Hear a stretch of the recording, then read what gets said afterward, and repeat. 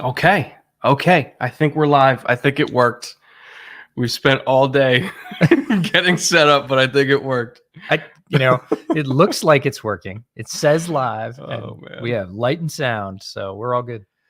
Thank you, everybody who showed up already. Man, chat is booming. We haven't even started yet. So I think we already got like over 100 people in here, and we've been on for like 10 seconds. So hello. Welcome to everybody coming an hour early to the start of the draft. We have like a multi-monitor setup right now. We got draft over here, DraftKings over here, stats over there. We're a real show this year. It's kind of crazy.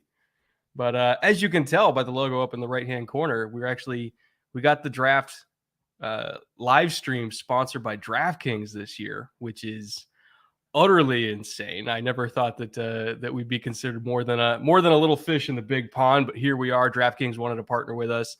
And the reason why they wanted to partner with us, by the way, especially on draft weekend, even though there's no NFL games, is you can actually bet on where different players are going to be going in the draft, at which spot. You can get odds, really good odds, actually.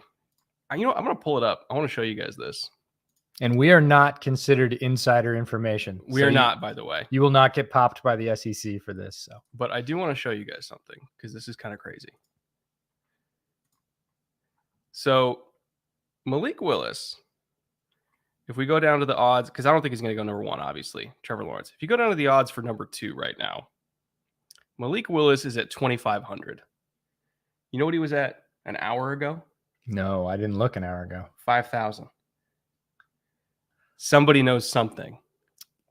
Vegas got a whiff. Somebody knows something. And I was kind of alluding to this in the draft yesterday in our pre-draft stream of, hey, I think he showed up on their Senior Bowl roster not by accident. On purpose. Yeah. I think they've been doing a lot of work on Malik Willis. I'd mocked him to Detroit at number 2 overall. It would not surprise me if he goes. That drastic of an odd shift that late, I mean, I know DK gives favorable odds, but that's something. It went from, Thibodeau being far and away the number 2 favorite there. All of a sudden, Malik Willis starting to climb up late. So if you're interested in checking out DraftKings and, maybe turning $10 into $250 with those kind of odds, you can use the link in the description, use promo code bootleg, and maybe do something about it. I think you got a pretty good shot. Thank you again to DraftKings for partnering with us and everything that you've done with us to kind of help make this stream possible. It's kind of a wild ride we've been on, but I couldn't ask for a better partner for this. No, it's really cool to add DraftKings to our sponsor list, and especially for this draft, right? This is our major event for the year. This is how many of you found us. Why you continue to come back to Bootleg, that depth of information, the fact that we're here for every pick throughout the entire draft. Can't think of a better partner than DraftKings. And yeah, there's odds. You probably know more players on that list than most folks if you listen to our podcast. And if you don't, hang out for the next 3 days and you'll learn more of them. We're going to be here for every pick throughout the NFL draft. That was really rare when we started 3 years ago. This year, it's pretty darn popular. But a lot of folks run the first 2 days, rounds 1, 2, and 3 over the next couple of days, and then leave it to the hardcores on Saturday. And we qualify as hardcores. We will be here start to finish for everybody out there. So really excited about it. There was a big shift in the Stingley odds too. Stingley at number 3. Yeah. We talked about that last night a bunch. That didn't used to be that way. All right, somebody knows something. Well, a lot of people know a lot of things. We're going to find out. The cool thing is it is day 1 of the NFL draft. Draft kicks off here in just under an hour, and we're going to start to learn these things for real. All the mock drafts, all the opinions, all the swirl, all the I think I know or insider sources are going to get put up to black and white on paper. Folks will be connected to teams, and we'll have some answers by the end of tonight, which would be a lot of fun. But it is going to be a wild ride. We're going to see trades, multiple, yes, many, probably. We're going to see a run on wide receivers. We're going to see how many quarterbacks go in the first round. We're going to see if there's any wild cards in the first round. Maybe somebody gets antsy at the end of the first round, picks up a running back. I'm sure their fan base will react favorably. Wow, you're getting better odds on Jameson Williams at 4 to the Jets than Malik Willis to the Lions right now. What is going on? Well, I think there's less certainty about Jameson Williams coming off the injury. No, I think it's all of a sudden people are literally in the last hour, the Malik Willis odds jumped like crazy. That's wild. Huh. I mean, we've been talking about it for 2 months, but I didn't think the books would all of a sudden be following suit like that. That's crazy. But yes, thank you to DraftKings for sponsoring. We'll be kind of touching base with them and kind of watching how these odds shifts throughout the night, because you can bet during the draft as stuff goes off the board. That's something that I've always been intrigued by, just because we got a question about 2 weeks ago. I think it was on our live stream from a couple of weeks ago, and somebody said, "Hey, have you do you bet on the draft? Have you checked out the draft odds?" And I at least said I've always been fascinated, but I just haven't had time. Mm-hmm. And now I'm like, we got a partner that has a really good site to bet on the draft. Maybe next year. Yeah. But for all of you sitting at home, you want to spice up your evening, drop by DraftKings, put your money where your mouth is, see if that long shot doesn't pay for all your pizza. And or beer well, I don't know. And or maybe the whole weekend, depending on who you bet on. Put enough on Malika too, you're getting a steak dinner out of it, you're not getting pizza. There you go. Who goes first? That is the operative question of the night, isn't it? There's Team Trayvon Walker. There's Team Aiden Hutchinson. There's also kind of like a third Team Kayvon Thibodeau at number 1, which I've seen kind of cropping up. I would imagine it's going to be Aiden Hutchinson if I had to predict, but if Trent Baalke wins the argument in that front office, it's going to be Trayvon Walker. Everybody knows that Trent Baalke loves Trayvon Walker. Yeah, and it's not going to be an offensive lineman. Up until really a couple of days ago, that still looked like a somewhat viable possibility. He wasn't the leader in the clubhouse, but with a big extension they just dropped on Cam Robinson, which strangely enough is a power that Baalke holds as the general manager. So he can kind of say, guess what? We just extended our tackle and gave them a lot of money. So yeah, we're not picking a tackle at number 1 overall, are we? So he can influence the draft that way. So OT is pretty much off the board for them. Their press conference a couple of weeks ago, they said they were down to 4 picks, the top 2 offensive tackles and the top 2 pass rushers, presumably. Well, at least top 2 pass rushers in their mind. Not necessarily who we have as the top of our pass rushers, but yeah. Who was your number 1 pass rusher again? Was it Thibodeau? Just for pure edges, not including. Yeah, just for pure edge, not DEs. And I had Hutchinson as a DE. If you had to do a mock, where would you put him? Like, where's the point? The Kayvon Thibodeau question is going to be fascinating throughout the whole draft, because he's one of those sort of tipping players, like where he goes. Dick. Oh, chat, we love you dearly. Zach Tom is a first-round pick. He's my new Stone Forsythe. Just saying. Yeah. Good times. But no, if he's there are you thinking like Jets at 4? That's the thing, is like, if he doesn't go to the Jets at 4, which is a pretty popular destination, if he's not one of the first 2 picks, if he's not the overall first pick, which we doubt, because he really hasn't, that would be a big surprise actually, because he really hasn't been linked to the top pick at all. Some folks have linked him to Detroit, but a lot of folks have said, I don't think so. So he probably goes past 2. The first like reasonable spot where he ends up a lot is 4 with Robert Saleh and the Jets, to give him even more firepower on what is a good set of edge rushers and a D line that, could put them over the top in terms of pressuring the quarterback. If he doesn't go to the Jets, that's where it gets really interesting, because today I've seen a lot of linking him to Seahawks at 9, which is sort of a Northwest connection. And Clint Hurt, who is a former defensive line coach and outside linebackers coach, is now their DC. Ken Norton Jr. is out of the building.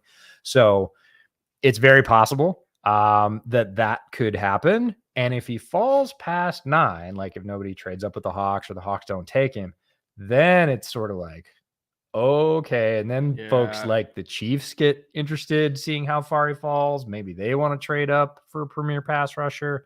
Kayvon Thibodeau is one of those players that, like, if he goes early, everybody go, okay, fine.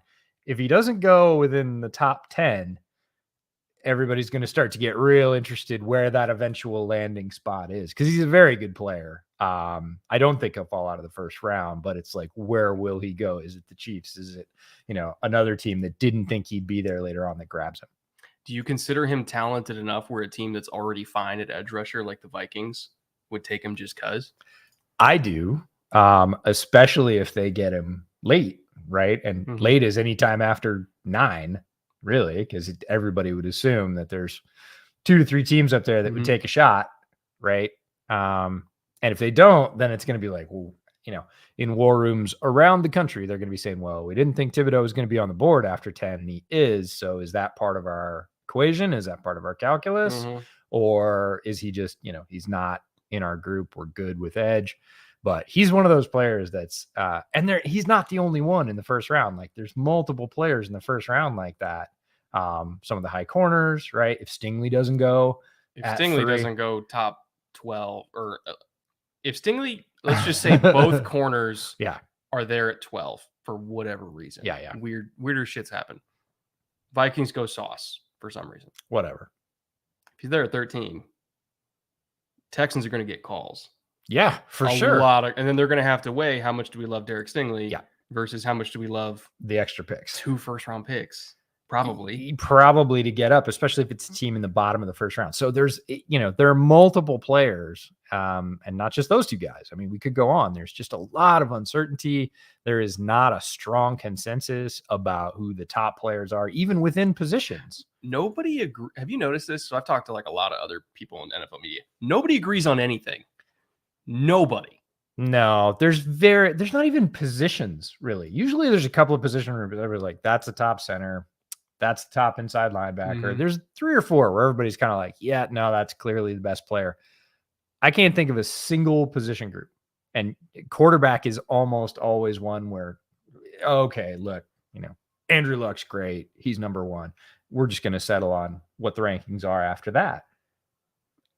I can't think of a single position group this year where everybody's like, the closest is probably DT with Jordan Davis. You'd be shocked. A lot of people have Wyatt as number 1. I'm not shocked by any of this. The shocking thing is that there is not a position that's an absolute lock. Like, oh, really? Sell me on the fact that he's not the number 1 inside linebacker, that he's not the number 1 safety, whatever. Yeah. Like, every position is up for grabs this year. And that makes it a unique draft. I can't think of another draft that had that much uncertainty, and it's gonna filter through all 3 days. Yeah, it's why it's the hardest draft. Like, if I don't do predictive mocks because they're too hard anyway. But for all the people that do predictive mocks, I had people DMing me like a week ago, and they're like, I've been working on this thing for a month and I can't figure it out. Yeah, I'm ready to trash it. Yeah. Like, nobody has any idea.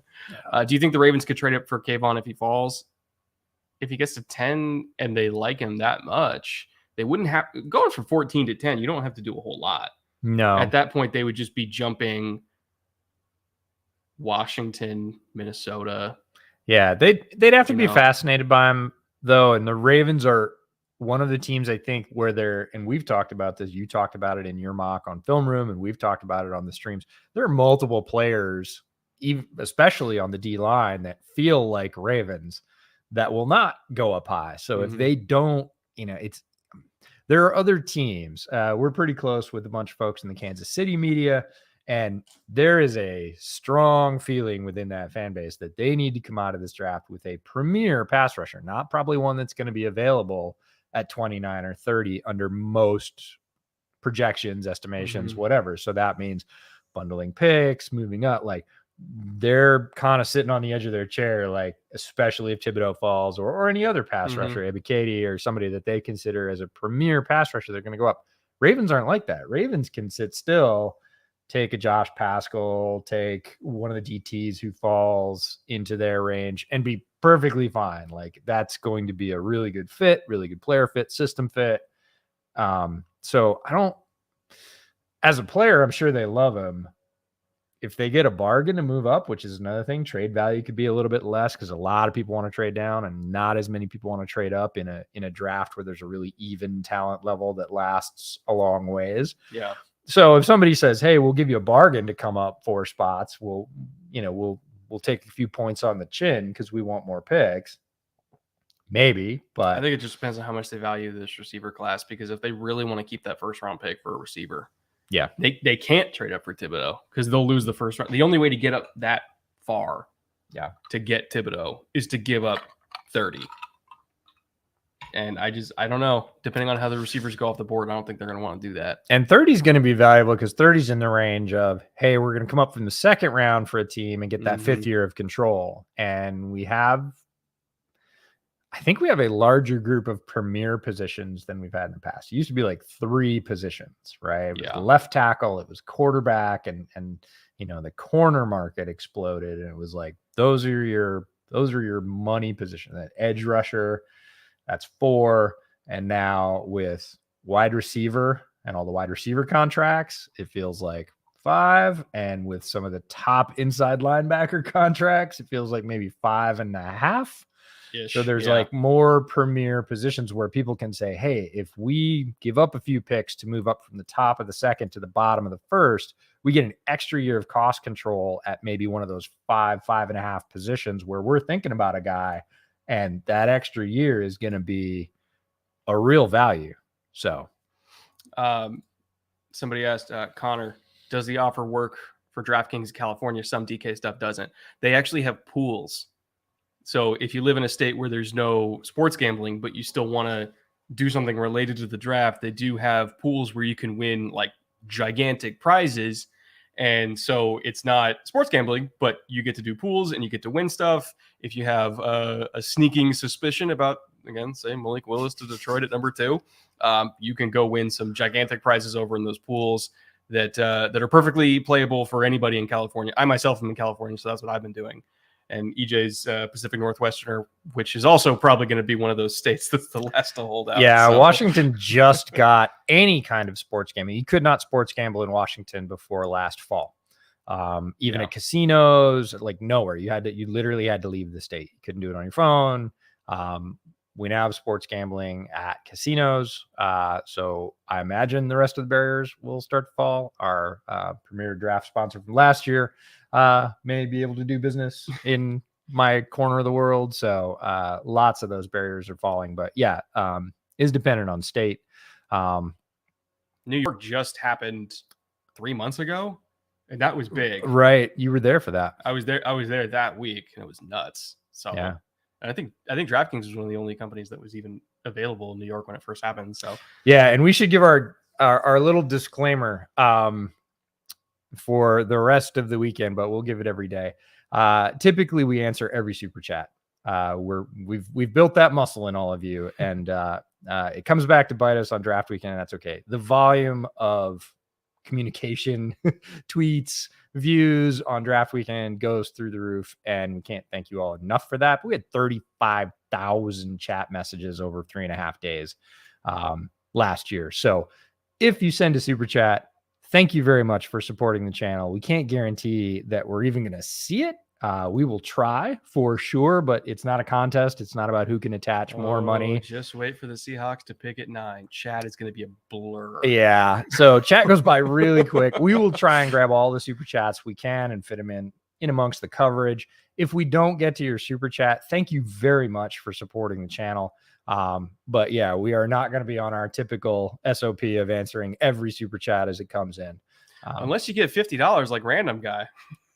Thank you, Random Guy. Punter rankings. Now, a lot of people love Ariza from, is it San Diego State? San Diego State. That Colorado State kid has Stonehouse? A whale of a leg. Yeah, and I have a different guy. And so I've trademarked this. The Great Punter Wars of 2022. It's a great punter class. Yeah, seriously. My guy in the Great Punter War of 2022 is Jordan Stout from Penn State. You'd be surprised to know I didn't watch him. No, I would not. We don't typically scout specialists here on Bootleg, but everybody loves Punt God. I understand why. He is a fascinating player. One of the most interesting draft bets for me is the over-under on where he goes. Because not the current, 3 or 4 days ago, somebody put up that the over under was 120 or it was 117.5. And I was like, wow, a punter in the top 120. Ooh. Yeah. And Dane Brugler was like, well, I had him in my top 120 players, so I guess I'm taking the under. I don't think that'll happen, but he's, again, a fast, like normally kickers, punters, not even going to sniff that territory. It's a testament to how well he's regarded. Do I think he'll go that high? I don't think he will. Is he going to get drafted? 100%. It only takes one team, but I wouldn't spend a big pick for him because there are 2, if not 3 other punters in this draft that if I was a team in need of a punter, say like, oh, I don't know, Chicago, I would be able to spend on, or a UDFA. But if I really wanted to secure my punter, I would wait until I felt like I was in the range where I could spend wisely on Jordan Stout and do that. So the reason why I like Stonehouse, not just for the power, the location as well, but the thing that kind of made the most impression on me when I was last day, I think it was the last day of Shrine Bowl practice, because he was, both of the Shrine Bowl punters are going to get drafted as well. Stonehouse is another. There's probably going to be 4 punters drafted, I would imagine, like, because they're all really good. Last day of Shrine Bowl practice, I'm down there and punters are doing their warm-ups. And he was 20 punts in, just banging these out over and over and over again. 20 punts in. And after the 20th punt is when I started timing it to get hang time. And he was hitting 505, 507, lots 5'8", of 5 seconds, 5'10". We were almost 30 deep, and he was still clearing 5 seconds every single punt. Like, he must have been dog tired at that point, but his leg is that good. So yeah, it makes a hell of a sound. Yeah, the audio off his punts was day 2. We were outside, and the specialists were practicing in a time when they were just talking to the team, so there wasn't a lot of yelling or pads smacking or anything else. It was kind of quiet, and the specialists got out on the empty field, and we're hitting full punts, and first one off his foot, bang, and you're like, you hear from across the field, what was that? And who did that? And then you go find out, because again, not scouting the punters pre All-Star game. Yeah. Apology to all the specialists out there. It's not that we don't like you, but we were like, okay, I'm gonna find out who that is right now. So a lot of talented kickers. Specialists. I'll say punters. I'm not familiar with the kicker class. I've done zero work on the I've done more work on the punters than the kickers, and I've done barely any work on punters. A lot of people are talking about punters, so it's just been easier to get yourself involved in that in that conversation. But Jordan Stout, great location, very, very consistent, great punter. Dynamic returners, the Houston kid, the corner. Oh, Marcus Jones is one. I'm going to throw a small name from Sam Houston State, was Jaquez Zard. Was a guy on Bruce Feldman's freaks list. Tiny guy, wide receiver, blazing fast, excellent, like one of the top specialists in the league. In college football, in all of college football. Might not get drafted. I think he will, just for his special teams ability, but right at the end, because he's undersized. He's a good receiver too. He's one of those fun players that's going to come on as like a wide receiver 5 for the special teams value, but then somebody's going to get hurt and they're going to run him in the slot and they're going to be like, wow, he's tiny, but he's fast. So Jaquez is hard. I've heard Penning top 15, Burks top 25. The only team that would take Penning in the top 15 is Seattle, I would say. That's a maybe. Yeah, we've heard whispers about how much Seattle might like Penning. We went through the last 10 drafts. Seattle's history with drafting offensive linemen is not sterling. They've had a couple. Okung was the best, and he was literally the first pick of this regime 11 years ago. Yeah, so they've had like 3 pretty solid, good offensive line picks, a couple more guys that played a lot of snaps for them, but were not. Yeah, they didn't pick Unger. No. They just and then a lot of misses, a lot of guys that didn't pan out, never played a lot of downs, or not with the team. So the idea of picking a guard up high for Seattle, and I think Penning is a guard, feels risky to me. I would understand the outcry from Seattle if Penning was the pick in the top half of the first round. Even if they traded back a little bit, I still think there's better value than Penning. Burks in the top 25. It only takes one team. I could see I could see him going to Green Bay. I don't think Green Bay picks a wide receiver in the first, but I could see Treylon Burks going to Green Bay. I've seen it mocked, and it makes some sense. It wouldn't surprise me. It wouldn't surprise me, but at the same time, I'm not leaning that way. I'm not like, oh yeah, Burks is going to be a Packer. Yeah. So Burks top 25 feels like, yeah, okay. Penning, I think those chances are pretty slight. Is it possible? Yep. We always say this about the draft. It only takes one team, but if I had to put money on one of those two things, it would be Burks in the top 25, and it wouldn't be much. No. No question. I just want to say Bijan is that dude. I'm assuming you're talking about Bijan from Texas, the running back coming out next year. Bijan Robinson, who made Keontae Ingram transfer. Keontae Ingram's pretty fucking good. Rightfully so, though. Bijan Robinson for the Longhorns out there. Yeah. He's that dude. He's legit. He's for real. He's going to be right in the top 2 or 3 running back conversation for next year. I know everybody from Austin is going to say, what do you mean 2 or 3? But there's always a few, and he'll be right there. I mean, he's right there right now. So short of injury or some massive drop off. The GT kid that transferred to Bama, who is gnarly. Yeah, there's a handful as a running back aficionado. There's like 5 guys that are. And again, we always say this about position groups, about running back, about quarterback. Right now, everybody's saying about quarterback. Oh, wait for next year. It's going to be Stroud. It's going to be Lewis. It's going to be all these guys. Maybe, right? If you go back and look at what was said about this class at this time last year, oh, it's going to be really good, right? You're going to get Jerkovic. You're going to get this guy. Right, yeah. And there's a lot of guys that didn't, aren't in this draft or didn't really play as well as everybody expected them to. There's a lot of change that happens over the year. There's injuries. There's people that go back to school. There's people that transfer to a system that doesn't suit them. I was reminded that Bo Nix is at Oregon. He transferred? Yeah. And really? Michael Penix is out west too. I think he's at Washington. Where did JT Daniels end up going? Was it Oregon State? So again, just a lot of transfers, a lot of movements, and everybody says, no, wait for next year's class is better. And then lots of things happen, and people you didn't expect to be good are good. Oh, West Virginia. And there's just a lot of shift. It's a very difficult thing to say this far out. Oh, this guy is going to be the top. Like, I will easily say he's going to be in the top conversation. He is right now. So unless something really unexpected happens, he'll still be there. But the idea of a class strength or a position group strength lasting a whole year is like, maybe not. Except for Jalen Carter. Jalen Carter, same thing. Unless he gets injured, like Jalen Carter is right there. Yeah. Can we pour one out if Debo gets traded? Really praying he stays, but who am I kidding? Again, it depends on who's on the board at 10, because I think the Niners, they have to see whoever they want is on the board at 10. And then in the back of their head, they're probably just thinking that they could have the 10th overall pick anytime they want it. They just don't want to pull the trigger too early because they want to see who's there. So it doesn't mean that Debo won't get traded because he hasn't already been traded. It just means that I think the right guy needs to be on the board, whether it's JMO, whether it's London, whether it's, who knows? Maybe they could love Treylon Burks. I have no idea. I don't think that trade has happened yet because I think the Niners want to see who's there.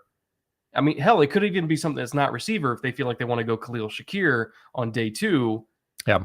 And just let Ayuk kind of lean into being wide receiver 1. Like maybe there's something else that they like. Like let's say Stingley's there at 10 and they want to get Stingley. Like I would not begrudge them at all for trading away Debo for Derek Stingley if Debo doesn't even want to be there anyway. So we'll see. We'll see. As soon as the Jets are on the clock at 10, that's when I think if Debo gets traded is when it's going to happen. We just broke 1,000. Oh, shit, we did. How about that? Draft is still a half hour out. Just looked up to the counter, and we went from like 970 to like 1014. And I'm like, there we go, broke 1,000. Yeah. People on the East Coast are kind of settling in. People on the West Coast are getting home. Yep. Everybody's pulling out their cold drinks. We got the fridge stocked. We got go grab a beer in a second. We got some snacks. Move the helmet up so everybody could see it. Got the. Uh-oh. What? I didn't eat. I know. We'll figure it out. Yeah, I'll be eating snacks. We'll be here for a while. I got pretty hungry at the end of last night's stream and just kind of hung on because, of course, in classic bootleg fashion, we went half hour over. And I was like, I'll just eat when we're done. And then we were 35 minutes late. And by the time I was done, I was like, I'm going to eat something right now. Yeah, I'm running off of a fried ham and potato scramble that EJ made me at like 11 this morning. So we'll see how this goes. Which was delicious, It by was the way. really good. We got to do the bootleg tailgate cooking show.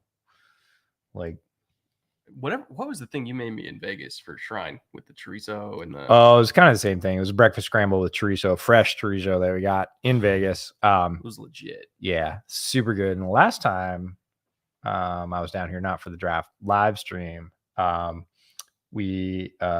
recycled and I know people are going to say it's a sin. There were leftover wings.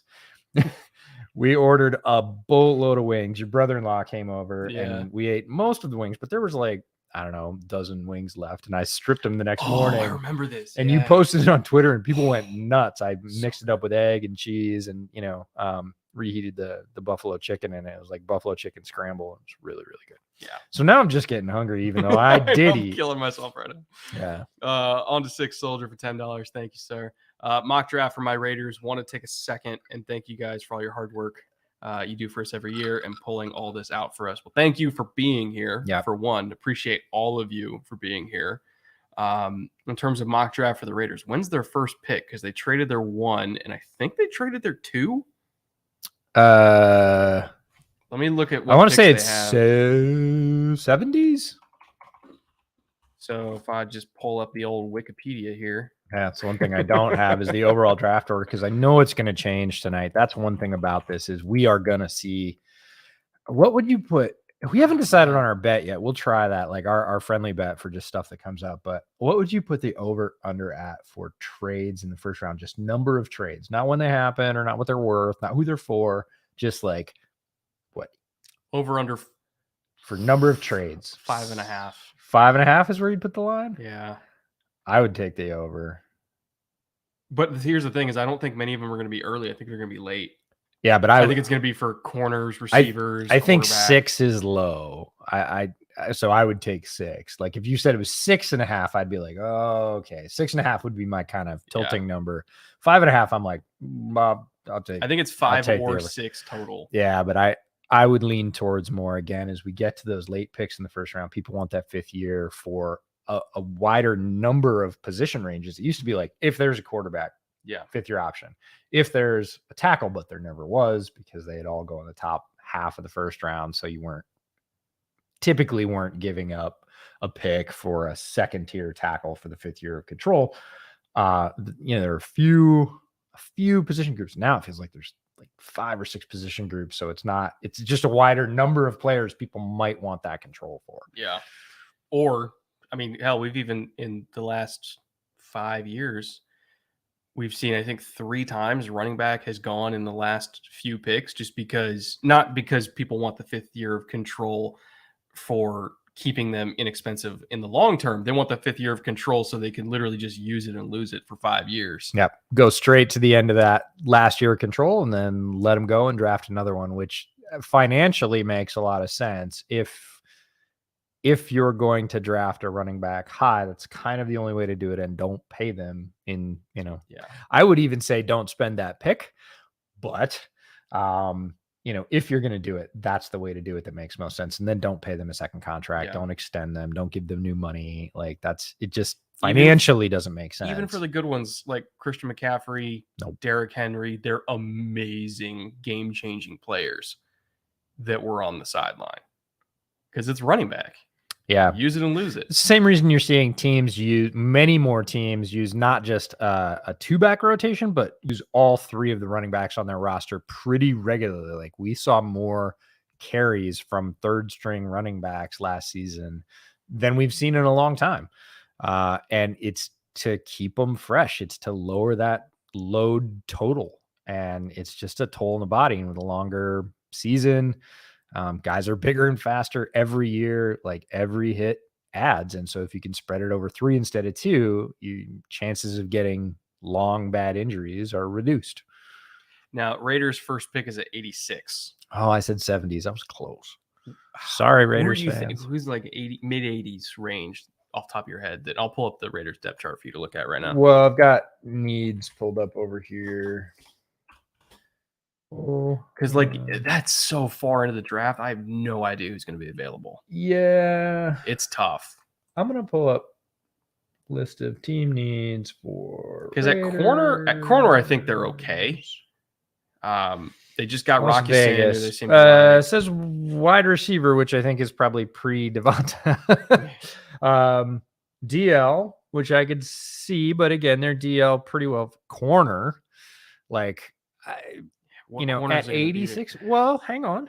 At 86, maybe like Damari Mathis, maybe. Yeah, but that's inside, which again they could use. But I was thinking more outside because like they took the gamble on Damon Arnett. It didn't work out. Hang tight. Sorry, lag. Jalen Armour Davis, maybe. If they like Alontae Taylor, I don't know that they will. Is Patrick Graham's their DC now, right? He is. So, and he's a great DC. He's a great DC. Maybe they take an early stab at Zion. I could see that. If they have a decent grade on Zion McCollum, I could see that. Patrick Graham would love working with him. He's got some, not physically, he's bigger than Bradbury, but he's got some James Bradbury in his game. And, yeah, I could see that. It wouldn't be, I mean, Zion might be gone. Zion's one of those players that's been flying up boards. Nobody knew about him except Bruce Feldman before the season. That's the only reason somebody was McCollum on the freaks list too. Yeah. Oh yeah. No. Somebody reached out to me in October and said Zion McCollum. Really? Yep. And I was like, okay, I'll put him on the list. Like I hadn't heard of him. I hadn't seen Somebody Bruce's watches list. a lot of Sam Houston State. Well, somebody knew and said Zion McCollum's a guy you need to put on your list. And I said, okay. And I get a lot of those, and I put him on my list, and I didn't really do anything. And then like pre-combine, I went back and looked at Feldman's freak list. Sam Houston tape, as you might expect, is more difficult to come by than maybe some other film. But before the combine, I was like, Zion is not just a big, tall, fast guy. He can really play. He's got some real skill at corner. He's got great size. And then, of course, he went to the combine or pro day. Was he combine guy or pro day? He went to the combine. Yeah, he went to combine. Went to the combine, blew the doors off the combine, blew the doors off pro day, and then it was on after that. Everybody was like, because Zion was in the 200s, even with everybody knowing what kind of an athlete he was. And then I think teams were probably higher on him, but again, public draft media caught up with that, and all of a sudden it was, oh, Zion's at 170, Zion's at 150, Zion's at 118. He's currently at 110 right before the draft, and I know some teams have definitely higher grades. They have top 100 grades on him for sure, because you just don't get that guys that are that big, that fast, who have skill at playing corner. Like it would be totally legit if the Raiders picked him at 86. I wouldn't blink. And I just think that kind of almost had a double echo on the stream. I was like, I know it's coming from multiple directions. Yeah, I just think somebody with that kind of physical profile in today's game, where like boundary corners are so important, in terms of having that size, speed, because you're on an island. Like you're flat out on like you need somebody who can run with Jamar Chase, who's gonna be on that island. You can't put a guy that runs 4.5 out there anymore. You just can't. They're not going to have any help. Yeah, and if you try and slide, depending on which scheme Graham's playing, if they slide him inside and it turns out to be they're trying to get a mismatch with a power slot, right, with a big slot receiver or Waller, like Zion's big enough size-wise, I'm not saying skill-wise, he's big enough size-wise that they're not going to be like, whoa, timeout. We got a 5'8" guy on Darren Waller. They're going to go, oh, we got a guy at 6'2", over 200 pounds, runs a 4.3. Like, well, we'll take our chances, even though he's in single coverage. Like, all right, we'll see how this works. What time is the first pick? It's going to be at 8:00 Eastern. Well, at least that's when the draft starts. First pick will be 10? Is it 10 minutes or it's 10 minutes each? Well, because I don't think they go on the clock right at 8. I think they do like a 5-minute. I'm going off like my welcome memory when I was there. So, but is it 10 minutes a first round pick? It's 10 minutes a pick, but I don't think they go on the clock till like 8:04. Okay, so it'll be like quarter after 8 East Coast time, quarter after 5 West Coast time. And then teams will wait, right? That's the first round. Teams will wait the full 10 minutes, see who's on the board, see if anybody wants to throw a pick at them to move up or down. Yeah, all that.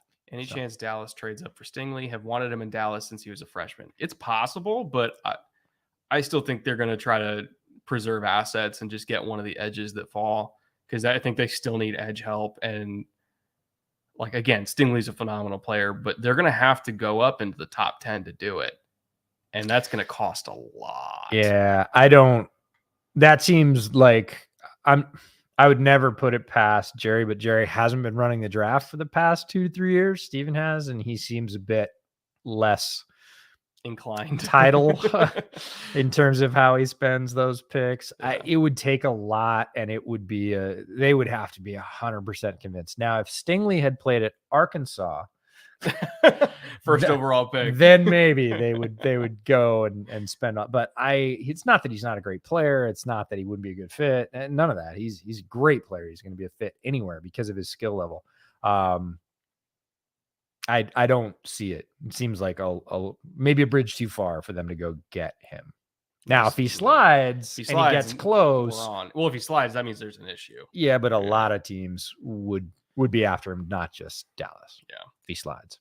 Cal for $20. Great to see you guys. Well, great to see you. Great to see you again, Cal. Been with you since slightly before Brett asked, "Hey, EJ, want to keep going?" Oh, this is the anniversary of that, right? We're like 2 or 3 years. We're like 10 minutes away from the anniversary of that, which was like, oh, the first round is going to go up. You want to just keep talking about it? Like, sure, okay. Everybody seems happy. All 180 of them.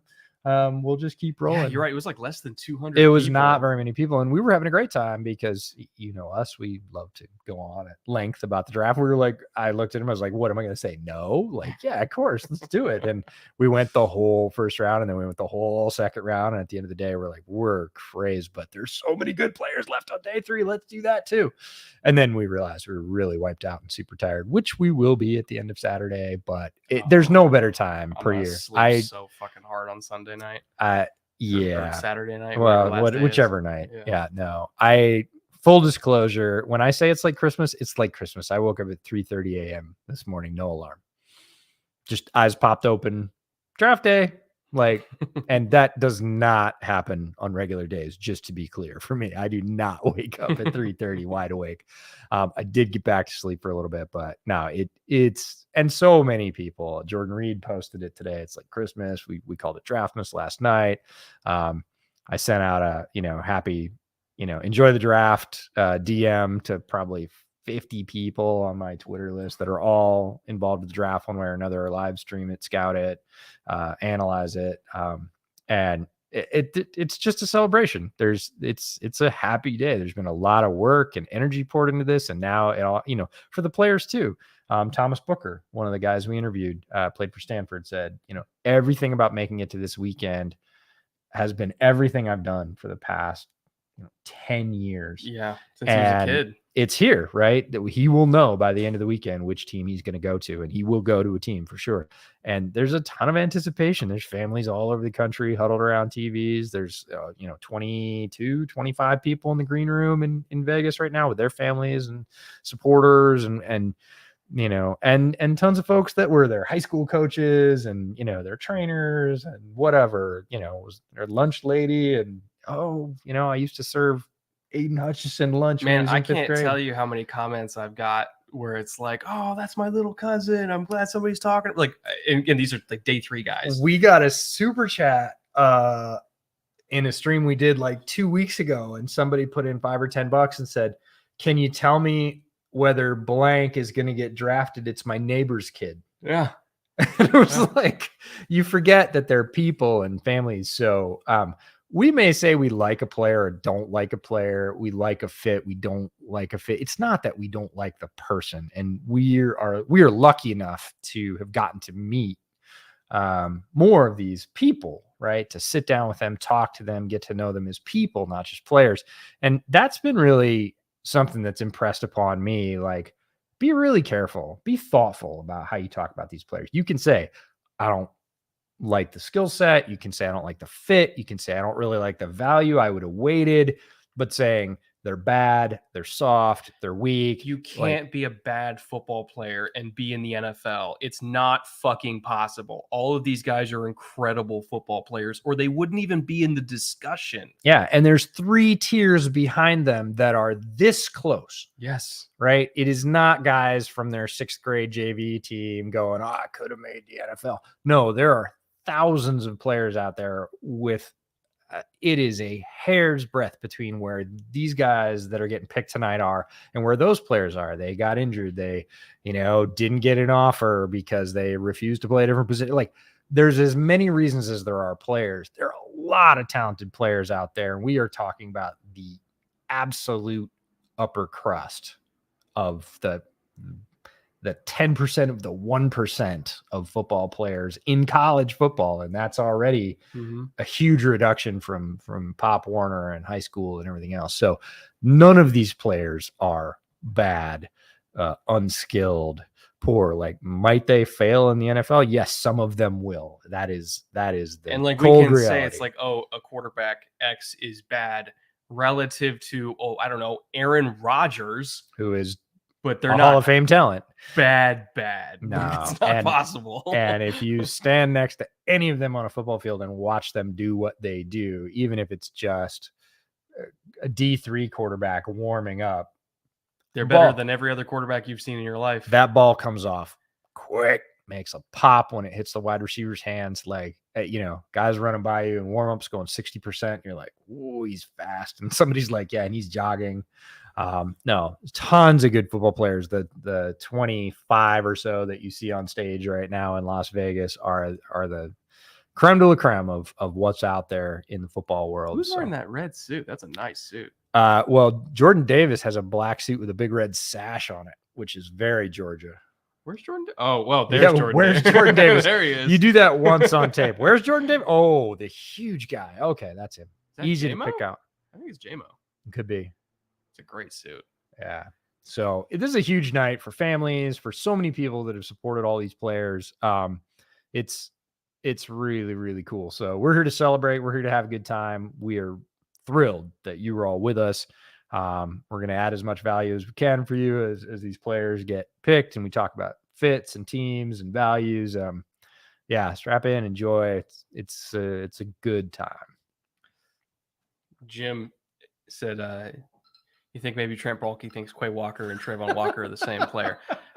If you watch Georgia tape and remotely think that Trayvon Walker and Quay Walker are the same, you shouldn't be a general manager. Yeah, the Witch Walker. They look very different. There's a lot of this draft is funny. We've got, 2 Drakes from USC. We've got 2 Walkers from Georgia. We have multiple Zions. We have a lot of juniors, several the seconds, several the thirds. There's a 4th in this class too. Stearns? Yes. Wait, hold on. I got to pull up Katzen's list. He has it on there. Is it Western Kentucky? I thought Stearns was a 4th. We have players in this draft who are one of 15 kids, one of 12, one of 9. Who's 15? There's a 15. And the only reason I know that is because I think Chanel has like 12 in his family, and somebody was like, I thought that was the most. I mean, somebody said it was Western, and somebody said it was 15. So all walks of life, all areas of the country, but when you start going through, what turns out to be about 450 names, it is hard to separate them all out. Connor, welcome to the stream. On holiday with my partner in Paris where it's 1 a.m. and my Raiders have no picks today, but here the whole way through with you guys. Man, that's dedication. Connor's one of our longtime patrons on Bootleg, obviously European, and stays up through the middle of the night, as many of our European fans do. So shout out to everybody all the way around the world. We'll do the call out on day 3. Day 3, we'll do the call out for where you are in the world. I love that one because we get to see, how many countries we have reached to, and it's well over 100, which is damn near half the world. There's 200 and something countries in the world. So that to me is also amazing. But yeah, the NFL just rules. Somebody said something about, are you going to watch? Well, I was like, come on. Everybody's watching the draft tonight. Other sports just put throwaway games on tonight because they don't even bother. It's like the approach when you play Sauce Gardner. Yeah, just sacrifice some poor freshman over there. And... Yeah, the opposing coach's quote about what they did with Sauce Gardner was, no, hell no. We put some slapdick wide receiver over there and just left him because we knew we weren't going to get anything out of that side of the field anyways. Yeah. So we're going to have some fun. Even George Pickens, who could be a first round pick tonight, had some trouble with Sauce. Everybody has trouble with Sauce. Sauce is not an easy go. Like, he didn't give up a touchdown in his last 2 years in college. He gave up something like 74 yards or something. It's unheard of. Don't get me wrong. Pickens did give it back to him a little bit, but the fact that you need George Pickens to get anything done. One of the top 4 receivers in this draft. If he was healthy, he would be easily in the discussion for the top wide receiver in this draft. Yeah. Struggles to get some yards against a guy that's a guy you got to pay Reminds attention me when to. AJ Terrell was coming out and everybody's like, yeah, but Jamar Chase beat the crap out of him. I was like, yeah, it's Jamar Chase. Yeah, Jamar Chase is about to beat the crap out of everybody else too and go to the Super Bowl. So you know who else can't cover Jamar Chase? Everyone on the planet. Yeah. It's not a knock. It's just reality. Show me the corner that did real well against Jamar Chase more than once. There aren't any. Derek Stingley. In practice. Hey, it counts. It counts. I mean, scouts pay attention to it for sure. Happy draft day to you as well, Emmett. Will Kenny Green 38. I know. Probably not. No, he's too good. I would be thrilled he would be other than the fact he has experience playing multiple positions. They played him at right tackle, which was out of position. His natural position, the one he played the best at Texas A&M's, left guard, and he is a natural. And not everybody can move side to side. Mm-hmm. Some players can, some players can't. And I don't know if it's just like a handedness thing. It doesn't. I don't know. If they believe Kenyon could slot to right, there's probably not a better fit in this draft. For the hole that the Bears have at right guard. But because of that, he's probably going to be gone in the 20s. I doubt he even makes a second round. He's a great guard right now. He is not necessarily the best interior offensive lineman in this class, but he's there. And I think he might have the highest ceiling of any offensive lineman in the class. And that includes Zion, that includes Linderbaum. Like, if Kenyon Green continues to improve, he's not an overaged player. He's still a young player. And just look at some of the holes he ripped open for Spiller and A-Chain at Texas A&M. They're like, you could drive a semi through those things. It's not like, oh, he wedged open a crack and the back had to wiggle through. It's like back ran through full speed with 2 yards on either side. Oh, that was Kenyon. There were some times where I had trouble finding impressive highlights of Spiller because it's literally the hole was that way. It's like he didn't have to do anything. He comes up and he has literally a 3-yard wide hole and he's just guns it. And you're like, well, that's from a running back scouting perspective. But then you look and it's Kenyon. He's peeled his guy off and he's pushing him back 8 yards the other way towards the sideline. He not only, levered him out of the hole, he's completely erased him from the frame. Yeah. And, he's a great, great guard. Because of that, probably won't be there. If he is, I'd be hopping up and down and I would not be. There's not too many linemen short of a really good sort of sliding left tackle, which again, I don't think will be there at 38 or 39. There's not too many offensive linemen I would get psyched about at the Bears' first pick. I would be totally fine with Kenyon Green at their first pick. He is that good. Have you ever heard this kid sing before? I have. He's amazing. Yeah. I saw him on America's Got Talent a couple of years ago and my jaw hit the floor. Yeah. It's amazing. I assume he's doing the anthem. We have the sound. I think he's now. doing the anthem. Yeah. Love that kid. He's awesome. Also, I will check my Instagram DMs after this stream. The thing that EJ's seen my DMs before. It's an infinite scroll. I can't. Especially his IG DMs. He's not on IG very much. And even his Twitter DMs are. I try to go on IG every day, but I get more DMs than I'm physically capable. Yeah, it looks like the chat when a really bad pick happens. I wish that was an exaggeration. It's not. I try to keep up. I really do. But I will check just for you. after the draft stream. Excuse me. It's a dream. We're not actually doing this. Jack Smith for $10. Thank you, Jack. Thanks for all the draft content this year. Brett, I like JMO at 4 and Ebikidi at 10. Well, finally somebody liked it. Jesus. I had a lot of Jets fans that hated that. EJ, what do you think is the best case scenario for the Jets? I like JMO too, but it really depends if they want impact now, because Jameson Williams is not going to give you impact before November. Probably. At the earliest, like if he heals really well and quickly, because he was injured late and he's going to need almost not quite the full year to get back to speed. And he's probably not going to have the same level of explosiveness through the end of the season, no matter what. So if they feel like they can wait and they're willing to do that, JMO's a great pick. If they need immediate impact, JMO is not the guy. Now, Ebikidi, you're never going to sway me off of. He was one of my defensive gems. He's my third-rated edge in this class. I love Ebikidi, and I think he's going to be one of the best edge rushers to come out of this class. So I would be thrilled. I'm going to be thrilled with just about any team he ends up on. But if he ends up playing for Robert Saleh, like, yes, please. So that kind of leaves 4. What do you do at 4? I'm fine with. Yeah. If it's not JMO, Stingley and Ebikidi back to back, how are you going to score on that defense at that point? I mean, they really want the receiver. And the question is, again, do they want X? Do they want to balance it? Are they going to trade? Would they trade 4 for Debo? Is that worth it? Is the money worth it?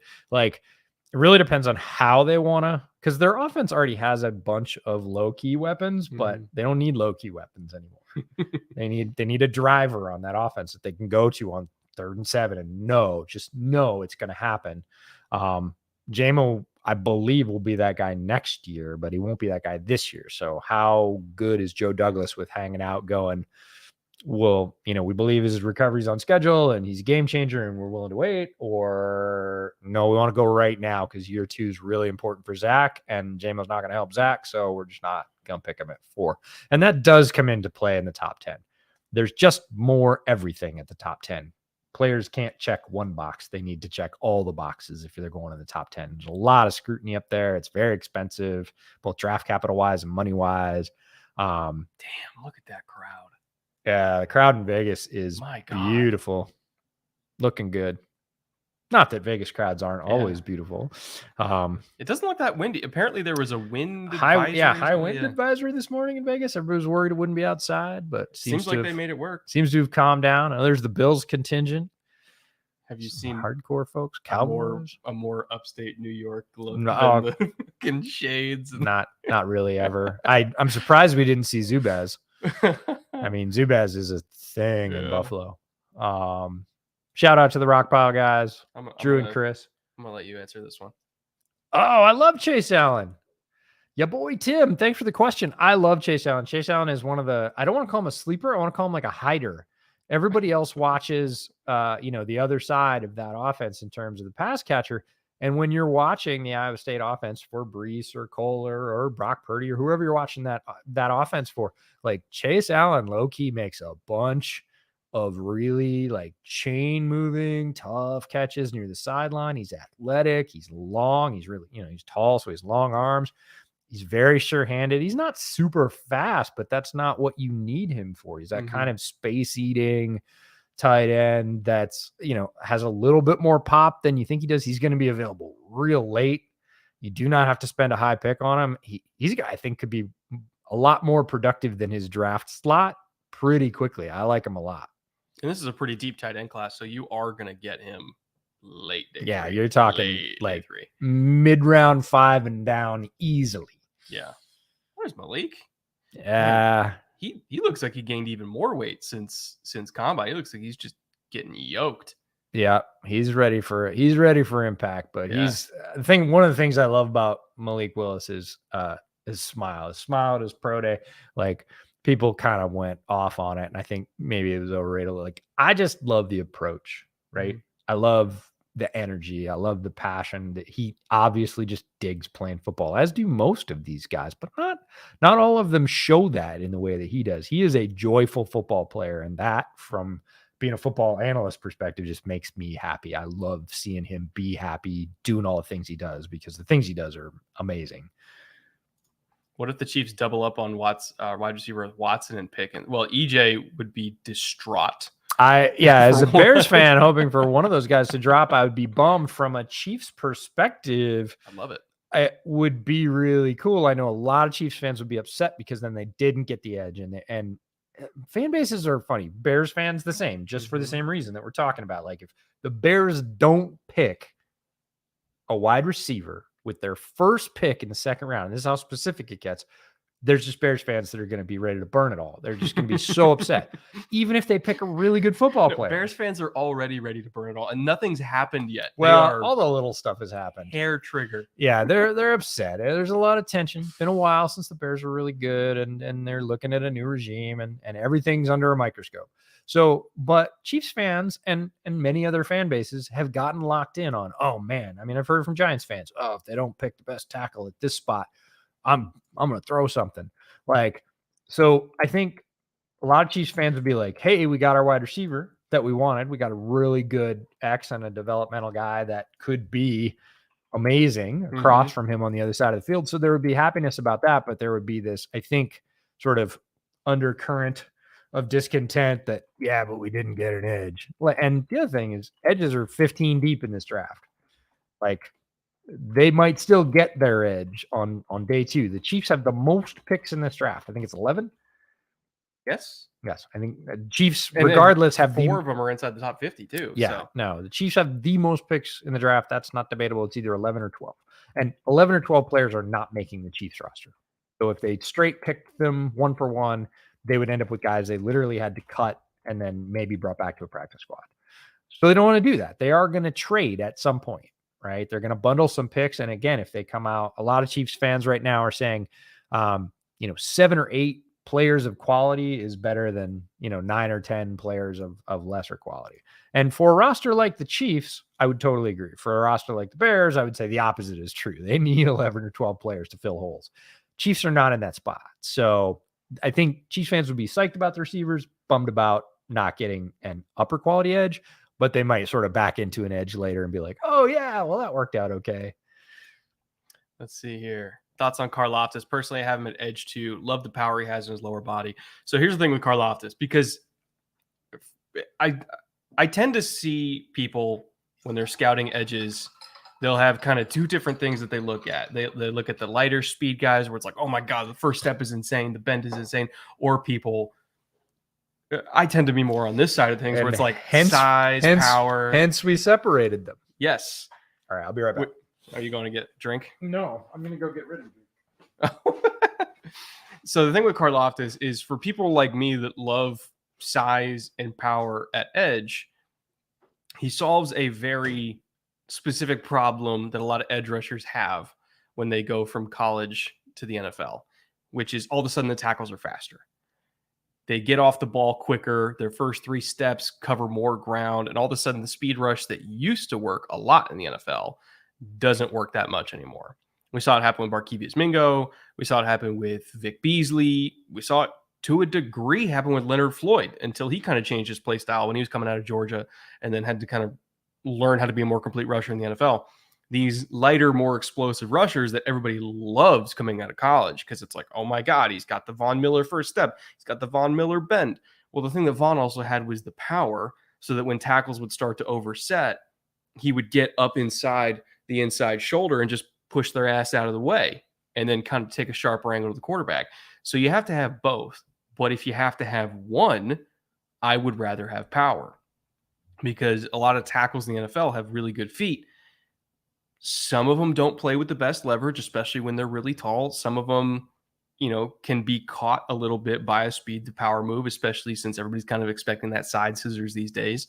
That's the in vogue move. So if I had to choose one, I would choose power, which is why I think Karlaftis is going to be really successful in the NFL because at minimum, he can base his rush plan off of the threat of power and then use the power to kind of transition to other stuff, whether it be a swipe, inside counter, anything like that. But typically the rushers in the league that play longer, even if they're kind of a one-trick pony, are the power rushers because you're more likely to catch a tackle off balance and use the power against him than you are to just beat him with pure speed off the line because most tackles in the NFL are too quick for that. So I would not be surprised if Karlaftis is one of the first 3 or 4 edges taken because he has that power. And a lot of coaches, I think, would agree with that approach. Like, the reason why there's weight classes in wrestling is because it tends to favor the bigger dude, and Karlaftis is a pretty big dude. So hopefully that made sense. Can't wait for the Packers to draft 2 quarterbacks in the first round, because why? It's on brand. I'll give them that. Like, as much as I don't want the Packers to draft 2 receivers. I want them to not do well in the draft. It would be very good for my Justin Fields narratives. But if I was a Packers fan, I would want them to take 2 receivers just to kind of fix it. And it's unfortunately on brand for the Packers to not take receiver early because they believe in their ability to get one on day 2. I don't agree with you. Oh, that blood orange hef? This is Cali Squeeze. Mango hef. You want the blood orange hef? Yeah. All right. It's so fucking good. Squeezed in California. Yeah. This is not sponsored, by the way. I just really like this beer. But yeah, no, I would love, if I was a Packers fan, I would love for the Packers to take 2 receivers just to fix the problem, but I don't believe they will. In fact, I have doubts that they'll even take 1 because they always believe in their ability to get day 2 receivers, and this is a deep receiver class, so if they might want to go edge, they might want to go safety. I mean, they might want to go offensive line because Jenkins is probably going to be out for half the year. They need a right tackle because Billy Turner's gone. Jenkins also has to be paid long term. Like, who knows what they're going to do? But they're a fascinating team. Yeah, we got accused in our last episode of Bootleg before the draft, which came out this morning. Factors beyond our control. Of rigging it so that we didn't have to talk about the Packers. And we clearly stated at the top that the rules were you had to have more than 3 picks in the top 50. And everybody was like, well, right after 50, the Packers have 2 more, and you did it to rig it, so you didn't have to talk about the Packers. I was like, we didn't. But there you go. We'll always be accused of an anti-Packer bias. We only have a little bit of an anti-Packer bias. It's not that much. It's a healthy anti-Packer bias. I don't think Owen would agree. It's just what the doctor ordered. Lucid for $100. Hong Kong, right? Is that Hong Kong? Yeah. It is, right? Yeah, for sure. God, Hong Kong in the house. How about that? Hey, Brett, loved the mock draft. Considering the Seahawks have loved to act cute in the draft in the past. Wow, I had 3 sips into beer and I can't read. Brooks, even though he's been good, Brooks has been good, by the way. Eskridge was, who do you think Pete and John Schneider might reach for in the top 10? It's got to be Penning. It's got to be Penning. Like, if they, in terms of like on-brand Seahawks reaches, Penning is the poster child for that because he plays how they like their offensive linemen to play, which is super physical. But man, you never quite know what you're going to get from a snap-to-snap basis. It's either really good or it's really bad. Oh man, I'm gonna pre-apologize to Seahawks fans if they take Penning in the top 10. I don't know, man. He better be really good. He's one of my, to be fair, he's one of my top 7 interior offensive linemen because I consider Penning a guard, not a tackle. On the interior. Yeah. Yeah. I still would, anywhere in the top 15 is, no, thank you. I wouldn't do it. I would be kind of sad. I again, just from a value standpoint, don't think Penning's a bad football player. I think he's the second coming of Richie Incognito. Again, early career Richie Incognito. Richie Incognito was a very good player late in his career. Lots of stuff off the field, but on the field, he absolutely did his job. But I still don't really think I can get behind that at like 9. Like, no. I'm trying to pull it. They It's changed the location on me for the draft. That's okay. Jared Cole for $5. Hello, Jared. Glad you're back. Glad to see that Eli double bird profile pick that we love so much. I think you have a really good top running back, either K9 or Hall. If you have a really good top running back, you can justify late first because the 5th-year option, especially with how short RB careers are. Absolutely. No. Absolutely. And we could see it. There's an outside shot that a team like Buffalo loves a back like Brees Hall and thinks they're, one player away. one more big offensive threat away from getting over the sort of KC hump in the AFC. And here we go. All right.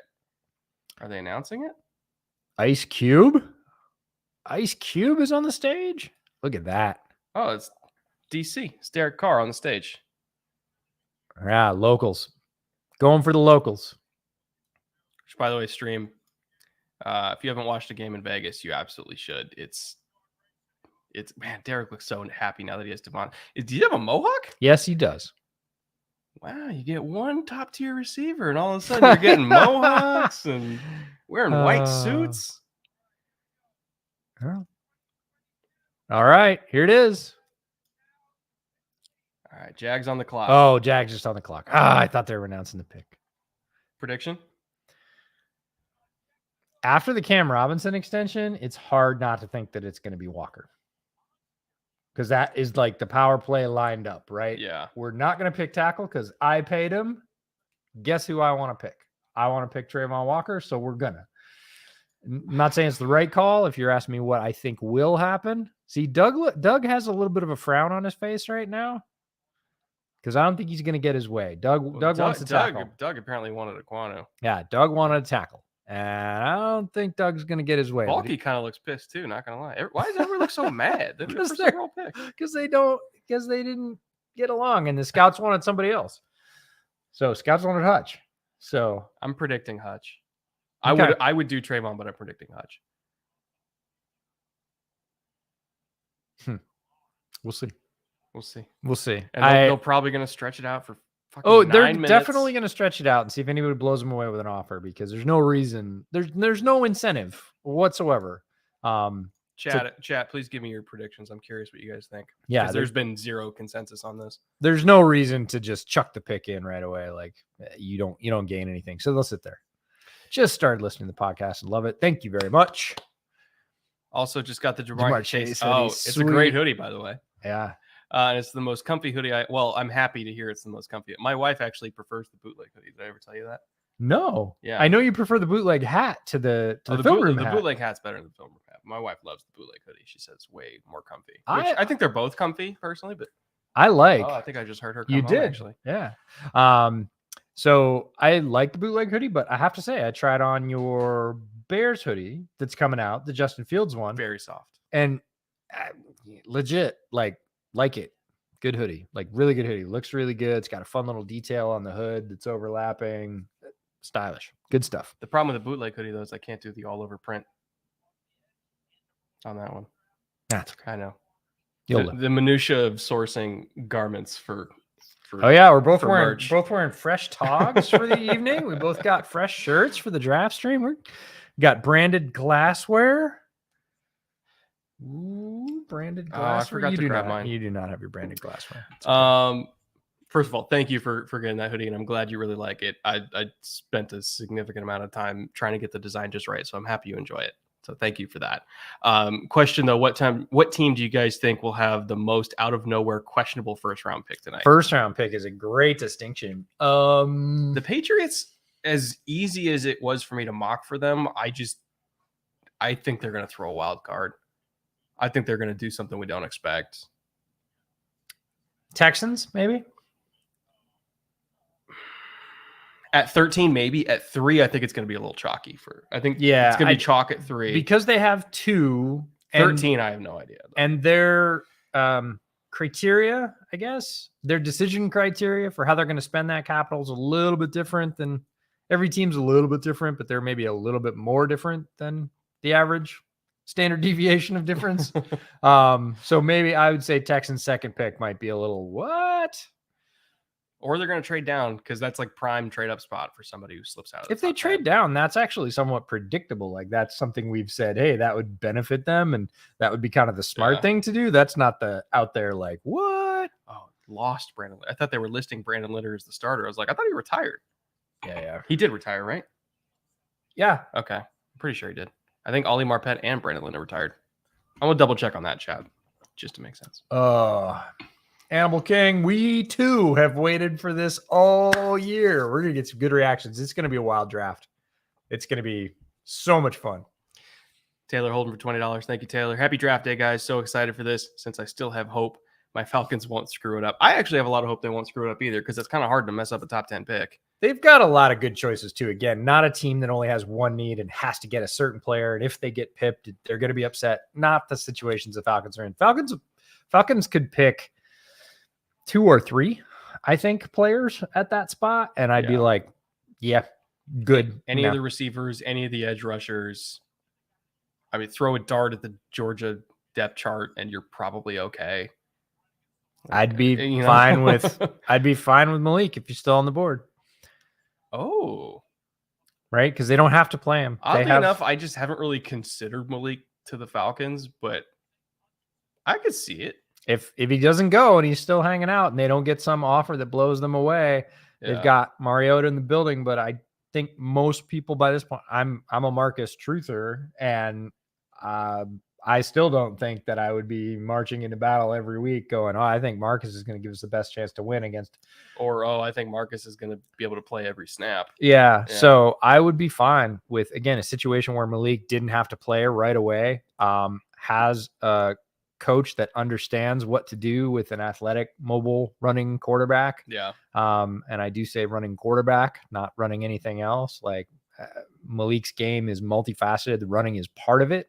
And it's very, very good. It's a great part of it, but he can also really rip it. So that would be a fun fit for me. Probably a little bit unexpected, but I would sort of clap at that one and say, good spot for Malik to end up with, and hope for the Falcons that they have a guy at the most important position.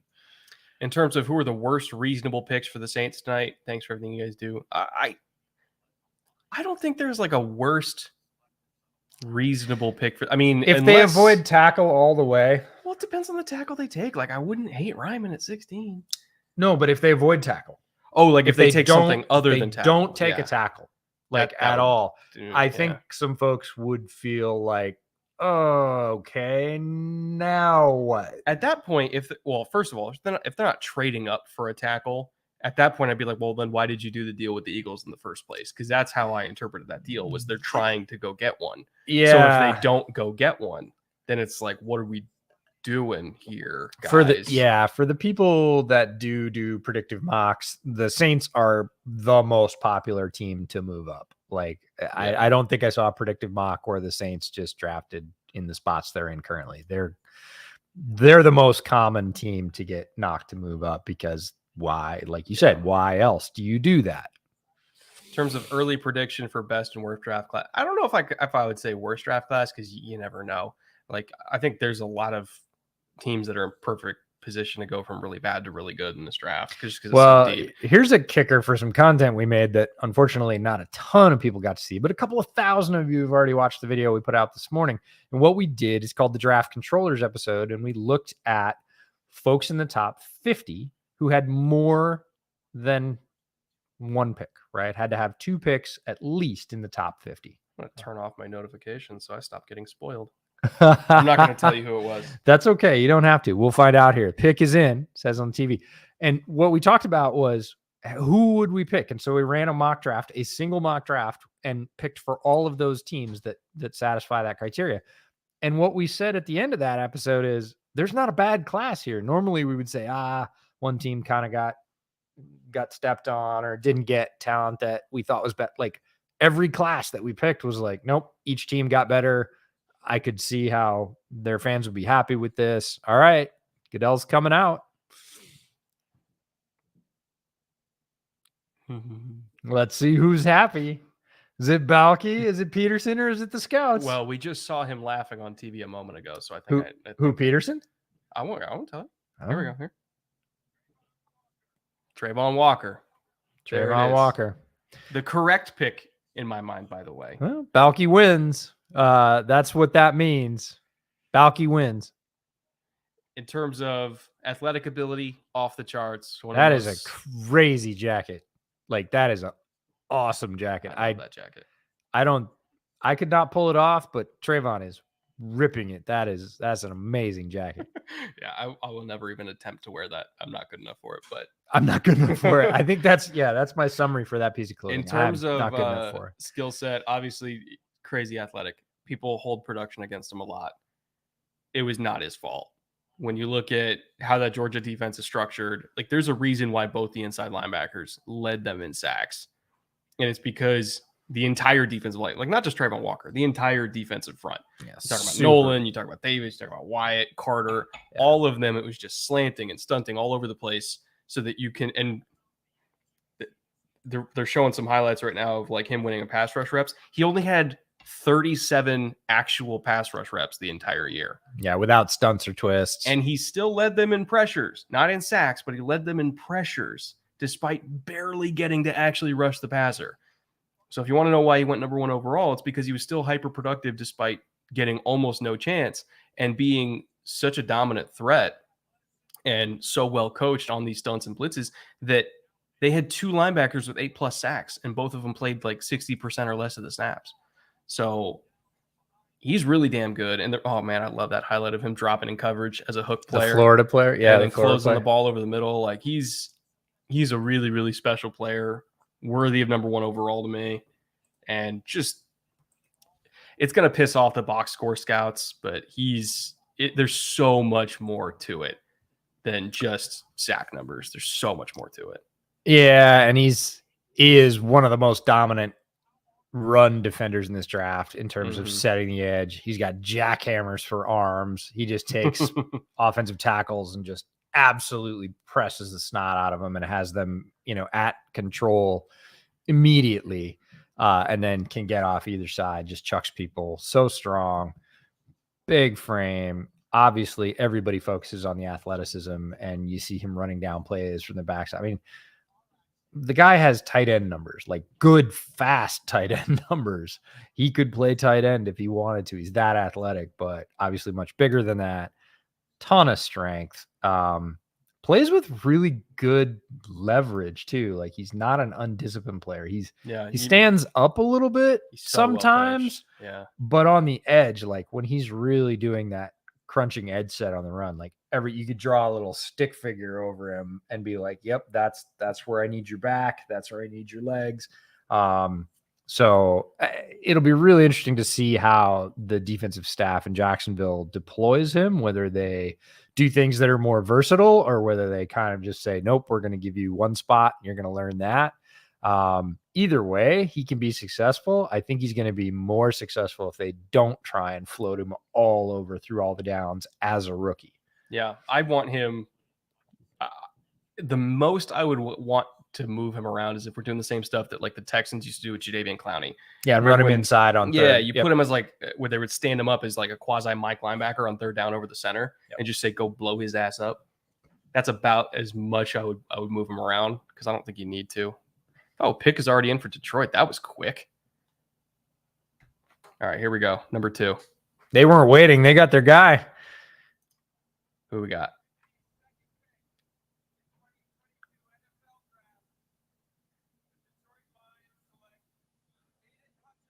Okay, it's Hutchinson at number 2.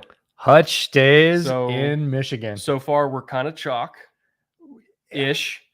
If Hutch wasn't the top, this is chalk. Yes. Right? If Hutch was not the first overall pick, he's a culture fit with what they're building in Detroit. He's obviously from a local university, which matters in terms of selling tickets. He just fits everything they need. High character guy, hardworking guy, tremendous. People say one of the misnomers about Hutchinson that you will hear over and over again is he's topped.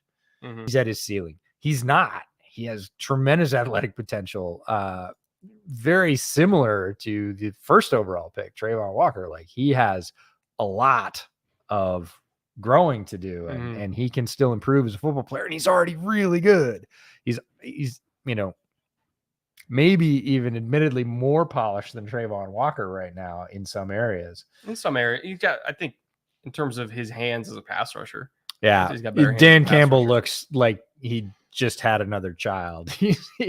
He's so happy. I mean, Hutchinson fits Hutchinson was chalk if he wasn't there. Yeah. Like if he was on the board and Detroit was up, I would have been more surprised by anything else, any other deviation. So y'all are like a minute behind. Okay, so keep in mind, I am currently on a VPN, streaming from a VPN, so I can watch the European Game Pass in the second monitor. So we have the draft going on the second monitor through a VPN that is also then getting rebroadcast out to you guys. So it kind of stretches things out a little bit. Yeah. Yeah. And some folks we're ahead of, right? So we'll be behind many of you. We'll be ahead of some of you.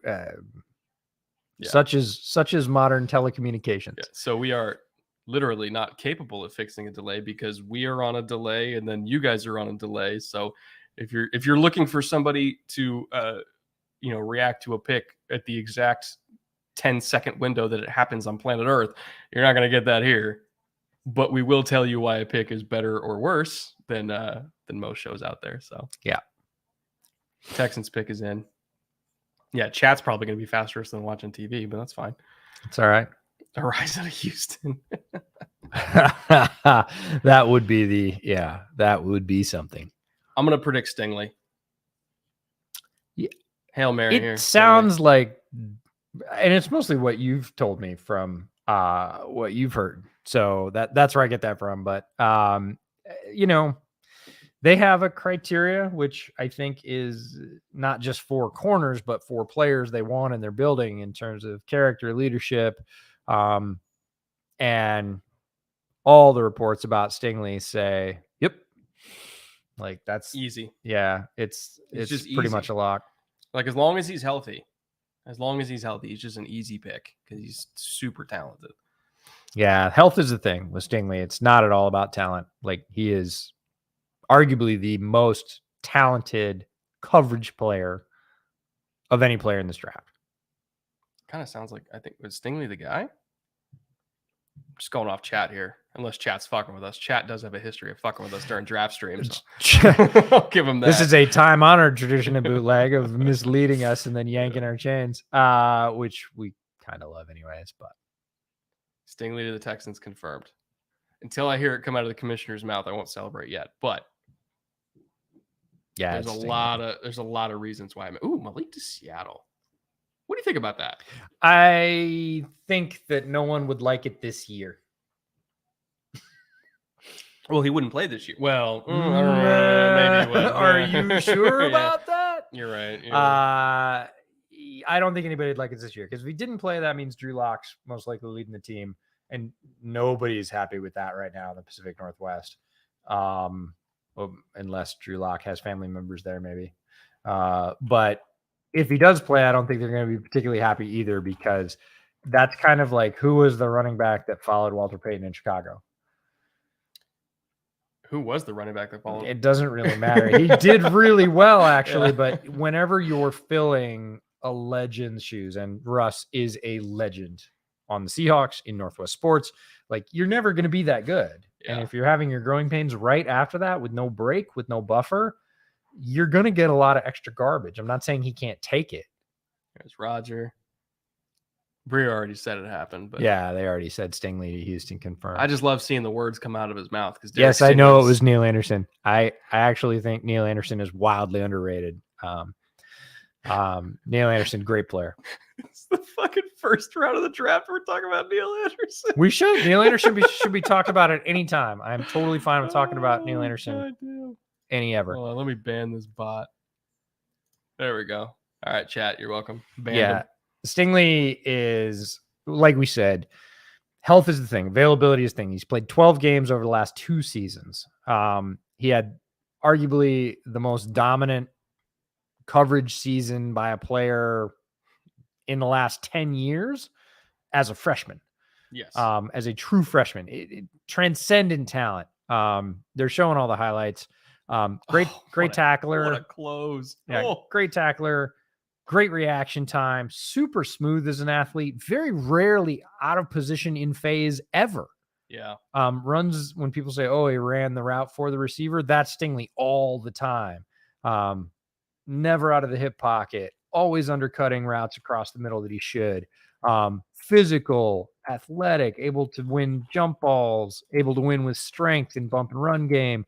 Like, doesn't really have any real limitations on the field. The limitation is he on the field? And that's the kicker. If he's on the field, great pick. Like, great player, great, by all accounts, person off the field, leader, worker, all those things. But if he gets dinged and doesn't play 7 or 8 games in his rookie year, the heat will be on the Texans for, hey, you knew and you took him anyways at 3. A lot of pressure in the top 10. I'm trying to think back. So there's been a lot of LSU DBs to go high. I think that's the highest.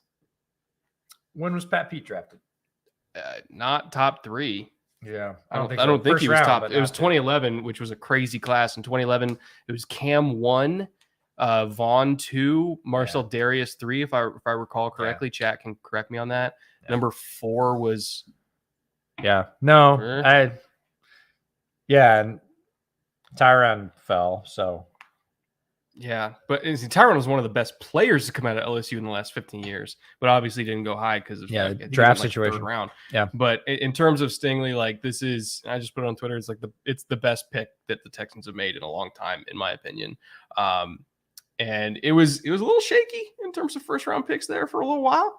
Like, we had a long stretch of back to back. By the way, imagine this being a back to back stretch of 1st round picks: Dwayne Brown, Brian Cushing, Kareem Jackson, J.J. Watt, Whitney Merciless, DeAndre Hopkins, Jadeveon Clowney.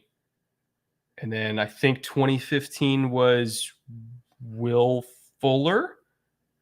And then I think 2016 is where it started to go off the rails a little bit with Kevin Johnson. But that's a long stretch of time where it's like the one thing the Texans did right was 1st round picks. Yeah, the high picks. And then it kind of got off track a little bit. But now I think we're back to it. Derek Stingley is a phenomenal player, one of the best players in this whole class. And I am ecstatic because I think he's they didn't fuck it up. They didn't fuck it up. I'm happy about it. Yeah, they did not pick the punter. So I'm sure he's high on the board, but yeah, I want to see more than anything. People had asked me, what do you want to see out of the 1st round? It's what I want to see out of players who were picked in the 1st round. I want to see Stingley stay healthy because holy cow, is he a good football player? Like, I want to see him on the field just from a personal, selfish, jealous, like, oh man, that guy playing football is so much fun to watch. I want him to stay healthy, like, badly. I'm invested, even though I don't really care about the outcome for the Texans. Is Sauce to the Jets at 4? Was our mock last night inadvertently correct? We had said if he was there, he's in consideration. It was him or the best edge, and 2 edges are off and only 1 corner was off. And if they loved Sauce, which strangely enough, the player that I compared Sauce to in our all ceiling team episode was, if he hit his ceiling, Darrelle Revis, prime Darrelle Revis, who was, I had some great years as a Jet. I think it was in the test mock we did before the show where I think we literally did Walker, Hutchinson, Stingley, Sauce back to you back meant to back. like all the way down. I think we accidentally did the top 4 correct in our test mock before the show. Yeah, just working it for the show to make sure that everything technically worked. We ran through like the first 35 picks before we reset it and recorded. If we hit Evan Neal at 5 and then Charles Cross at 6, I think we'll go 6 for 6 in a mock draft that none of you will ever see. Yeah. And I'm going to feel sick to my stomach because make the final cut because we were just messing around. Yeah, but it all depends on how it breaks, right? And the thing that a lot of folks have been talking about in this draft that so far hasn't happened is wild swings, right? Yeah. And again, it keyed off Walker at 1. Mm-hmm. If Walker went at 1, the rest of this so far, if Sauce is going to the Jets, is pretty predictable. Like, it's well within tolerance statistically of like, yeah, okay, cool. Oh, look at that. That's classic. Nice job by the Jets social team. God, I didn't even think about it. So Sauce is off at 4, who's a phenomenal player. I know what you're thinking. What the fuck are Vikings? Yeah, you're thinking about the Vikings. What are they going to do? Booth at 12, like we talked about? If we nail Booth at 12 because we accidentally nailed the top 6. Because that's what we did in that mock was we had Stingley at 3, and you Sauce said, at 4, and then you talked me into Booth at 12. Well, to your credit, though, is because you said they can't come out without a corner. Like they have to have a corner, Yeah. and Booth is still in the top tier. If he's there, you basically, it's fated. You have to do it. Oh man, that every Vikings fan is just in shambles right now. Well, not if they like Booth, right? If they don't No, like but Booth, they've all been obsessed with Stingley and Sauce for 3 months. yeah, Sauce I never thought was going to get to 12. He's too good. Like Stingley, again, if the injury was a concern, I could see him sliding. If it wasn't, he was never getting 12 either. So We didn't save that mock anywhere, did we? no, Fuck. we didn't even finish it. Oh god damn it! That was like a Josh Norris special. It was, at least for the first 5 picks. We'll see if something will happen. It'll go off the rails. Oh, there's a Vikings fan. I can see a Viking fans in the chat. Just distraught. No. I love the Sauce pick to the Jets, though. Again, we talk about if they don't go receiver, you might as well go corner. Oh, or somebody's edge. saying McDuffie. I think in your response to the Vikings are bone. Somebody loves McDuffie. No Tick fans out there. Are you talking about the animated tick Yeah. or the live action No, tick the animated reboot? Yeah, ticks. animated tick's where it's at. That's Somebody- my childhood. Somebody loves Deflator Mouse. The Tick, Freakazoid, Animaniacs, like all yeah, back to back. Oh, yeah, classic. yeah. Here we go. Well, we were So- talking about Neil Anderson. Now we're on Animaniacs, and now you're not upset? Come on. Facts. So, So- in terms of Jets defensive needs, they did pick up Jacob Martin, ironically, from Houston. So if they believe that Carl Lawson's coming back at edge and that he's going to be Carl Lawson, who knows? I mean, I wouldn't put it past him. He's recovered from devastating injuries before and been totally fine. You got Sauce at corner. You got a safety trio that we like a lot. I love the other corner too. Bryce Hall. You got a defensive line that is theoretically loaded. I still think they need one more edge guy just in case Carl is no longer Carl. But hell, maybe they take him at 10. Maybe what we talked about before the draft of Sauce and Ebikidi back to back. Maybe that's a thing. Maybe Kayvon's there at 10. Maybe. And I would not be upset with either Kayvon Thibodeau or Ebikidi because they're my number 1 and number 3. You walked the wrong way. I'll never live that down. Just fucking. Why is there not somebody there to like shuffle him out the right way? Oh, no. But 2 physical corners for the Jets. Jets fans, you're like Bryce Hall, we love because he had great size coming out of UVA. He was very physical, really knew how to reroute people, play press, play physical man coverage. That's Sauce too. So now you have 2 lockdown corners that aren't going to let the primary 2 receivers even get into their route. And I think Saleh, again, with the safety talent they have, is going to be like, sure, go ahead, get up in their face, press them, like give them hell, like don't let them get into their routes. And it's going to be a long day for receivers against the Jets because there's not going to be, Bryce Hall in the easy corner, right? It's going to be Bryce and Sauce. Who's Like, their? Let me look at their nickel situation. isn't it Carter? It is Carter, but I think they have another one too that they like. The thing is, like the Jets, like they. It's funny how it's a team with 2 top 10 picks, but their roster isn't bad. Yeah, 4 in the top 50 though. It's not a bad team. That's the thing we realized doing that draft controllers episode is that you're getting 4 players in the top 50 out of a class that we think has a lot of talent. Is it the strongest class? No, but when you're picking twice in the top 10 and then twice more before you're out of 50. Did we say Bryce Huff? I thought we said Bryce. I don't know. We said Hall. It might have sounded like Huff. We might just be. Keep in mind, Bryce Hall was like a 10 gem the year he came out. Yeah, So and we've been long with a the Bryce Eddie Hall Jackson podcast. Memorial Award winner. Yeah, he was. So now I don't think Jets fans are going to be upset with Sauce. He is a great, extremely solid, one of the safest players in this class. Yeah, Jets fans celebrating like they should be. They should be. Joe Douglas was celebrating. He should be. As a general manager, you want to not have a miss, right? And the chance that that's a miss is really, really low. Is KT to the Giants real? Seems like it. Sounds like it. Or we getting Thibodeau to the Giants. Great pick again. Joe Shane. I said Sean last night. Sorry, somebody accused me of being, get this, a Chicago media guy. Spoken like a true Chicago media guy. What does that even mean? It means they don't pronounce things and they don't care, I guess, was what they said. No, Joe Shane. I mispronounced it. But thank you to the European fan logged in and said, well, Americans mispronounce it anyways. It's actually sure. So far, the New York teams, again, I don't think Giants fans are going to be upset with that. And Giants fans have had a lot to be upset about in the first round of the draft. So 5 points, probably celebrating on the Dumpster Fire stream right now. Thibodeau, great player, adds serious juice to the New York Giants pass rush. He's flexible in terms of role, right? Mm-hmm. You could drop him. He's one of the guys with enough length and change of direction ability that he can be outside. Wide 9, you can play him in tight, got great long arm move. I love his impact. He was my edge one. Great pick by Joe Shane and Brian Dable. I look at it this way. Somebody was trying to tank this kid.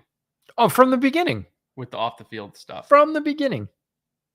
And all we heard about from everybody was, oh, nobody likes him. He's going to drop. And like, keep in mind, the reason why I dropped him today in my mock draft had nothing to do with off the field stuff. It was just tape. But all we heard about was how like Kayvon Thibodeau was apparently like a terrible person. And it's like, okay.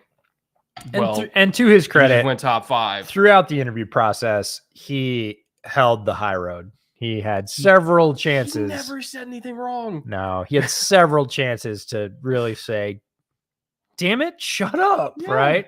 And never did. Had a great interview on the NFL Network the other day where he basically, Andrew Siciliano was saying, they think you're this, and he finally said, and who is they, which was the best possible answer. Loved it. Love the player. Love the fit. So far, for what everybody said was going to be a completely scrambled draft, we're pretty chalky. Well, chalky in terms of like the range they should go. Maybe not with the teams that we expected. Sure. But and like again, the Walker at 1 is the reason we're there. If it had been Icky at 1, we would be looking at a very, very different draft, right? So chalky largely because Trent Baalke won the power struggle in Jacksonville. Good players have gone high. Yep. And to teams that they fit on. We don't have crazy reaches in terms of, yes, you pick the right position, but the wrong player for what you want to get done, or sort of the square peg round hole syndrome hasn't happened. Like everybody lines up. Sauce is going to be able to play very well in Saleh's defense. Like I say Saleh's defense. Yes, I know he's the head coach, but comes from a defensive background. I'm still going to say Saleh's defense. Don't get in chat and say he's not the DC. I know. It's okay. There's a conspiracy by the New York media to help their team. Sure. And if you can get the New York media to agree with each other to help do anything, good on you. That's a herding cats exercise. Who's the kid announcing the pick? I don't know.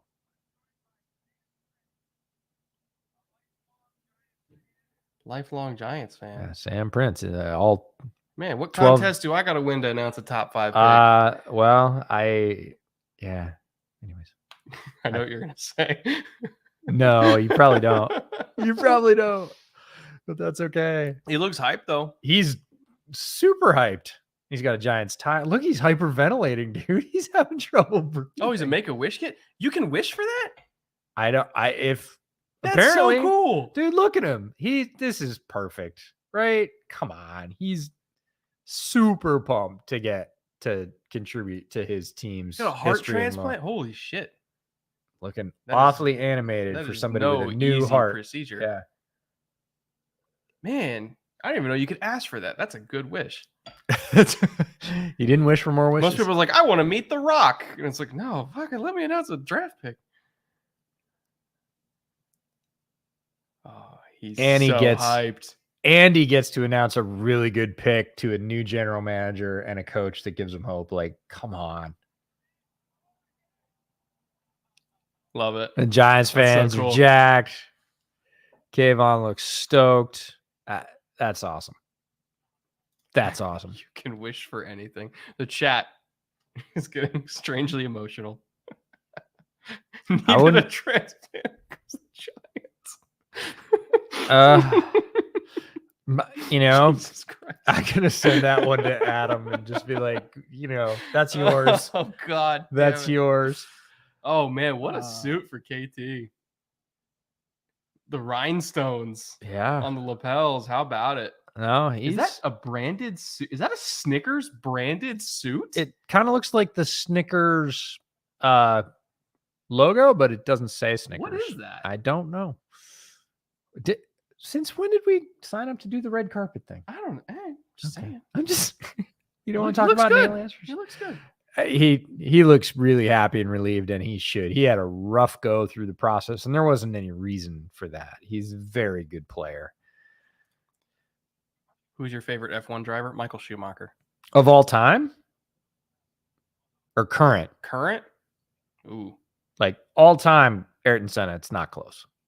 Like, yeah. Speaking of chalk. Yeah, Ayrton Senna for me.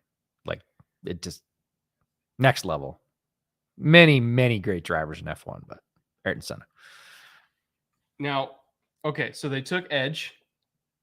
Yeah, and we still thinking tackle at 7? And that's what we get to talk about with both Jets and Giants is, you know, what's next? We got the first one. What's next? Look at that kid. Oh my God. He's Giants. so fucking hyped. So Look Giants. That's amazing. That's the best. That's the best. I think that the NFL is sort of veering back towards what's actually good. That's how you make a fucking wish. Yeah. You remember the draft a couple of years ago where they were like, we'll have like animals at the zoo make the picks and all the remote stuff. Oh, like, fuck, do that. This is 1,000 times better. And they picked a good Oregon uniform for the picture.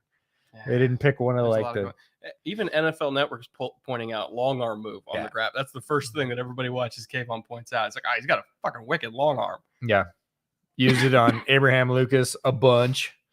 How do you feel about the Kayvon to Jason Taylor comp? I don't know if I would go that far. Not yet. Not yet, but could he be? He could be, but Jason Taylor's like Hall of Famer.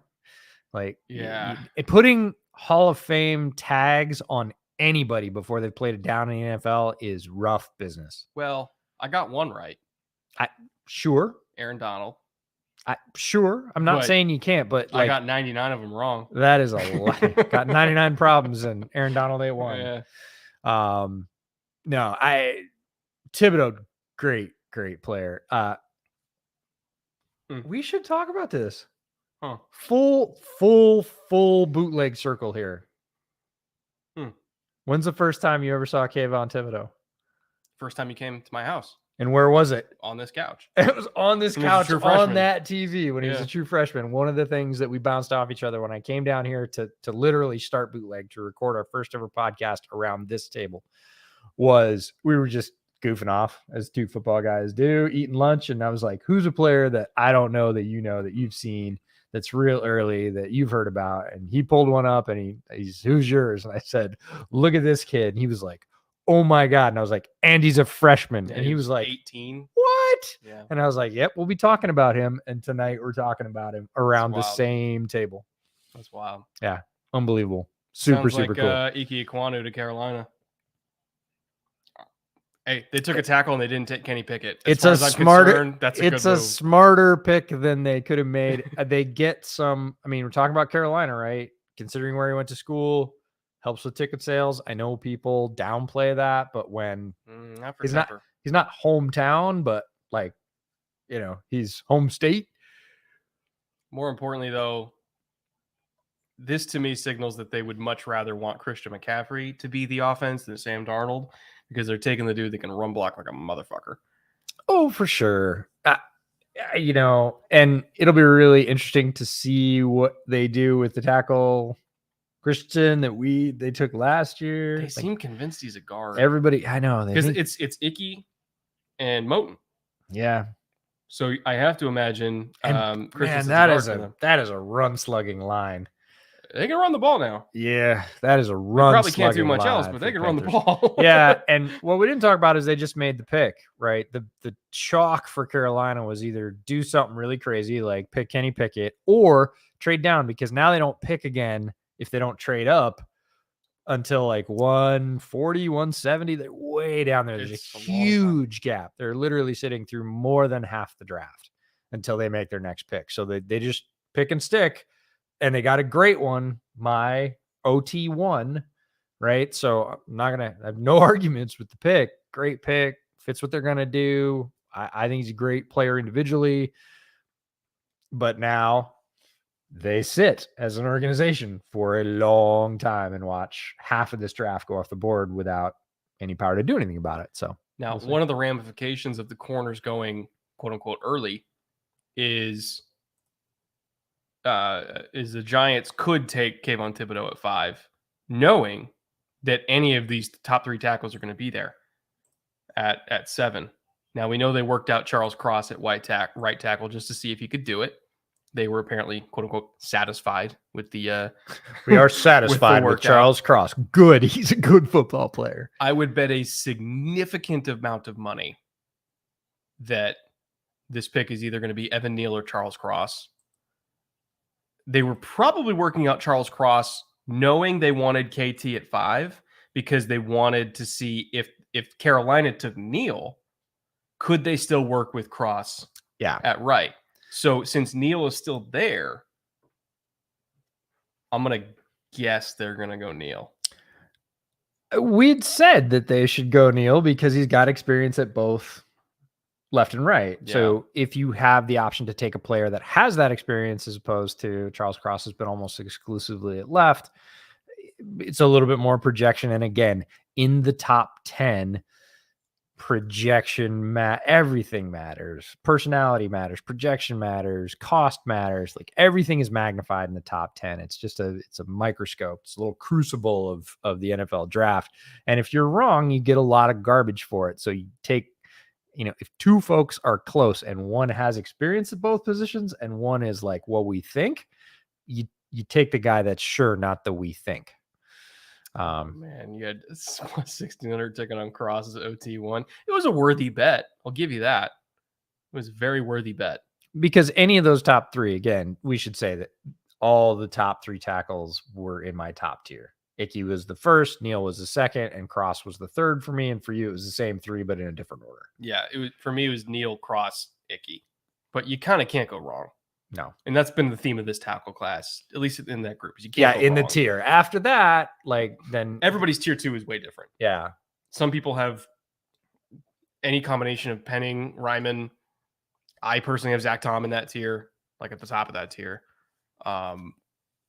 Some people really love Max Mitchell as a tier 2 tackle. I love him as a tackle. He's not my tier 2. Ryman is 4 for me. I'm curious how many tackles go though, because we are now in pick 7. Yeah, and only 1 tackle's off. Yeah, I saw over under. It wasn't over under. It was wild takes by the NFL live hosts, and Joe Tom said 6 in the first round. 6 tackles? That was his hot. They were asking for hot takes. Take your wild take, and I was like, holy shit. I don't know about that. Well, it depends on who you count as tackle, too. If you get Tyler Smith and Penning as tackles, you might get there. Oh, yeah. I would not count both of those guys as tackles, but again, there you go. So, all right. Our very laggy stream, or very behind stream. It's not laggy. It's quite sharp, but it's more so they always give like 8 minutes of breathing room before they're probably. Yeah, and if the Make-A-Wish kid loses his mind and drops an F-bomb, they want to be able to cut it. I wish he did. I hope he did. Yeah. That would be my wish, is I want to swear on live television. Look at Icky Aquana. He's gigantic. Oh, and he's got the green suit and everything? Dude, he's the stripe? He is almost as thick front to back as he is wide shoulder to shoulder. Like, he is just such a stout football player. I'm trying to see what's on his cuffs. It's a nice suit, though. All these guys, they show up with like really nice custom tailored. It's a far cry from like 15 years ago where it's like, we're just going to throw together hats, whatever we got. Yeah. No, it is a very manicured event. The NFL draft. I love it though. It's a great fit. I love the art. Look at their playing cards. Those team playing cards are dope. I didn't even notice that. Those are sweet. I hope they're selling those. It's the NFL. They sell everything. That's true. He looks so How's jacked. your beer, by the way? I mean, it's a blood orange half. How could it be bad? It's a half? Yeah. No, that was my answer. You don't like Hefs? No, I'm not a Hef guy. Never have been. Really? No, Oh. not big on wheat beer. Not big on cloudy beer, and Hef is cloudy wheat beer. So I opened my home to you. I'm not saying you can't have them. I don't dislike people that drink them. It's not my preferred style. God, look at that picture. He's just so stout as a football player. Dude, he's not 310. Come on. No.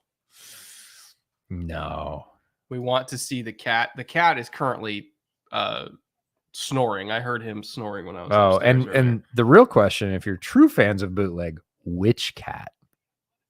Some people still think I only have one.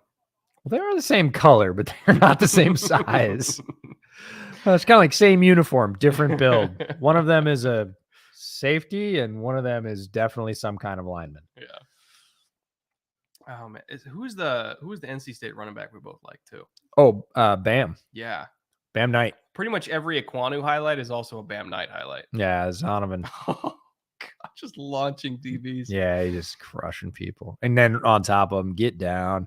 Yeah. Now, they did announce him as a tackle, by the way. They did not announce him as a guard, which to me signals Christensen's going to be a guard. No. That's my win. You thought he might be a guard. No, I said he could play guard. Yeah, you didn't hear that out of my mouth. There was no guard in Equanu. Guard. I'm saying he can do both. I it's know. Not a negative. And I moved guys from tackle to guard specifically. Tyler Smith was one. Penning was another. Never Equanu. Let the stream be recorded. Never Equanu. Equanu was a tackle for me, like through and through. Like, get that guy tackled. So many That's skills. The thing. People like, and I'm not saying you do. Some people say it's like, oh no, he's a guard. They take that as an insult. It's like, no, it just means that he'd be a good guard. No, it's not an insult. I strongly believe in his ability to play tackle. Does he need to get better at pass protection? He does. Is he a massive run blocker tackle? Yes, the best run blocking tackle in this class. And I think he has the skill to keep up outside in the NFL, which is a very difficult thing to do in space. I do not think Trevor Penning does.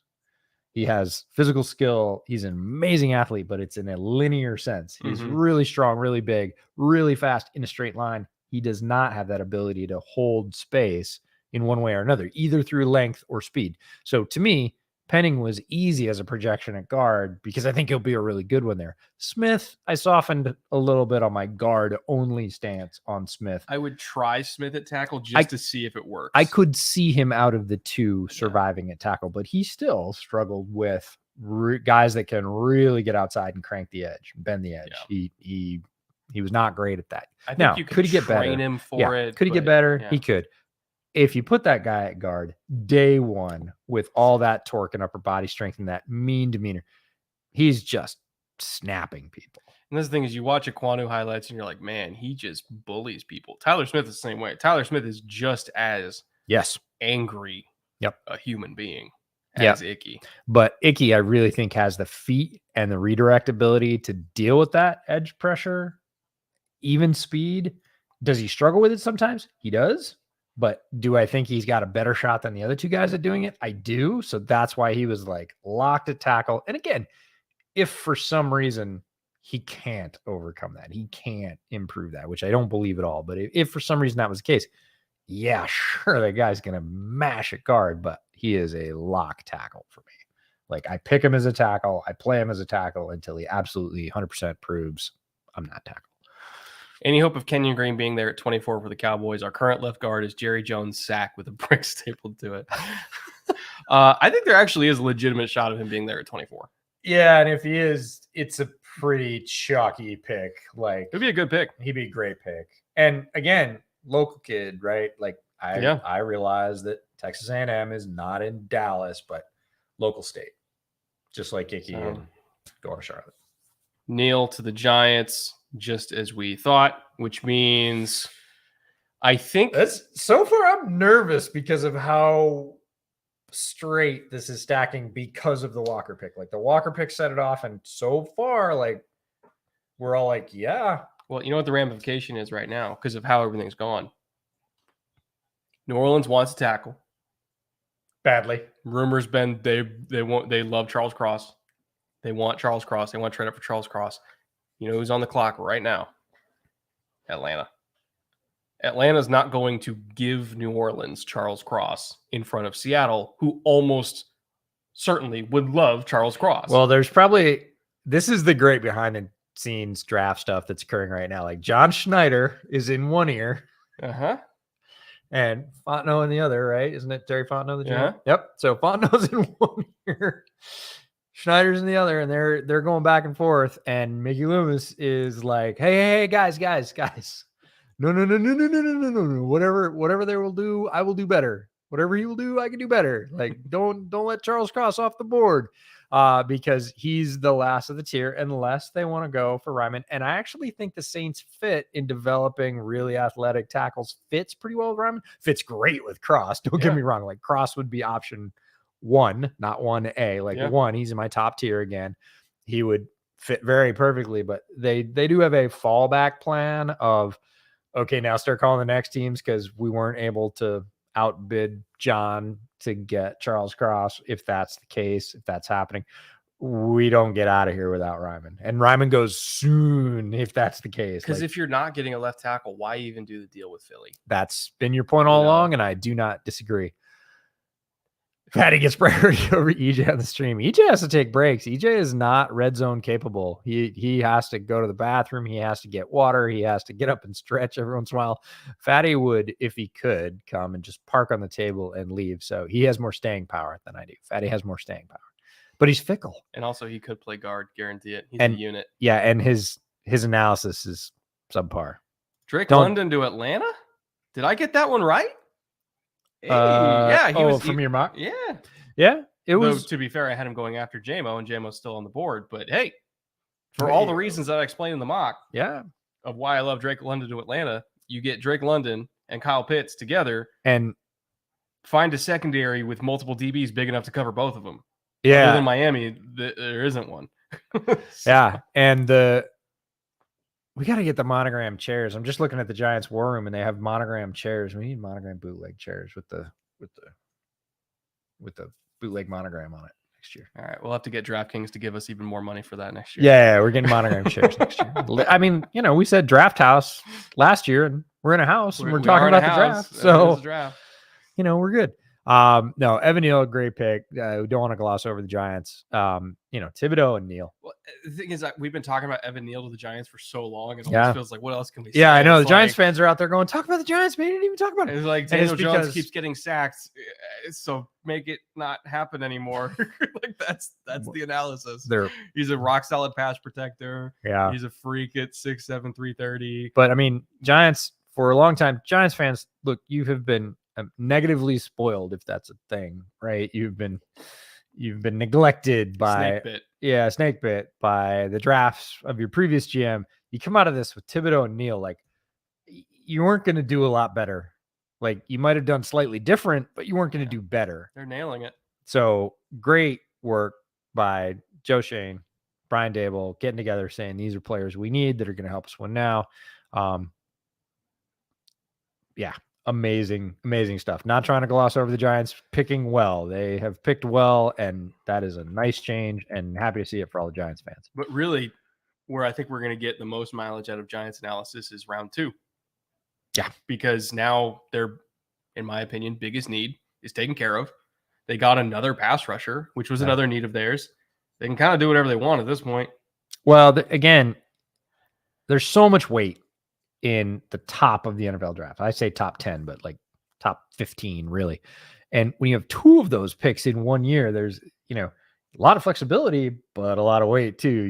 You can go back, just read past draft histories, just page back through years past and look at the top 15, or even the first round, teams with 2 picks in the first round, and look at some of the disasters that have occurred, right? I would be very surprised if the Giants get added to that heap after picking Thibodeau and Neal. Like the chances are really low that they're going to be terrible. It's a very high floor duo. Yeah, fully agree. That's a great way to put it. No boomer bust there. Yeah, just like average or awesome. Yeah, worst case scenario, you get 2 starters, which in the end is what everybody wants, is starters. Blue chip players out of blue chip picks. So Giants have done a great job. Congratulations to Joe Shane and his staff. Seems like might be one of those teams that we can kind of push into the bin of like coach and GM on the same page, which is so key. And hopefully, we've talked a lot of shit about Daniel Jones. Hopefully this is what he needs. He's not going to get a better chance than this. Because the receiving core, again, is okay. And they have options throughout the draft to add to that. Like their haul is not over. There are lots of receivers that can help the Giants in this draft. And they might still move Kadarius Toney for a pick. Could be day 2, could be day 3. I don't know what's going on with that. I've heard a lot of stuff about him as a football player, in terms of his willingness to work, his attitude about football, not off the field, not he's a jerk, not he's been convicted of a crime, not that. We're not talking about those kind of concerns. We're talking about very, very talented guy who had in kind of a breakout game last year, right? And then super high yardage game. Never heard from him again. And so everybody points to that game when I said, hey, they're looking at moving Kadarius Toney. Giants fans jump me, but he's a transcendent talent. I was like, I don't think so. Like, he's a talented football player for sure, but what I hear about Toney, which is not any kind of inside source, the general buzz about Toney is not a great attitude, doesn't work really hard at football, and might just be one of those guys that when a new coach comes in, says, no, I want my guys here, and he's not a my guy, right? Doesn't mean he's a bad football player. It means they will not like him. Yeah. Seahawks going to do something stupid? I don't know. Charles Cross is on the board. I don't think there's anything stupid to do. If they don't pick Charles Cross with the needs they have at tackle, that would qualify as silly, not stupid, depending on who they do pick. Gotta be Cross. I would be so upset for Seahawks fans if it's not. Well, there's a lot of being upset for Seahawks fans with high round picks under John Schneider. Yeah. Like that's just a thing you get used to if you're a Seahawks fan. But Cross being there and the intersection of need and value, it's an easy match. We're trying to say something nice. It's an easy match. Please do it, is what we're saying. Please. You're the Pacific Northwesterner, so you're allowed to talk shit. I have already seen a lot of Seahawks fans suffering with Russ because you know this. You talk to plenty of people who are in Pacific Northwest media. I did too. Brandon, shout out to you, the Field Goals podcast.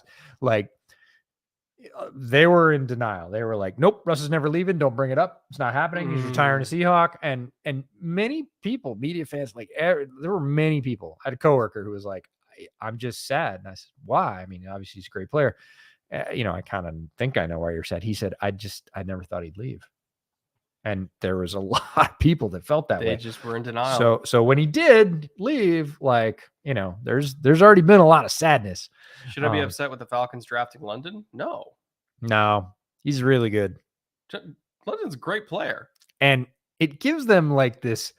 We haven't talked about this sort of combination yet because it just happened, but it gives them this really outside the box, athletically talented, super flexible offense. They got Pitts and London. You know what it reminds me of? Not quite the same position for both of them, but in terms of like stylistic problem that it presents to a defense. Brandon Marshall, Alshon Jeffrey together when they were in Chicago, where it was good luck, bombs away, jump balls all day. Double one of them. Nobody had there was one team back then who had the size to deal with it, and it was Seattle. Yeah. They were the only team that could deal with it. Yep.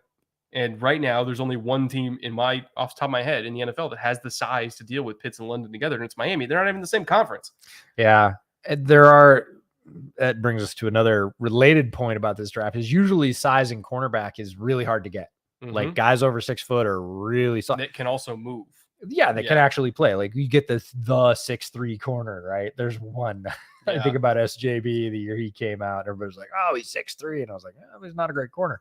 This year, multiple corners over 6 foot. A lot of them 6'2", some of them 6'3". Like many corners that can play that are well over 6 foot, and it's people have started to realize there's a glut of receivers, and if you're not a great receiver and you can switch to defense, you can make some money. And there's a bunch of converted wide receivers playing corner with size. And just this being the largest draft class in recent history because of the COVID bump, a lot of players in this class, and there's no shortage of over 6 foot corners. So a team could load up, a team could, get to the team could watch the Drake London pick and go, Yeah, we're gonna have to size up a bit to deal with a couple people are him moving and Zion Pitts. McCollum up the board a little bit. Yeah, like it's like, oh, maybe we should take Tariq Woolen at 40. yeah, but he's not the only one. Multiple guys. Martin Emerson from Mississippi State is big. I always forget Caleb Evans from Missouri is big. This is actually what I have my computer open for. I should probably pull it up. All right, down to corner. Cross confirmed for Seattle, by the way. Oh boy, big sigh of relief for Seahawks fans. Or should be. He's a very good player, at a position of need. Thank God. I'll just thank God. There you go. Could have been a lot worse. Who else? Even Mario Goodrich, who's a corner down the boards at 6 foot. Mod Gardner, of course, off the board 6'3". Caleb Evans 6'2". Martin Emerson 6'2". Kaiir Elam well over 6 foot. We know about Tariq Woolen because he was one of my 10 gems on defense. Zion McCollum over 6 foot. Jalen Armour Davis 6'1". Darrell Baker straight at 6 foot. Kalen Barnes, even though he's super fast, straight at 6 foot. Andrew Booth straight at 6 foot. Like that's right. Booth is big. There are a lot of corners with size in this draft, and it's an underrated strength of this draft. Is usually, he's over 6 foot and he can play. Like push him up the board 20 spots. He can turn his hips. Yeah, wow. there's no shortage of guys in this draft. Jalen Watson farther down, Joshua Williams, Fayetteville State, like all corners 6'2", 6'2", 6'3", 6'1". Yeah. So Cross, franchise left tackle for Seattle. Correct pick. The only pick they could have made here. They could have made a lot of picks. Should have made here. Should have made. They were lucky that he was there. Yep. 100%. Great pass protector. Phenomenal hands. Not as physical run blocker as the other two. You know what I think happened? Huh. I think the Falcons really wanted London. They took calls, I'll guarantee it. There's zero chance they did not get calls for Cross. No, everybody knew that Cross at 9. He's the shelf. Yeah. Right. So now the Saints are scrambling and figuring out in their war room, like, hey, we need a tackle. We got 2 picks to get a tackle. Presumably, again, we could be wrong about that, but that's why both of us think they did it. So what are we going to do now? Like they're on to next, right? They can't get Cross. He's been drafted. So it's Ryman. How does he look on their board? Well, is it a tackle later on? Like, can I give you my conspiracy theory? I would love it. I love conspiracy theories. Again, not what I would do. We're talking about what we think they'll do. Let me be clear. Football conspiracy theories. Football conspiracy theories. So, Teron Armstead. Yes. Great tackle for them for a long time. Yes. You know who he worked with? For coach? Duke Manyweather. Yeah. You know who Trevor Penning works with? Duke Manyweather. I kind of feel like the Saints might trust Duke and take Penning. As a tackle? At 16. As a left tackle? I think they're going to do it. I would be less pleased with again, that. I would take Ryman. Yeah, I think they might take Penning. Yeah, well, trust Duke is not. Let me be clear. I'm not making a face because he said trust Duke. Trust Duke is a really good strategy. Trust Duke is usually the best strategy you can have. Trust Duke is a great strategy. Yeah. If he believes he can solve Penning's approach to handling outside speed, then he is the best offensive line coach on the fucking planet. Then I would be okay with Penning at left tackle. Other than that, I am not okay with Penning at either tackle, left or right, because it doesn't really matter in the modern NFL. You're going to get pass rushers on both sides, and if you don't have tackles on both sides, they're going to move their best pass rusher to the other side for a favorable matchup. So, trust Duke is great. Like, trust Duke is a really good idea. If he believes he can solve Penning's speed problem or has solved Penning's speed problem, good on him. Which, by the way, he tweeted today that he did. We haven't seen it in a game yet, obviously. No. I mean, he says he fixed his hands. Well, I think his hands weren't. Yeah. Well, from what Duke was saying, his hip would fly open. He would start running because he didn't trust his hands. He said he fixed his hands, so now his feet are good. And he's got. We'll see. And he's got enough reach to do that. Like, Penning has a physical tool. He's a huge dude. Like, big arm spread, plenty of weight, amazing athlete at his size. So it's not that he, can't, but I was like, show me. That was the Missouri case for Penning. I was like, show me. We'll see. And if that's the case, then yeah, consider him a tackle, and he's in the mix with If- or above Ryman because he's in If that they take category. Penning at 16, he shows up and he starts week 1 at left tackle and he's good. Duke can charge literally anything Whatever he wants, wants. from anyone. Yeah. Agents will pay him any amount of money. It is a blank check. Yeah, because you just turned a guy that did not have the chance to be drafted as a tackle in the top half of the first round into one that was. Yeah. Garrett Wilson confirmed to the Jets. Is that what we're saying? I love that pick. I know you do. I don't not love it. It is the Jets saying very clearly, because the alternate would have been trade for Debo or JMO, right? Jameson Williams, right? But Yeah. Jameson Williams was not going to contribute until late in the season, and they're very clearly saying, I'm sure we like Garrett Wilson, is what they're going to say. We love Garrett Wilson. They would never say anything else because they just picked him. We want the contribution now. Mm-hmm. Like, we want that weapon for Zach Wilson right now. We are not willing to wait. We gotta get into the second season, and we gotta have a receiver we can play out there on the presumably left edge. And Wilson did that at Ohio State very, very capably. They're saying we want it right now. We don't want later. We want now. And it's not to be clear, it's not a downgrade, right? Many people had Wilson rated over Jameson. I had Williams. Wilson at 7 to the Giants, so this is like right in line with where I thought he should go. This is not picking a bad football player in any stretch. This is that was a Mekhi Polk highlight. It's Charles Cross, but that was Mekhi Polk. Mekhi Polk catching that can of corn down the field because Cross kept the pass rusher off. You can tell I'm a big Mekhi Polk guy. But back to Wilson, like very capably has ceiling, right? Is not near his ceiling. Has the ability to continue to grow, is really explosive. I don't think as smooth, more explosive than Chris Olave, but not as smooth. More vertical ability than Chris Olave, but not as polished and less experience all over the field. Like, they didn't move him around as much as they moved Olave. So I think Olave is more versatile, but Wilson is explosive as a playmaker. Vertically, he can win the deep ball down the field. He can take a short pass. He is easily fast enough to outrun a lot of DBs in this league. Like, this gives them a right now legit offensive weapon for Zach Wilson. And I mean, in comparison to him, skill set wise, is Keenan Allen, where it's somebody who's just going to be open. It's like Keenan Allen, like way faster. Like, Wilson's way faster. Yeah, and Keenan's a little bit bigger. Yeah, but Wilson, in terms of like just the way he moves, the way he can change direction, he's a tough cover on third down. Yeah, and I think if you just want a guy who can get open for a young quarterback and just give him somewhere where he can throw in 2.5 seconds because he's going to be open, I think that Wilson's and can take short throws the distance. Yeah, he's yak ability. Like, he's really good in the red zone, because in the red zone, like, what matters is like, can you win one-on-one?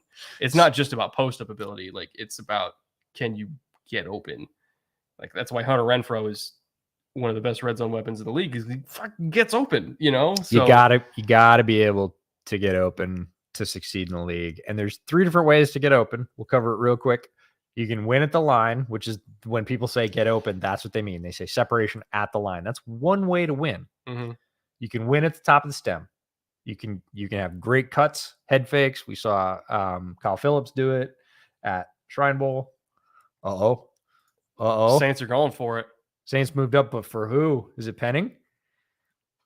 Penning, right? They really trust Duke if it's for Penning. Yeah. I thought he was going to be there at 16. That's a premium. Maybe they don't think he will be there at 16. Yeah, maybe not.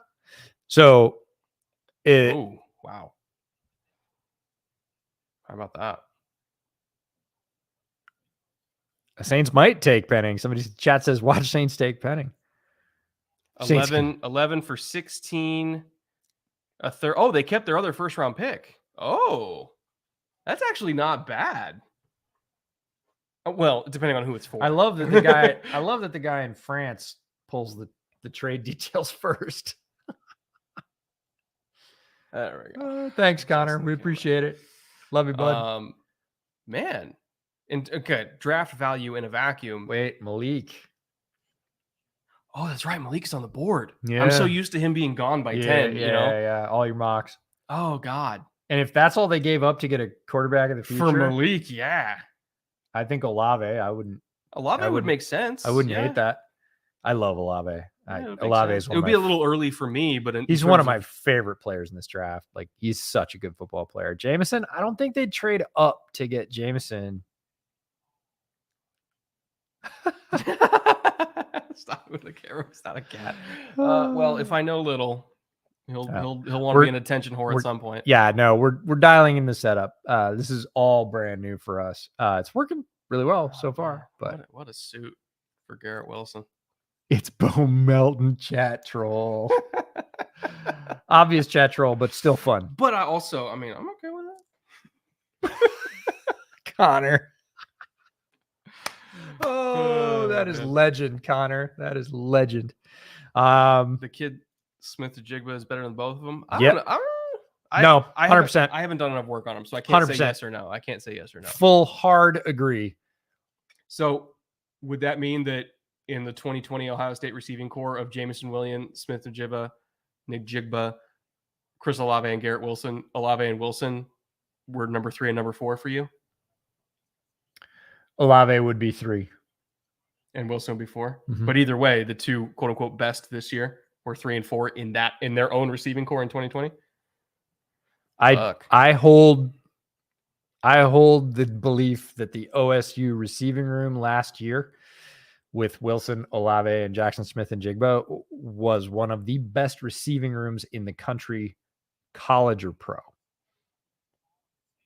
I mean, it's not that far off from Wilson's when Bama had Devonta, Judy, Ruggs, and Waddle at the same time. Yeah, I mean, and Mechie too, I think. All these guys are going in the top round. They're top receivers to their teams. They're going in the first round. You're going to have 3 guys. I guarantee if Jackson Smith-Njigba stays healthy, he goes in the first half of the first round.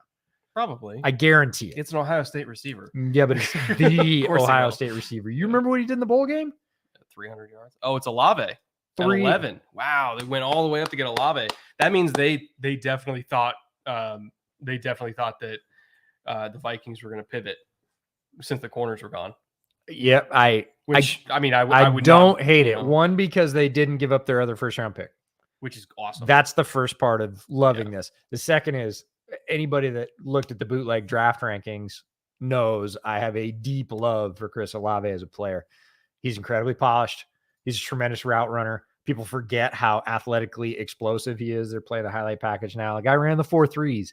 This is not a possession receiver. This is not a Z or number 2. That is his best fit, but he played all over. He played left. He played right. So X, Z, slot. He has experience. He moved more to Ohio State because they had all these other guys who were better. Wilson was clearly better as an X. So Olave went elsewhere. He was a team player that way. He was featured last year. He was sometimes the third passing option, often the third passing option this year, and he was cool with it. Mm-hmm. He did not pull the diva thing and be like, hey, I was number 1 last year, blah, blah, blah. Nope. Polished, great routes, amazing hands, some of the best hands in this draft. Explosive, fast. He's going to come right in and produce like whoever they're playing at quarterback. I don't want to look stupid with making jokes about pick number 21. I will keep an eye out for your super chat when we get to the Patriots, because I know you're going to freak out, Alex. I know you're going to freak out. The Kyle Hamilton fall is real. No, the Kyle Hamilton fall is expected. Well, depends on who you talk to. Depends on who you talk to. For us, it's expected. We're not shocked. We're not sitting here with our shocked face. Kyle Hamilton's a very good football player who will have impact, especially if he lands in the right system. He is more system dependent. I know people say he is system agnostic. He is not. He's a great athlete and a tremendous football player. Both. Ooh, Lions traded up. That's got to be Malik. It's got to be Malik. There's no way it's not Malik. Well, there are ways it's not Malik, but if they say the words Kenny fucking Pickett right now. No, Ritter. That's better. Ritter's the middle. Ritter is the okay, I see what you're doing. Malik is the you've got Goff. We put the Lions up as a really solid landing spot for Malik because they have Jared Goff. Malik does not have to play and contribute this year. It has to be Malik. So their scouts intentionally stopped going to his games in October because they didn't want to tip anybody off. It has to be Oh my Lewis. God, it's happening. I'm good at the trade down. Who'd they trade up? Who was the pick? Who was on the clock? 12 was the the Viking. They traded with the Vikings? 12 was the Vikings. The Vikings are doing that deal? The Lions must have given up a shit. They must have given up a shitload. Yeah. Anyway, until we stay calm. Until we learn what the trade details are. My quick thoughts on Olave. Why should we stay calm? It's the draft, Mark, and welcome to the stream. Welcome Good to see you, man. Personally, slightly early for Olave for me, but I say that with a caveat. Players number 5 through number 40 are so close together in this draft. You can sell me on pretty much anything. And I'm twofold okay with it. Again, they kept the picks. If they traded both their first picks and traded up for Olave, even me, who loves Chris Olave deeply, obviously would have said, pretty pricey. Mm-hmm. I wouldn't have been worried about it because I still think he's one of the safer players in this class. And you almost never say that for a receiver. Like receivers have the highest bust rate of first round picks of any position. Yeah, which I don't think Olave is going to bust. He's nope. Very low. So I feel good because the cost wasn't terrible and I really like the player. Little early, fine. Would he have been gone 5 picks later? Yeah. There are a lot of mocks I've seen. Ravens might have taken him. 16. Ravens would be silly not to. He'd fit perfectly. Eagles probably would have taken him. Eagles would have taken him. Can you imagine him and Devonta? Oh, that'd be great. Yeah. So, yeah. Okay, 32, 34, 66. For 12 and 4. Oh, so they got 46 okay, back. 46 that's not comes bad. out. Okay, they balanced it, but still, that's 3 3 picks in the top 75. I want for the Vikings, this is a great trade because it gives them more swings. Yeah, with a new coaching staff and a new GM. Because now I could very easily, like, let's just say the Vikings want to get Kyler Gordon might not be there at 32. Might not, but he could be. Could be there. But, Kyler Gordon at 32 would be Kyler Gordon great could be there at 32 if some of the other cornerbacks taken are slots. McCreary, Jalen Petra, if somebody goes for, I don't think anybody would go for Marcus Jones above Kyler, but like if people start going for the smaller nickels, as some of those players, Kyler could survive. But it does give them more swings at it. Yeah, and even if it doesn't, it gives them a boatload of good players. Again, this draft is loaded with talent at lots of spots. They now have the ammo to do all kinds of stuff. Jamison Williams to Detroit. And they traded up big to get him. Wow. Okay, personally, as a Bears fan, I freaking hate that because when he gets healthy, my wide receiver 1 in this draft, like a true difference maker, not fun. Cornerback just went up on the Bears priority list. Even with the Indianapolis system that they're importing, like Chicago just watched that and went, fuck. Oh, damn. Oh, damn. So, damn. This is completely contrary to what I expected from Detroit in terms of they're being aggressive. It says they're closer. It's more than that. Like they gave up all the other round, and then in terms of them taking swings at, the round 1-2 turn at quarterback, they ditched that too. They're basically saying we love Jared Goff. I don't know if they're saying we love Jared Goff. We will play Jared Goff for 2 years. I think what they're not going to be bad enough to get Bryce Young next year. They're not going to be bad enough for Levis or Stroud. Like they're not going to be bad. Well, they just proved that they'll bundle a bunch of picks to go up and get a player that they like. I guess. What do you mean you guess? Look at the picks they just dumped for a receiver who's not going to contribute until late October, early November. Like they're committed. They believe in Jamison Williams, and more than that, they believe in Jared Goff apparently. Well, for 1 year, for this year, but least, even if they pick Malik, they believe in Jared Goff for this year, so it doesn't really matter. They would have Malik in their hip pocket. But I think they might have looked at Malik and the rest of this quarterback class and said, we think we would rather have a quarterback next year. And there are probably more of them. Again, we just talked about how much that shifts. We don't know who will hold up. Man, this is why. It's funny because most people expected Malik to fall. I did not. Well, we were chalky until just a second ago. Eagles traded up again. Oh, my God. Howie wheeling and dealing. Now, not to distract from the topic because I'm just surprised by it. I do think Jameson Williams is a good pick. Great player. A lot of people don't think it's a good pick, apparently, in chat. I do think it's a good pick. Really good player. It's a tough pick to swallow as a Lions fan because you're going to have to wait. You have to wait. You're going to wait at least September and October before you even see him. And then he's probably not going to be as explosive as he was in those first couple months back. That's ACL recovery. Doesn't matter how good or bad. Doesn't mean he's going to be hurt or not ever get back. It takes a full year to get that explosion back. He won't be to a full year until the end of this season. And there is a rookie bump, the physicality, the extra games. Like, Jameson Williams, great player. If everything heals as it should, well, and I think that they probably feel he's the number one. He's him, Chark, and Amon-Ra St. Brown in the same receiving core is a good trio, assuming J-Mo is healthy. So assuming Chark is healthy. They're loading up weapons. They built the line last year. Yeah. This is Detroit's strategy. Last year, they built a wall in front of whatever quarterback will eventually have. For now, it works for Goff. It will work for whoever replaces Goff. Now they're going outside. So they started inside. Is that Doug Baldwin? No, it's Eckler. Oh, that is Eckler. Wow, he looks remarkably like Doug Baldwin. Except maybe shorter. Sorry, Doug. And more yoked. I loved it. Yeah, more yoked. No, so Detroit built the line. Both lines. Mm-hmm. 2 high picks at defensive line. Like they built the interior lines. Offensive, defensive. Finished the offensive. Now they're going outside. They got Amon-Ra St. Brown last year. They got Chark in free agency. They add J-Mo. They're the targets. They already have Hawkinson at tight end. They've got Swift at running back. Like they got dudes. They got weapons. That's why I'm saying they're not going to be bad enough. They're looking for the trigger. With those players, they probably shouldn't be bad enough with Goff playing. And Tank is not in their lexicon right now. Again, I'm not advocating that they should tank. No, I'm just saying I'm surprised because I thought if there was ever a year to get one, it's going to be now. I think they looked at next year's quarterback class and thought we're going to do that. I respect them for going for it because you get Hutch, immediate contributor. You get Williams or Wilson. Jameson Williams. Yeah. Wilson Williams.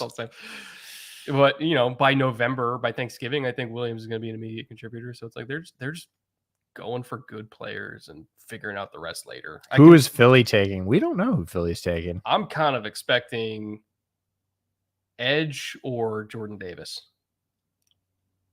Maybe Jordan Davis is one of the 5 best players in this class, so it would track for them to trade up for him. Yeah, and they can definitely use him. Right. It's not like, oh, well, that means they're going to have to displace player X. Who couldn't use Jordan Davis? Yeah. Not wrong. Not wrong. Everybody would love him. Okay. London, Wilson, Williams, Olave. And we're at pick 12.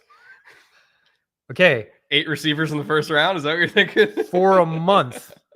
I've been saying for the last 4 weeks, I've been saying there is going to be a run on wide receiver in round 1 of the NFL draft. If you were listening, this is what it looks like. Mm-hmm. Players getting packages moved to move up to pick them twice in Jordan 2 picks. Davis, confirmed to Philly. Love it. Love it. They moved up to get him. How far did they move up? So the actual picks here, hold on, they had it. Let me bring it back to chat. So Eagles traded 15, 124, 162, 166 for 13 because the Texans are just trying to get as many picks as they can. That's perfectly fine value. Oh, yeah. To get Jordan fucking Davis. Yeah. One of the 5 best players in this class. You put him because Fletcher's back and Hargrave is there. Like that D line. Sweat's still there. Yep. I mean, come on. Yeah, now they need to get themselves a really good linebacker, and there are lots of those in this class. I mean, they need a linebacker, they need safety, they need a corner, they need everything on defense. Yeah, but Jordan Davis is a hell of a place to start. If you get Jordan Davis and he occupies space the way he can and penetrates and does all the other things he does and makes space for a really good inside linebacker, and there are many in this class, that defense looks a lot better very quickly. God, I forgot I'm supposed to be a professional. Manifesting Yeah. Willis to the Steelers. I haven't been doing Well, now, so crap for tweets. Sorry, Twitter. Our good buddy Eric Galco, who's partying it up in Vegas at the draft right now. Shout out to Eric if you happen to be anywhere in the What's ether. up, Mr. Galco? Did you see his mock this morning? I saw he did it and I read it, but that seems like it was 16 hours ago. Willis at 20 is what he had. Steelers. Yeah, it's starting to seem a little possible. Willis to Steelers, and he said, I don't think it'll last this long, but if he does, like Willis and the Steelers, perfect, have been like connected at the hip for a long time because Mike Tomlin has made no secret, in fact, the anti-secret, that he loves Malik Willis. Mm-hmm. So everybody was like, if he can get him, but many people have already said, oh, he's going to have to move up, and they might still, and they might do it. Yeah. Right. But that one has been locked together for a bit. Yeah. I love it. I We'll love the fit. I hope he gets there because I want Malik to go to a good, stable organization and be good. How many more receivers do you think go in the first round? Sky Moore. You think he goes in the first? I think at this point he has to. Really? Packers and Chiefs. We still got 4 picks for I them understand. to go. Watson's Pickens, I think for sure. And we're already at. He's a Chief at minimum. He ain't getting past Chiefs. I don't disagree. You think they give a shit about him? Putting the Georgia Tech corner into a wall? Hell no. They not don't give a fuck. No. If the Rams are fuck them picks, you know what George Pickens is to the Chiefs? 1,500 yards and double-digit touchdowns. They don't give a shit. Yeah. Nor should they, but All right. So Burks might go. Wilson, London, Williams, Olave off the board. This is where you start looking at Sky Moore, Jahan Dotson, Burks, all those guys, and saying which one of them goes in the first, because probably one of them for sure goes in the first. One of them might go in the next 4 picks. Yeah. And Pickens goes, like you said, no later than one of the Chiefs picks. Yeah. I don't know. When I said run on wide receivers, I'm sorry. I'm just going to sit back and do this a little bit because this is what I'm talking about. Two wide receivers and 2 picks that were both traded for a package of picks. Like nobody's waiting. The run is occurring now at pick 12. I was thinking later, to be completely fair. I was thinking in the 20s, people would start to get nervous. They got nervous in the not even teens. Mm-hmm. Since there is a slight little lull, I do want to talk a little bit about something. So Manscaped wanted to partner with us. Manscaped, longtime partner of the show. Huge shout out to Manscaped. They have been with us really from the beginning. Mm-hmm. Like once we got sponsored, started having sponsors, Manscaped was one of the very first brands that jumped on board with Bootleg and have been with us. Have been with us really the whole time, as many of you have. So shout out to Manscaped for being an early adopter and being super supportive ever since. Yeah. And they heard about us doing the stream. They wanted to be a part of it. And since it is April, they've been kind of pushing an initiative because it's Testicular Cancer Awareness Month. They partner with the Testicular Cancer Society to bring awareness to testicular cancer. Man, that is a tough word to say. When you have to say it 5 times in a row, it is. And so they are committing to raising awareness and helping to raise money for firefighters, survivors, and families impacted by testicular cancer over on the manscaped.com website. Remember, if you use promo code BOOTLEG, you do get that 20% off of whatever order you choose, any product you want, and free shipping, again, with promo code BOOTLEG over at manscaped.com. It's a worthy cause. It's something that maybe we don't talk about enough as men taking care of our health, but I've got a friend and we joke about it because he's many years removed. He is a cancer survivor, testicular cancer survivor, but we talk about, it's all right. There's nothing left. Right. Man. Yeah, that's his joke, not mine. So I feel okay telling dark. But he's a lucky one. It's early detection, right? And this is the kind of support. It's very common. If you don't know how to check yourself, figure it out. It's not that hard. Do it once a year at least, no matter. Informative Google search that you can do. Yep. Don't wait and think can't happen to me. He was in his late 20s when he got it. Oh shit. Yep. So I mean, It's a very common form of cancer. We hear a lot about breast cancer. The NFL has Breast Cancer Awareness Month, breast cancer survivors, everybody wears pink. Like, we hear about that a lot, and rightfully we should. It is a very common cancer that happens to women of all ages. Testicular cancer is very much the same for men. It happens to men of all ages. It's a very common cancer. It's easily preventable if it's early, or more easily dealt with if it's Treatable, early detected. So, don't shy away from this because it happens to be in an area that you don't like to talk about. Like, check it out. Go check out what Manscaped is doing to support. It's a great cause. The way they're choosing to support is really cool. And we're happy to be any small part of that, raising awareness, helping them raise money, any of that. Yeah. So thank you again to Manscaped for supporting us, and by extension, supporting all the lovely people in chat that also support us. 100%. It's a great company, great brand partner. Again, over at manscaped.com, 20% off, including free shipping with promo code bootleg. So thank you very much to Manscaped. And with that, man, the Eagles pick still has not got announced. It feels like the pick announcements this year have been a little slow. Oh, the Eagles took Davis, did they not? They going back to back? I'm talking like announcing on the stage. Oh, Seems yeah, like yeah. they're kind of behind. On the stream, yes. The lag is real. Because they just did the JMO interview. Yeah. Like, we still got to do big I love Jordan that Davis Chargers like foam head. Look at that thing. That's awesome. Oh, that's old school Chargers. Yeah. Actually, the thing with Vegas is because everybody loves to go to Vegas. You see how many different jerseys there are in the crowd. Everybody traveled. When you go to a draft city, there's like a lot of one color. Yeah, or at least a lot of one coast. They have Steelers, Giants, Broncos. I see Packers. Yeah, I love those cards. Those cards are awesome. The hats are pretty good this year too, actually. Not gonna lie, they're better than average. I can't pull them off, but no, they're better than average. Fitzy for $50. Thank you, Fitzy. Boys, this wide receiver run a good or bad thing for the Bears? It's a bad thing. It's a terrible thing for the Bears. It's a bad thing for the Bears. 100% terrible thing. Good thing if they want an offensive lineman. Bad thing if they want a receiver. Better off missing out on a wide receiver in round 2 if it lands as a top tier prospect elsewhere. It's helping to push down Linderbaum. It's helping to push down Kenyon Green. It's helping to push down Tyler Smith. If you want Tyler Smith at guard there, do you know what that would mean? Tyler Smith and Tevin is the right side. Holy shit.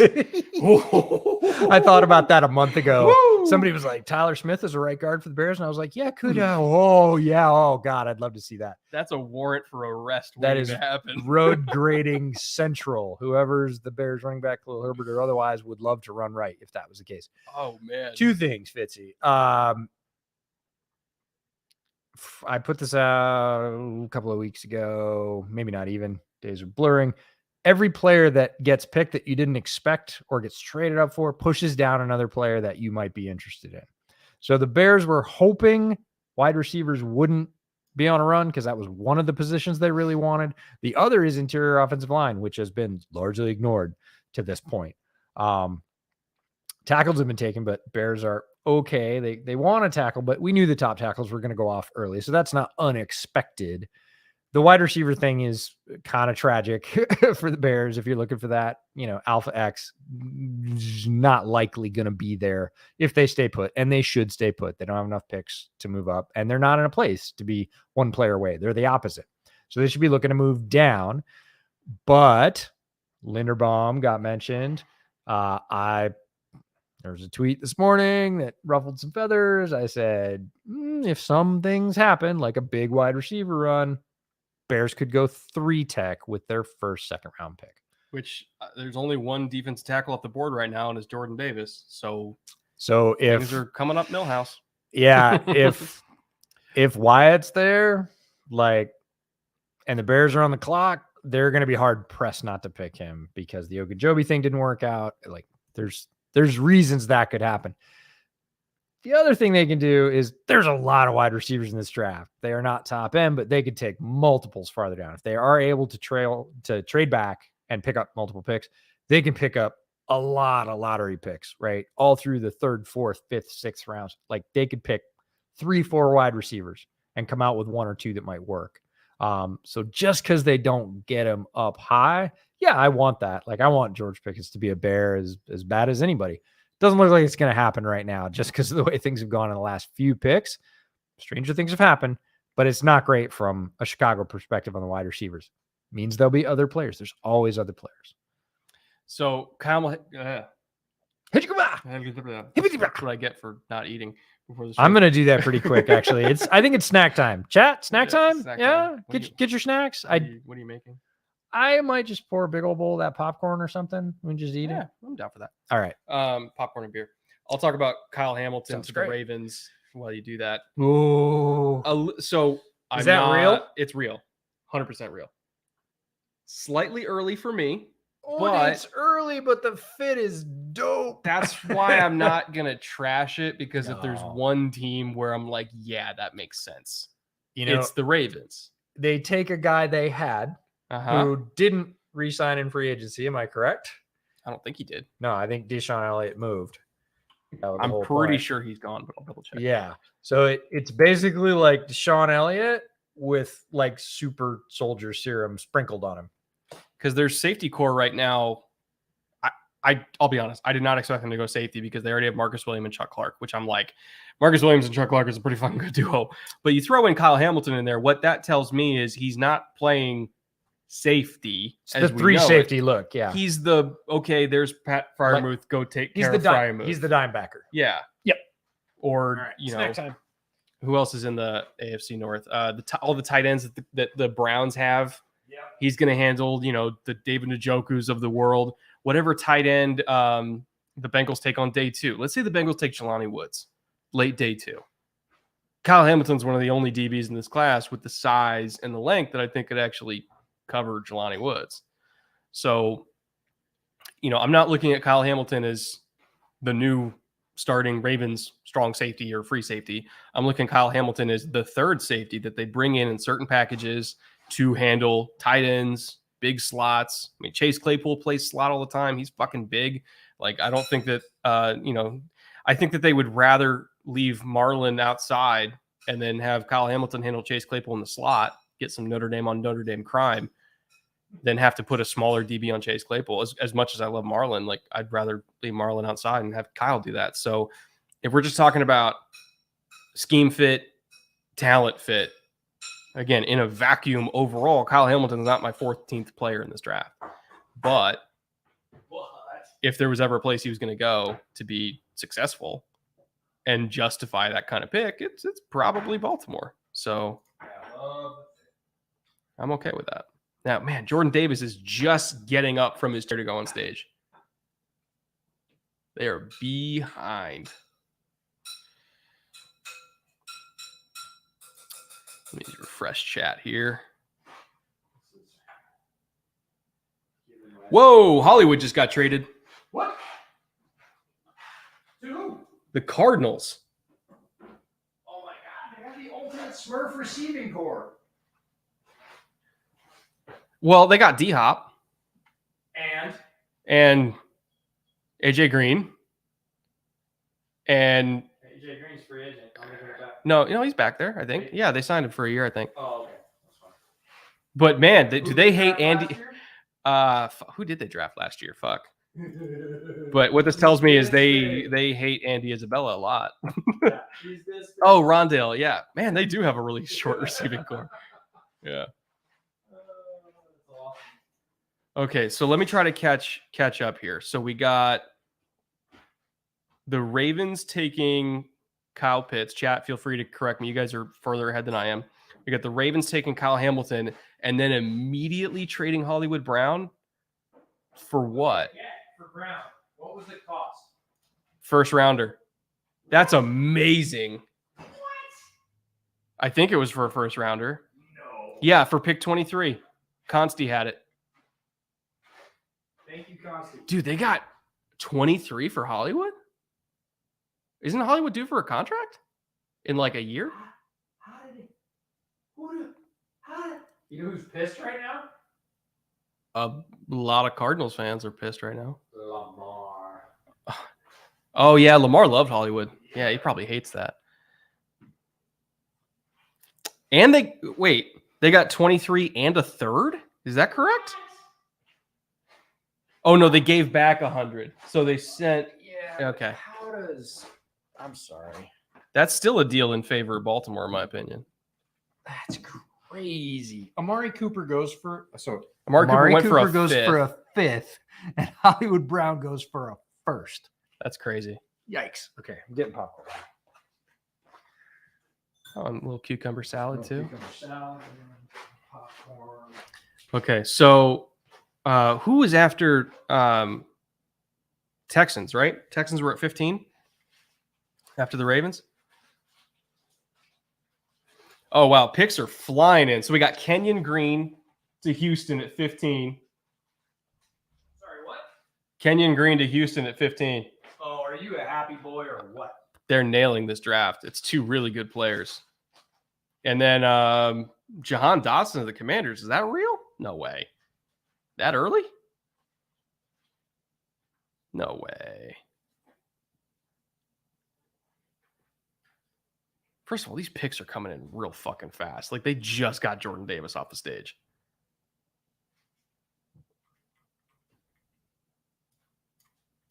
This is an amazing group for the Texans so far. Casario's doing a great job. Casario's doing a really good job. Kenyon Green, rock solid. Derek Stingley, phenomenal. Love it. Love it. This is the best first round the Texans have had in a long time. And Jahan Dotson at 16th overall. Man, that wide receiver run is fucking real. I told you. But that means that Pickens is still there. Sky Moore's still there. Christian Watson's still there. Treylon Burks is still there. We're not done. There's going to be more receivers. We're halfway through the round. There's 5 receivers off the board. And we haven't even got to the Chiefs and Packers yet. What do I win? What do you win? Oh, you win popcorn. No, you win popcorn. What do I win? I said there's going to be a wide receiver run, and this is historic. Well, Oh, that's good popcorn. holy fuck. I did not know how hungry I was. A whole bowl, and I have more. I did not realize how starved I was. There you go. Eat popcorn. Man. Brett has to do a shot. I will do a shot. What do you want me? Shot of what? Tequila, rum, whiskey. I think I have some vodka still. Gin, green chartreuse, Frangelico. One of these days, I'm going to show you guys the whole bar in the background. I don't know. I think I'm up to like 90 or 95 bottles total between the bar that is there and then down below, it's all just bottles. And then the fridge right there is also just bottles. I don't have any Malort. I do have some absinthe. I don't think I've opened it yet, though.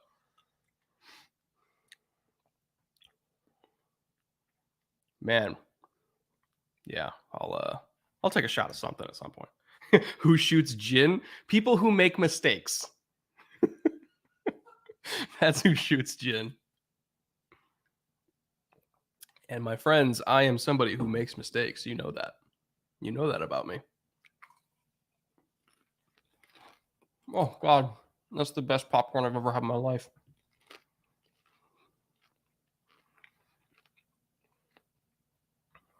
Okay. If you'll notice, I'm strategically not saying anything about the Dotson pick because I don't want to end up on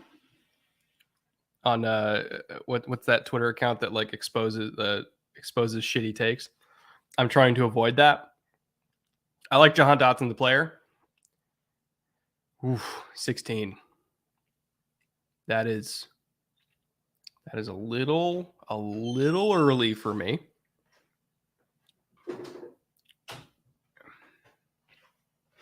I don't know. There's other directions I would have gone. I'm trying to be diplomatic about this because again we had this conversation before the draft started. Jahan Dotson's not a bad football player.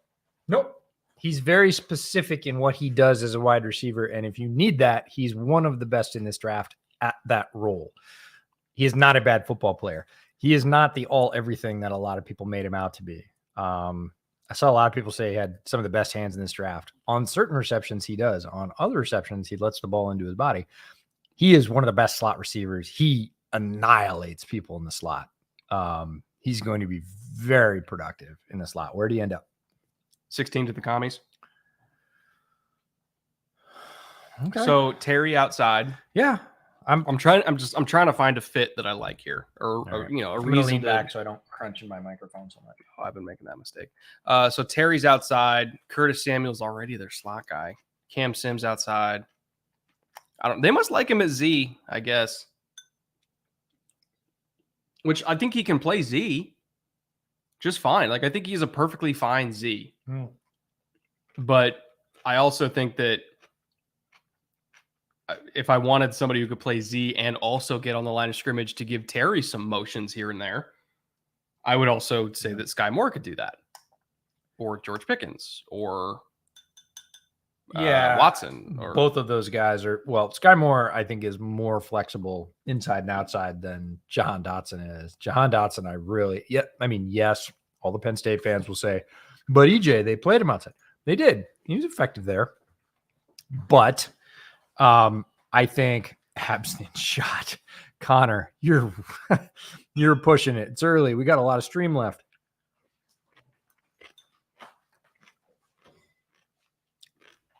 Jahan Dotson, good football player. A lot of people were talking about him as one of the top 4 or 5 receivers in this draft.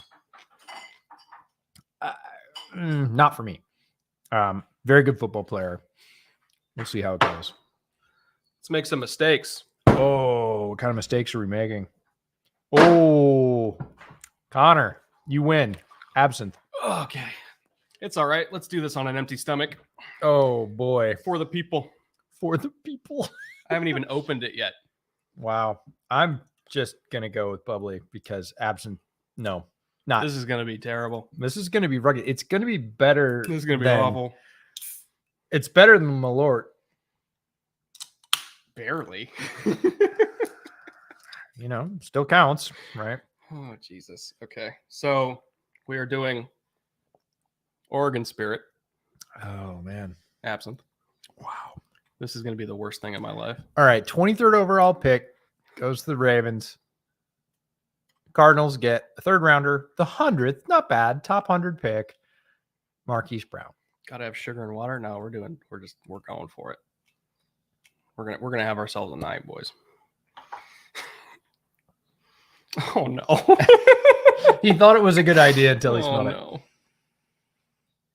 it. If you like melted down black licorice, you're all set. I hate black licorice. Oh, you're trouble. I got this for doing rinses for cocktails. I didn't get this to shoot. Jesus Christ. In the history of bad ideas, this is one. I shouldn't have even mentioned that I had it. Thank God I don't have Malort. They would have paid me an infinite amount of money for that. Yeah. No, that would have ended the stream early. Very much like, there you go. Cheers to you, Houston Texans, for having a good first round so far. Yeah. Really want to talk about Kenyon Green. Doesn't go far. Goes from College Station to Houston. Oh my God. Why don't you go get something to drink so you don't mess your microphone up? Oh, that's awful. Go get something to drink, dude. Power through. I think I'm crying. You're definitely crying, and I'm crying because you're crying, and it's awesome. Wow. No, Kenyon Green, tremendous football player, stays in Texas, gives the Texans a very imposing interior line presence, who's also a very good pass blocker as a guard. If you think Kenyon is not a good pass blocker, it's because you saw him at right tackle and he was playing out of position. It's kind of like people who say another guy on Texas A&M is not good at his position, which is DeMarvin Leal, and they played him at 1 or 0. AJ Brown of the Eagles. Now that what the fuck's going on? Now that I like a lot. I love that. For what? Wait, didn't the Eagles already trade up in the draft? How behind am I? And hang on. AJ Brown to Philly, like everybody in the last 20 pieces has said it. So okay, so we had Kyle Hamilton at 14 to the Ravens. We had Kenyon Green at 15 to the Texans. We had Jahan Dotson at 16 to the commies, presumably to play Z. Hope to God it's not X. Leave Terry at X. 17. What did the Chargers do? First and a third for AJ Brown. Man. Wow. That's too bad the Bears didn't have a first. They're not even in that conversation. But when AJ Brown was said to be available. Oh, Zion Johnson to the Chargers at 17. I love that. Well, you know who else loves that? Justin Herbert. Justin Herbert adores that. Hey, Jack, I know you're in the stream. Are you jumping up and down right now? Be. I bet you are. He better be. Man, I love Zion Johnson to the Chargers at 17. That's a phenomenal pick. Also one I didn't see coming, but phenomenal pick. Everybody had Jordan Davis early on in mock drafts. Yeah. Jordan Davis at Chargers was like chalk. So, I mean, it's a pretty easy one to analyze. It's just you have a young, amazing MVP caliber quarterback, keep him upright. That one's not that hard to figure out. At a variety of positions, you want to be center, you want to be guard.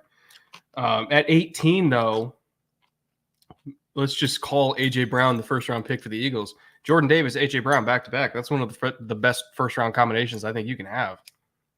If you're the Eagles, it absolutely is. I'm just smiling broadly because Kenyon Green was an offensive gem.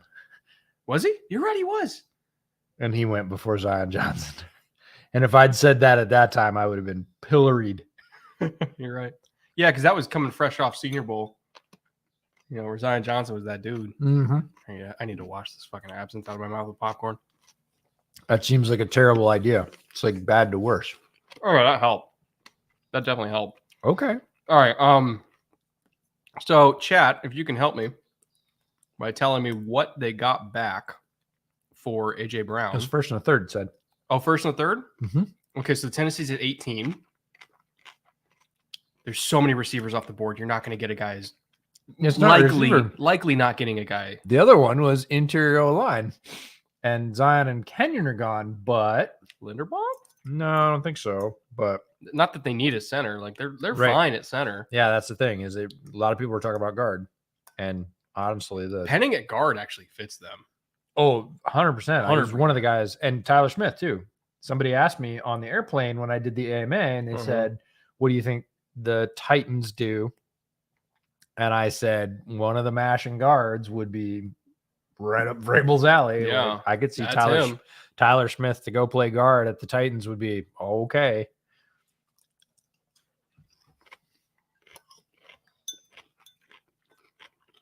Your wife's gonna love this.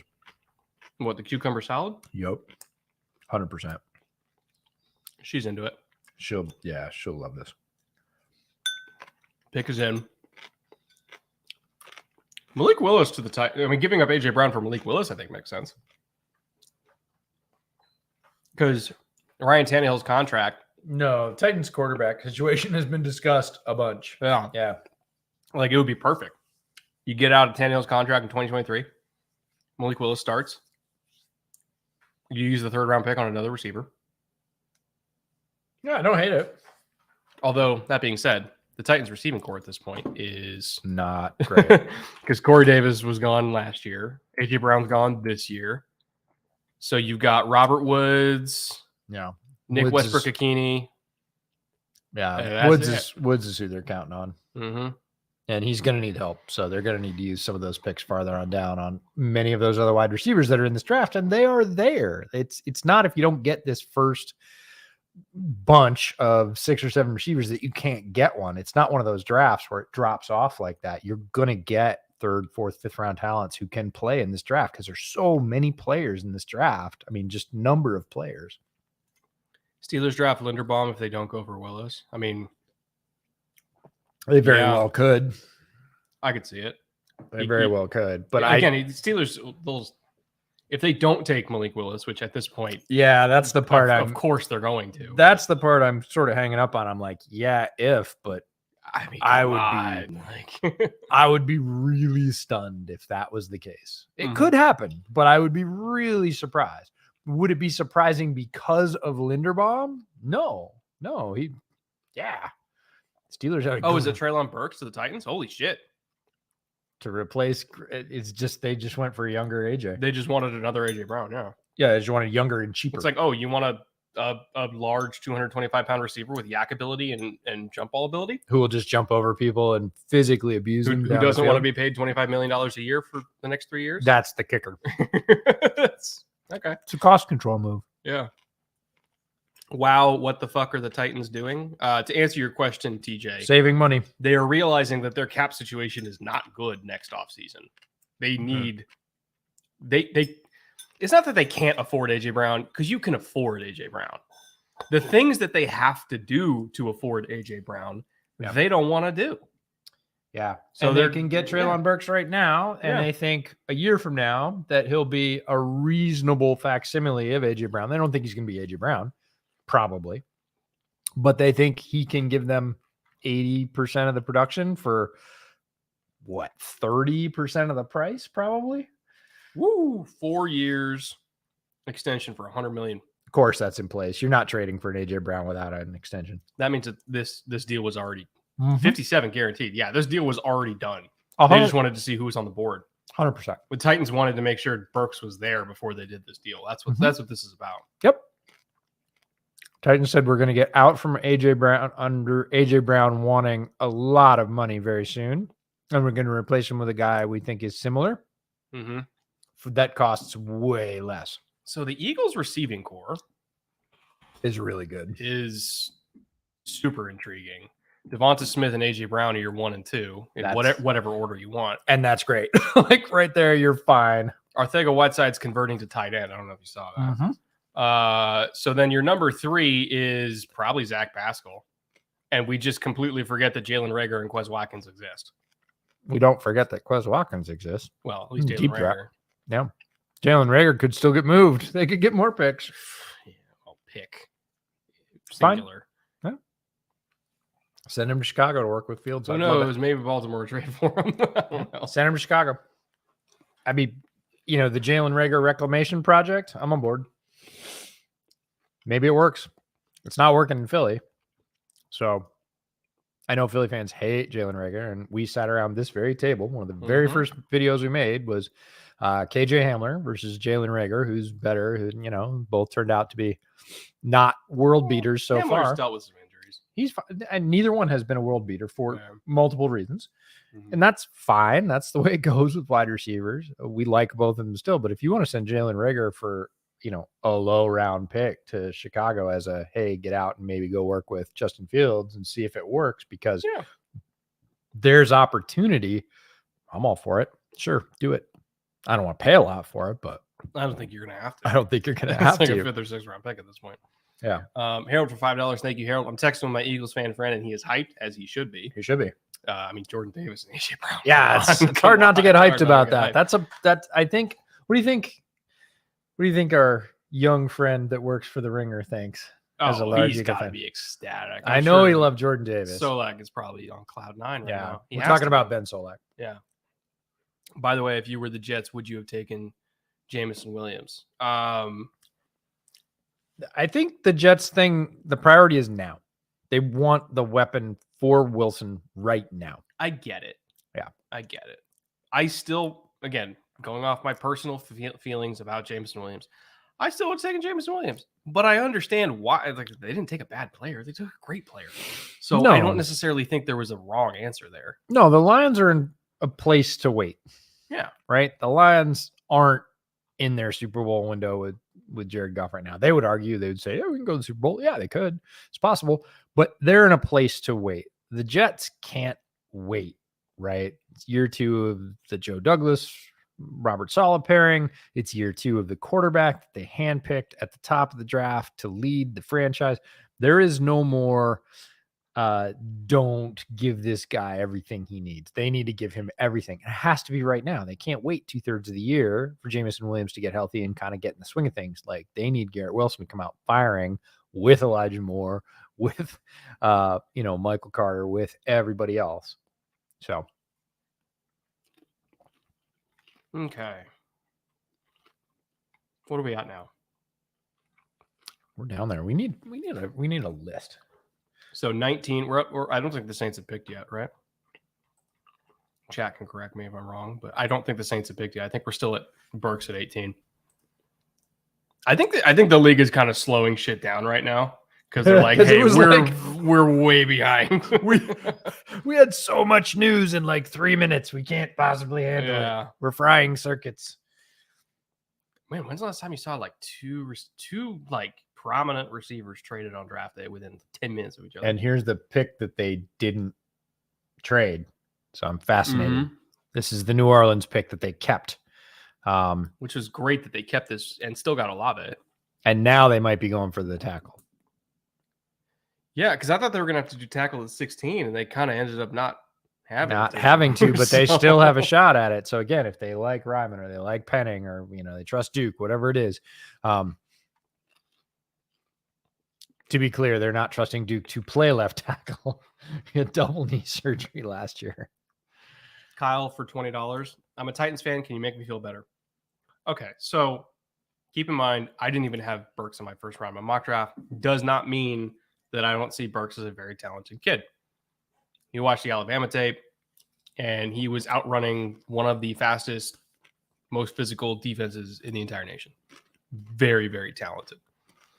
The reason why he quote unquote ran slow at like low 4.5 or whatever was there was some weight management issues that apparently happened when he was training for the combine.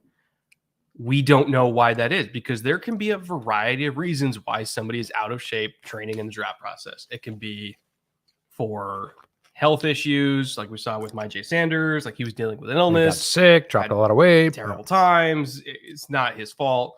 Sometimes there's something going on in the personal life of a player. We've seen that before as well. Sometimes it's for the reasons we don't like, but we can't speculate, or rather we don't know why it happened. We just know it happened. I think the fact that Titans took him at 18 shows that they checked into it and everything seems okay. And if everything's okay in terms of work ethic and all that shit, Treylon Burks is one of the most talented receivers in this class. He's big. He's got ball skills, yards after catch ability, dangerous in a variety of roles. You want him at X, he could play X. You want him at Z and move him around and just kind of get him the ball in space. Do that. You want a big slot? Fine. Put him in the backfield. Fuck it. Titans have Hooper. Forgot about that. Yeah. So he's a really talented kid. And we are trusting that the Titans checked into whatever was going on during this pre-draft process, which I think they would, because after Isaiah Wilson, why would they ever take They that probably risk double again? checked They probably into the double process. checked. Yeah. If anything, the fact that Titans took him in the first round means that he probably checked out fine. Yeah. Because they'll double and triple check at this point. But you get a talented kid. Like I get it. I totally understand the pick. I like it. I'm all right with it. Yeah, gives him a weapon, and it's largely about replacing a weapon with another weapon and cost control. Treylon Burks, in terms of strengths, down the field, physical, will just overwhelm you. It's not a technique thing. He will out-athlete you at the catch point. He is big and strong. He will just jump up and over you and pry the ball away. That's his down the field routine.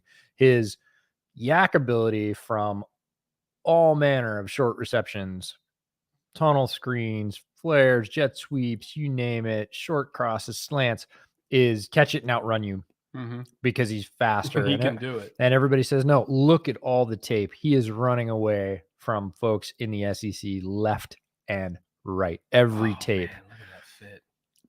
What a suit. Every tape. Oh, Treylon Burks, also best eyes in the draft. Gorgeous. Yeah. Also, he's definitely not 240 there.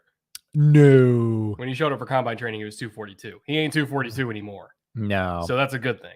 Yeah, 225, 230 is what he looked like he played at on tape. Again, really physical guy, as AJ Brown is. Like AJ Brown is a really physical guy in terms of how he plays the position. So Titans fans are gonna probably have a couple of reps this season where they look out and go, is that Brown? No, that's the guy they got in the first round. That's Treylon Burks. He looks the same. Yeah, he does look the same in a lot of ways. Is AJ Brown a better player? Yeah, he's developed. Treylon Burks is going to continue to develop. And, you look at the folks he's running away from on all these highlights. It's Missouri. It's, Caleb Evans right there. It's Texas A&M. It's Alabama. He's fine for fast. And, yeah, down the field, it's not a lot of subtlety, right? It's not a lot of technique. I'm bigger and I'm stronger. just and bigger and faster, strong. yeah. I'm just going to jump But over you. That's And kind of what AJ Brown was too. Let's be honest. I'm just going to overwhelm you Yeah. down the field because I can. And he does.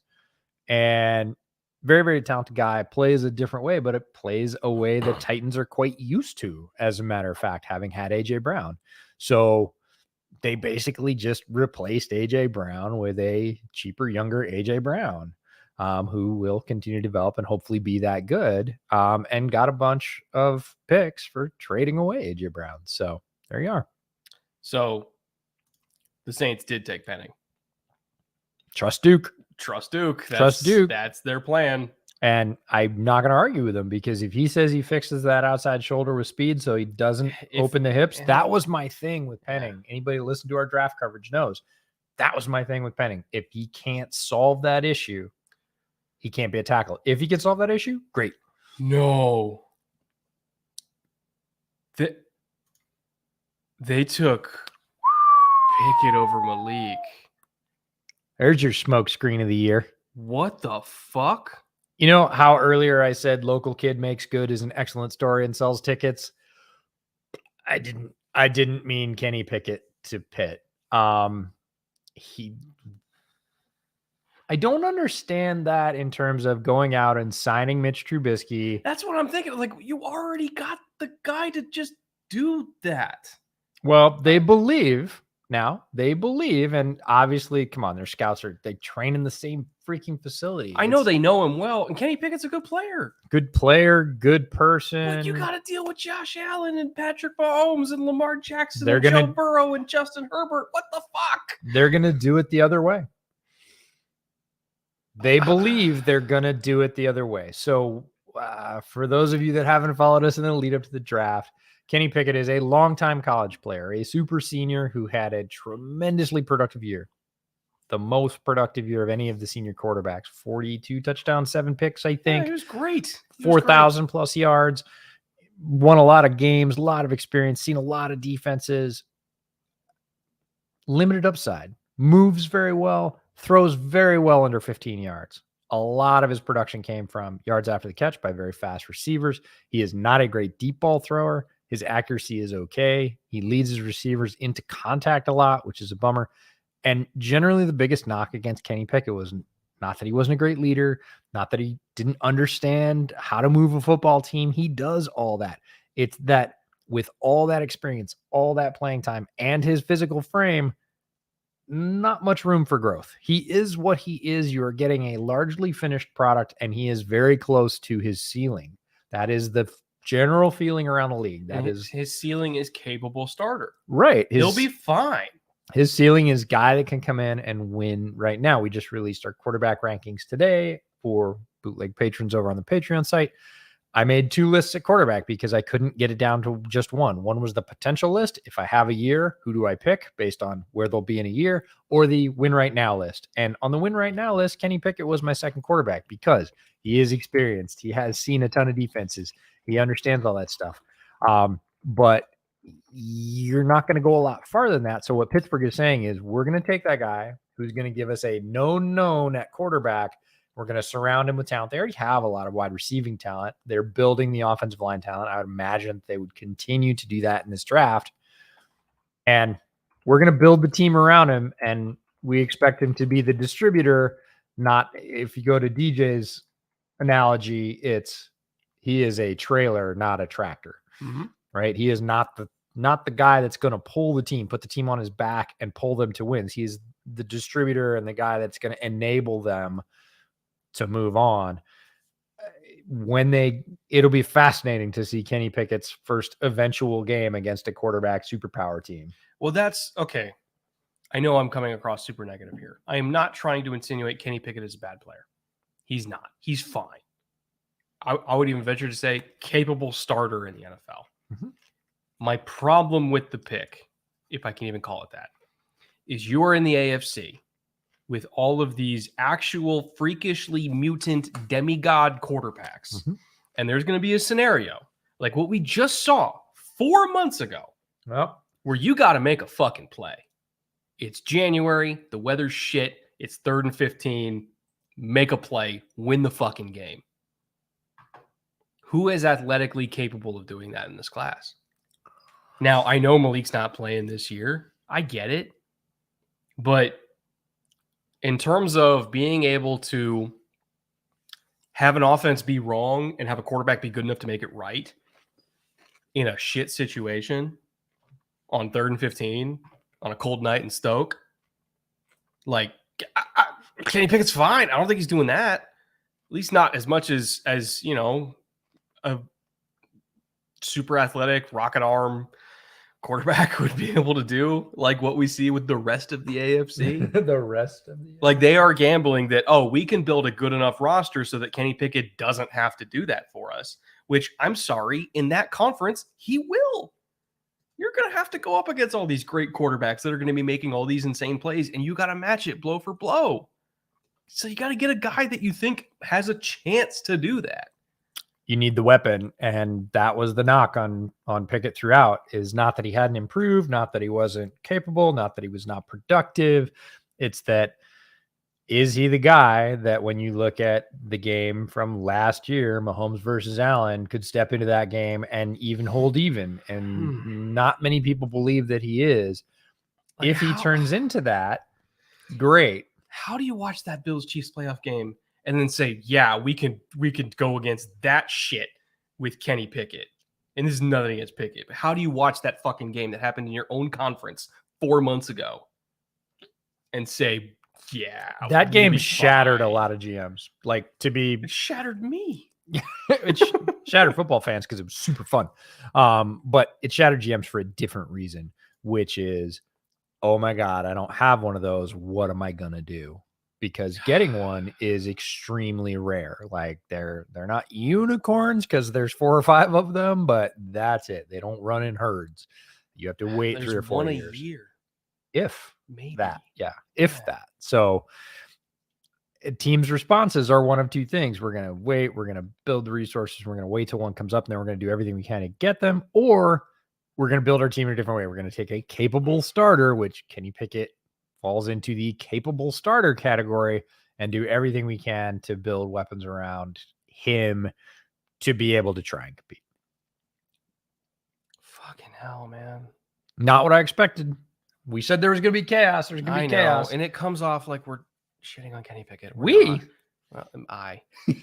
not shitting on Kenny Pickett. He's fine. He's good. I would even say he's good. Yeah. But he's not in the AFC. He's not the shooting star potential. And I would imagine the outcry in Pittsburgh. I bet my buddy Mitch has already texted me. Mitch, if you're watching. Yeah, I saw it, man. Yeah. Well, okay. Who starts? Mitch Trubisky or Kenny Pickett? Whoever wins in camp. Like, I think it's a legitimate camp battle now. I think that's a legit even camp battle. I really do.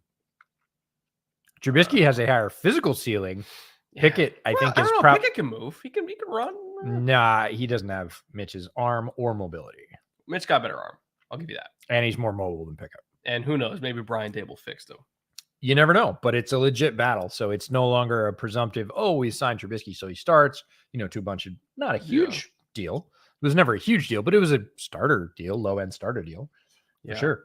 And now it's not that, because you spent a first-round pick on a quarterback. So it is a legit, straight-up battle in camp. Oof. Maybe we should go out to Pittsburgh this August. If they're going back, if they're going back to camp at the college, which I think they did, it's one of the most beautiful settings. Because they used to be one of the teams that went to Greenbrier, right? Not Greenbrier. Chat, help me out. Where does I thought it was in Latrobe, but it's not Latrobe. Anyways, chat will help us out with where the Steelers I'm sure there's go to some camp. dedicated Steelers. Gorgeous backdrop for training camp. Speaking of gorgeous backdrops, hold on. Let me see if it still works. I'm gonna try something, chat. Magic. I'm gonna try something. Hold on. Loading, chat. Loading. Hey, it did work. How about that? Look at fancy. Us. We're almost professional. So fancy. I have no idea how much battery's left on these. That's all right. I've been I always get saving it. jealous when I'm in It's got my 2 basement. hours. It's got Yeah, 2 hours. when I'm in my basement and he turns them on, I'm like, oh man, I gotta get some lights. And now Yeah. I'm here and I'm like, oh, we got lights. I'm waiting for the sun to go down. Jeez. Yeah, we got lights. Alex for $5. I have to lay down for this pick so I can jump and yell when the Pats pick N'Keal Harry's cousin. Is N'Keal Harry's cousin in this class? I don't know. I'm terrible with the relations. I try and keep up on as many as I can, but I know Matt Elam's nephew's in this yeah, class. Matt Elam's the uncle of Kyer Elam. That was my first question. I was like, Matt Elam's not old enough to have a kid graduating college, right? He's his uncle. You know who the other North Dakota State, and one of the might be in this chat.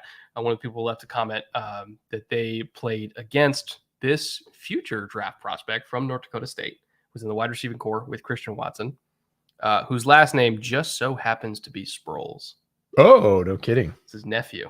Oh, okay. We are now at that age. Yeah, Darren Sproles' nephew. Dude, I'm past that. I'm to players that I scouted who were successful pros and are now coaches and have kids in college. And I'm like, I remember young Darren Sproles in the Chargers.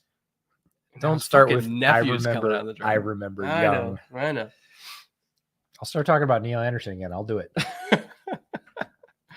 Cameron LeMay for $10. Who do I have to pay for the Pats to not take Nakobe Dean? Well, I know they like Nakobe Dean a lot, so they might take him. I honestly don't think you have to pay anybody, because if Devin Lloyd's still there, Devin Lloyd's going to be a Patriot. We think. No, I bet, because he rushes, and Bill will be like, "Give me that." But they like Nakobe Dean a lot. I'm sure they love Nakobe Dean. I mean, everybody loves Nakobe Dean. He's super intelligent, flies all over the field. But if you get another guy that's super intelligent and you can slide him up to edge on passing downs and get a really talented edge rusher, they'll take.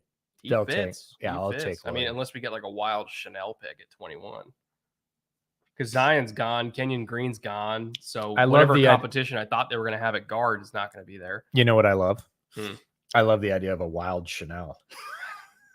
Ooh, I was out in the field today and I saw a wild Chanel. Really? 1 of 15. Was he fast? Yeah, he's real fast. Here's my dark horse actually for Patriots, since he's still there. Booth. They need corner. Well, he fits their style. Yeah, he's totally up their alley. That's obviously, by my reaction, a non-shocking pick. I was like, yeah.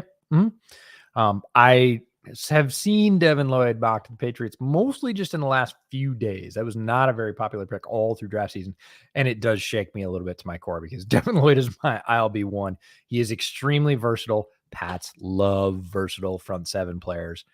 And I was like, oh no, like it works.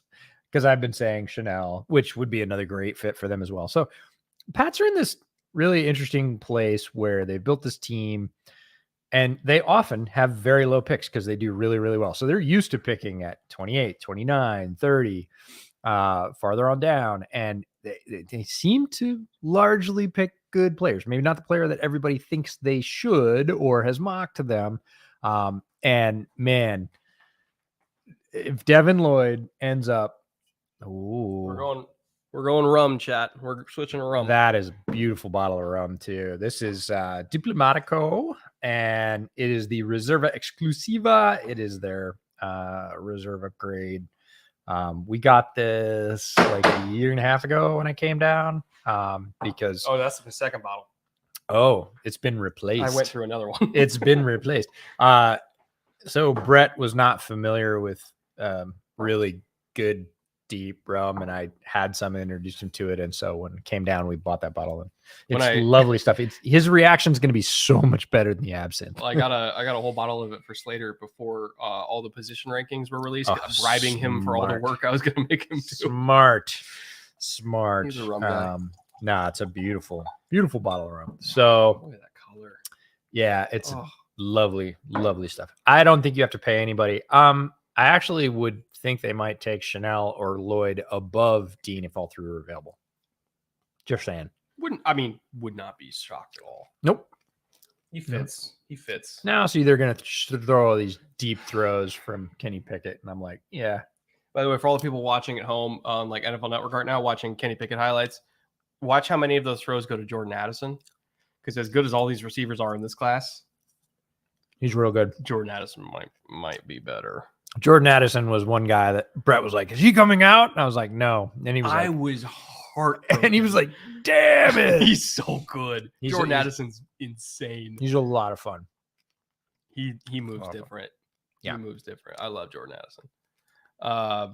Marshall Langford for $5. Shanahan just being completely stubborn with Debo at this point. Surely SF could have been in play for one of those trades. They I don't still know. maybe. I don't know what they're asking. They still maybe. Again, it also depends on who's on the board. Like the reason why the Titans traded up and got the deal done with AJ Brown is because Burks was there. Yep. If he'd been gone, that deal would be off even after all the negotiation, because you can tell as we did that contract was pre-negotiated, the extension, that much money, like that was done. And they said, okay, if our guy is there, we'll give you Brown, but you got to have the extension worked out. Chiefs traded up. Now, we expected this. We expected the Chiefs to bundle picks because 11 players were not going to make the Chiefs. So we expected them to reduce their number of picks by moving up. So there's somebody on the board. I would say edge. Hold on. I'm behind. Ow. I saw something about McDuffie. Nope. That's not real. Somebody was saying McDuffie was next corner. Chiefs trade with Pats. Tree has gone fully. Oh, I forgot to check in on Tree after the Pickett pick. Tree is melting. We're talking about urinating Tree over on the dumpster fire stream. Friends of ours doing it with 5 points. They have a draft reaction stream as well. And urinating Tree is a Pittsburgh guy. He's the Yinzer. And he is probably melting his head right now. Oh my God, I got it right. I got McDuffie to KC. Whoa. I had that in the mock. I'm not going to trade up for him. And Packers already picked, according to the website. Hell yeah, I got that right. What the fuck? I'll take it. I think we should check in with our KCSN buddies and see how they feel about McDuffie. I'm sure they love him. Not so sure he was on McDuffie to Kansas City for 21-20. Oh, for 21 4 29 94 121. Yeah, that's enough for McDuffie. That's a good value. If they look, they obviously do. So Spags gets his new Tyron. Yeah, well, that's why I mocked him there, because it's like he's literally the same skill set. But the bad thing happened. What happened? No, they didn't. It says so on NFL.com. No way. Is that real? Yep. There it is right there. No fucking way. Remember I said it was a crime if he was the first one picked of the three?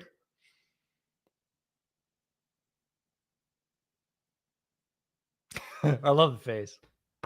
Do they just hate Aaron? Is it? Okay, to be fair, I said the Packers would not pick a wide receiver. I got a question in my AMA chat on the flight on the way down here, and somebody said, which wide receiver do the Packers pick at 22? It's already presaged, not which player, which wide receiver. And I said, well, don't be so sure that they pick a wide receiver. I don't think they will. They just don't. As an organization, they don't value it as a first-round choice. They don't do it. It's not to piss off Aaron. They just don't value wide receivers as a first-round choice. But the fact that they picked a position that is not among the absolute elite in terms of value, outside corner, quarterback, offensive tackle, edge rusher, those are the ones that are like, it's the wrong one. It's the wrong one. And I love it. Why though? Because Packers. I wonder if they don't think they're going to play him more like an edge. Like, I like Quay Walker. I like him. He's a good player. I'm not upset because of Quay Walker. Oh. I'm upset because Allen Lazard's your fucking wide receiver one. They're not done picking wide receivers. Pickens was right there. You knew they weren't picking a wide receiver. Oh my God. I'm more of the mind that I said 2 weeks ago or so. Somebody said, oh, Quay Walker this. And I said, if Quay Walker gets picked before Nakobe Dean and Channing Tindall, it's crime. And I believe that's true. I believe he is the third best He has some of the highest potential. This is all about a potential pick. Like they are picking for his physical potential. He is the biggest. Kyrie Hill to the Bills would be real interested. Over Andrew Booth is also something, or I'm the cover one guy's got to be pissed, but I'll be really interested to see what they think. I saw Kyrie Hill mock to the Bills sometimes. Like it was not this is not a way out there pick. Again, my theme of the night, I'm not saying he's a bad player. We're not, all of these guys are good football players. Andrew Booth is better, in my opinion. Yes. Like, so not what am for me. I just want to know what I'm missing. I want to know what I'm missing with the Quay Walker pick. Because like, if you're taking Quay Walker over Tyndall and Dean, like both. If you're taking Quay Walker over Tyndall and Dean, which, full fairness, I had them in the same tier of my linebacker rankings. I did not. I'm not even talking about just the linebacker discussion. I'm talking about taking linebacker over receiver, period. Yeah, but you kind of knew that was going to happen. Unless it's Devin Lloyd. Yeah, but you and I had that discussion this morning about the Packers are most likely not going to pick a wide receiver. They just don't do it. I believed it for the memes, but in my soul, I didn't want it to be true. I didn't think that they would do this again. All right. It's not a Quay Walker problem. It's the fact that I get it. Like all these other receivers are going to go off the board. Yeah, but there's so many receivers, and it's Aaron. You said this yourself. You said this to me in retort when I said they're not going to pick one. He's like, yeah, but they just count on Aaron to make them look amazing, and they do. Nobody loved Lazard coming out. I know. Well, that's not true. Midwesterners loved Lazard. In general, Lazard was not a super highly regarded, we have to get him in the first round type talent. There were people that he had that were fans of his in the draft for sure, but like the Packers very much count on having a Hall of Fame quarterback turn average receivers and tight ends into amazing prospects. Good luck with that. Enjoy it. It's for you, Tom. Wherever you are. It's a good rum too. It's great rum. I don't know. I understand the want for linebacker. Not now. Not inside. And we talk. Okay, here's my counter argument. We talk about receiver depth. You know how many linebackers are in this class? Just as many. Oh, 100%. They're picking one that is. So Quay Walker is not unique, but he is out towards the edges of this inside linebacking class because he is the biggest of the three Georgia linebackers. And people believe he has the highest ceiling because he has not yet reached it and he has a lot of athletic potential. He actually ran slower than both of us expected him to based on tape. He's quite fast. I think his mental processing speed in terms of how quickly he sees a play is the slowest of the three Georgia linebackers. And that makes him look a little slower on tape. Now, that can be fixed, right? Guys get better play recognition as coaches teach them different things. Quay Walker worries me a little bit, but he is, he is a lot as a physical specimen at linebacker. Again, I would not have picked him first. In fact, I probably would have picked him third, but then again, I'm a big Channing Tindall stan. They think they got, a large, flexible, and I mean role flexible linebacker with great physical skills, and they did. But here's the thing. This is the same team that just got a literal first team all-pro linebacker for nothing last year. I agree. And then signed him and then drafted another one when their number one receiver is Alan Lazard. I'm trying to make it make sense. This is not anti-Quay Walker. This is anti-whatever the fuck this process is. Packers draft strategy. Because I would have accepted edge because I get it. Yeah, because you in your mock actually picked edge for replacement of players who are coming up. Again, much like the Tennessee move, right? Yeah. A replacement of a younger player and a cost control type move, not against the player that's currently there or anything else that's on the roster. It's more, how did your process lead you to say inside linebacker after you have that position secured? It's excessive. That's a great way to put it, Charlie. It's excessive. Yes. It's excessive. There's a lot of things about the Packers that are excessive, but this is one of them. Now, Elam to the Bills. Again, I have Elam. I think he's a good corner, but I think there's a lot that needs to be worked on. Not even taking the tackling it because he's a Florida corner. Florida corners always have tackling issues. That's like the most on-brand thing ever. My thing with Elam, from a technical perspective, how he handles releases, he locks his hip constantly, Mm. shooting out his arm at the receiver, like whatever direction the receiver breaks. And this is like press corner 101. And I say this as somebody, this is going to sound very braggadocious. I'm not trying to make it sound like this. Deion Sanders himself taught me this. I love it. It's great. Deion Sanders is having a hell of a, I'm not even calling it off season. Deion Sanders is having himself a hell of a season. He is. He has re-elevated himself, Mr. Prime. He's a great coach. Yeah. And when young Brett Coleman was at NFL Network, I had a very long, very productive conversation with Deion Sanders and Michael Irvin together, talking about releases against press coverage and how to handle certain things and how Deion liked to handle certain things. And he said, look, the one thing I tell every young corner that comes to me is the receiver can fucking fire his feet, fake you out as much as humanly possible. As soon as he commits to that direction, do not, unless you are literally jamming at the snap, do not throw out the hand in the direction that receiver commits, because you're going to lock your hip. And then all of a sudden you're going to be a step behind when you turn. And when you're a step behind, that means you panic, which means you don't look for the ball at the right time. You're not comfortable. Right. He locks his hip all the fucking time. And I know that whoever the Florida DB coach is not teaching him to do that, and he's still doing it. So he's got a lot to fix. He has things to fix. The good about Kyrie Elam, for all the Bills fans out there, he is big. He is physical at the catch point. He is athletic. Not super fast, but easily fast enough to play outside corner in the league. Like that's not a threshold he doesn't hit. I believe he's really good in a pretty narrow space, and that space is defending physically at the catch point. If you look at Kyrie Elam's highlights, it is about disrupting the ball and the receiver at the catch point, and he is one of the best in this draft at doing that. That is where he wins. It's not about mirroring people deep down the field. Typically, he's pretty good with double moves, not great. He is a physical corner who likes to disrupt the ball at the catch point. And if he What? Oh, sorry. What did you think you see? I thought I saw the Bills making another pick, and I was like, wait. What did they do? They're not. It's just our stream lagging behind and some odd graphic work by the NFL. So if Elam does not win right there, and he does win there a lot, let's be honest. He's very crafty at getting his hand in late. I'll give him that. And physical, again, it's disrupting the ball, disrupting the receiver.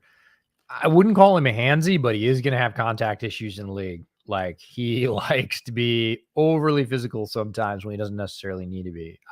Is he going to be a flag magnet? No. Is he going to get flagged some? Oh, yeah. He's an aggressive physical corner that's going to mess with you sort of before, during, and after the catch, like you said, getting his hand in late, popping the ball out. If he doesn't do that, if he gets beat, if he has to recover, if he has to defend where he's not comfortable, if he has to support his teammates all the way across the field and chase and tackle, he is not a run to the ball guy, like, at all, which is why some people said, oh, Kyrie Elam, he should be a Bear. Well, Bear means Colt right now in terms of defense. Like, the Colts defense. And the first thing they told the team when they sat him down is, we're going to rally everybody to the ball, 11 players on defense every play. And if you've watched the Colts for the last 3 years, it's not just empty talk. Like, the Colts rally to the ball. And I was like, Kyrie Elam's probably not in their top 10 for corners, because if play's not near him, he just stops. He's a pile toucher. He'll walk up and just be like, yeah, you guys got it. Occasionally you'll see somebody break away from his teammates and he's like, oh, I should probably go get that guy. And then he'll take 2 or 3 good steps and stop. Like, that is super consistent on his tape. So he's going to have to work on that. Got to get some hustle going there. Who the crap is Tyler Smith? Tyler Smith is one of the most TJ physically imposing offensive linemen in this class. He loves nothing more. So I'll say that as physical as Trevor Penning is, Tyler Smith is as physical as Trevor Penning, but he does it better, and without getting off balance, without drawing flags, Like Tyler Smith does all of the whole, imposing will stuff cleaner. He is absolutely one of the most talented offensive linemen in this class. I think he's a little bit tight. And so at tackle, I would love to see him try and see if it works. Worst case scenario, he is a top tier guard. And I mean top tier guard. Ultra physical, great run blocker, super high ceiling. I love this pick. I think it's right in line with, about the range where I kind of expected to start to see him going. So yeah, 24. A lot of people are saying edge, and believe me, as somebody who mocked them edge myself, I would also understand that. But I 100% at the same time get the Tyler Smith pick. Sorry, I'm just watching chat. Smith is a tackle, says. Yeah, I know somebody. They called him a tackle. They're going to try him at tackle and see if it works. Yeah. Doesn't mean he won't be a guard later. Yeah. I have him as a guard in my rankings. I think he can play tackle more so than the unmodified Trevor Penning. I thought Smith had a better shot at managing the wide variety moves you're going to see in space at tackle in the NFL. But he is nasty, overwhelming upper body strength, grip strength, and torque. You see him on tape. Once he latches on, he's got very strong hands. He will twist, turn, and drop you, pancake, be on top of you. That is, and you see it a lot. That's not a once in a while kind of thing on a Tyler Smith highlight. You will see it time and time and time after in each game. Incredible upper body strength and leverage torque sort of understanding.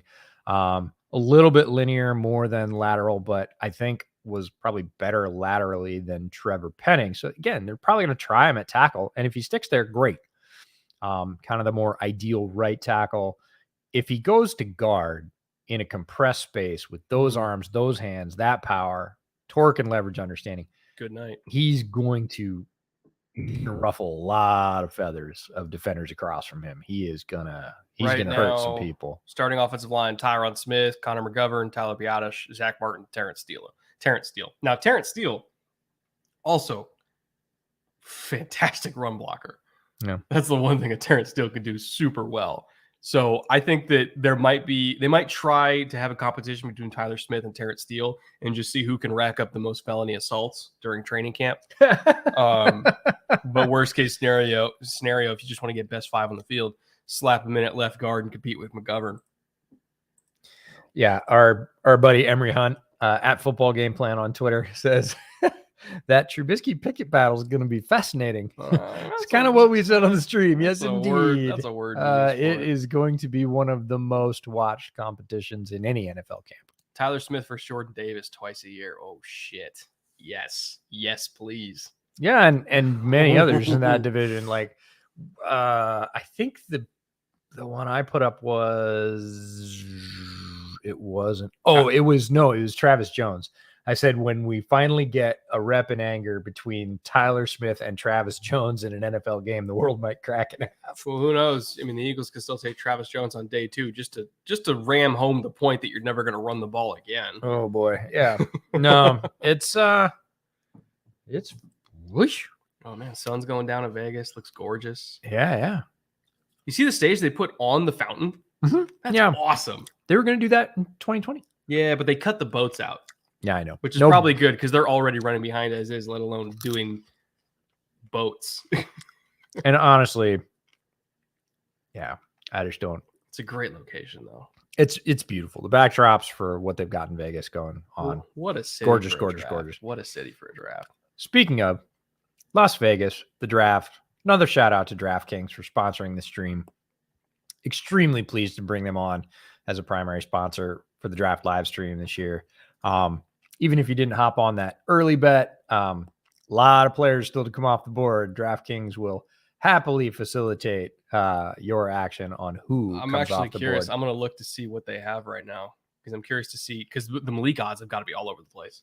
Now, yeah. I mean, who knows what? Let's see. Can I get to the NFL here? Yeah, I got to find it. All right. While you're doing that, I'm going to go back to. Oh, I think it was only pre-draft. I think it was only pre-draft. Okay. So I think they're trying to figure out who's going to go in the back half. So of the what's first. Baltimore do? Baltimore's up. Pickens, 100% Pickens. Can you find a more receiver that's on brand for Baltimore than George Pickens in this whole class? Well, it's really fascinating because we talked about the Ravens wide receiver situation last night when we were working through scenarios, both in we were watching your mock or the edit of your mock and thinking about the one we'd done, and we were working through. We were like, okay, so what do the Ravens get? Like, they think Bateman's over there. They've got Hollywood, who's now gone, and that's the fascinating piece over here. And they can run him outside. They've done that. Probably more effective in the slot as a speed threat. So what do they get as the third wide receiver? Well, now it's the second wide receiver. And they got rid of the Notre Dame guy that never worked out. Yeah, they cut him last week. Yep. They released him as well. Big dude. He's like 6'4". I can't remember his name. I loved him. I would, again, be not unhappy if he ended up as a camp tryout in Chicago. Just like, take a flyer. Like, I liked him coming out. I thought he had potential.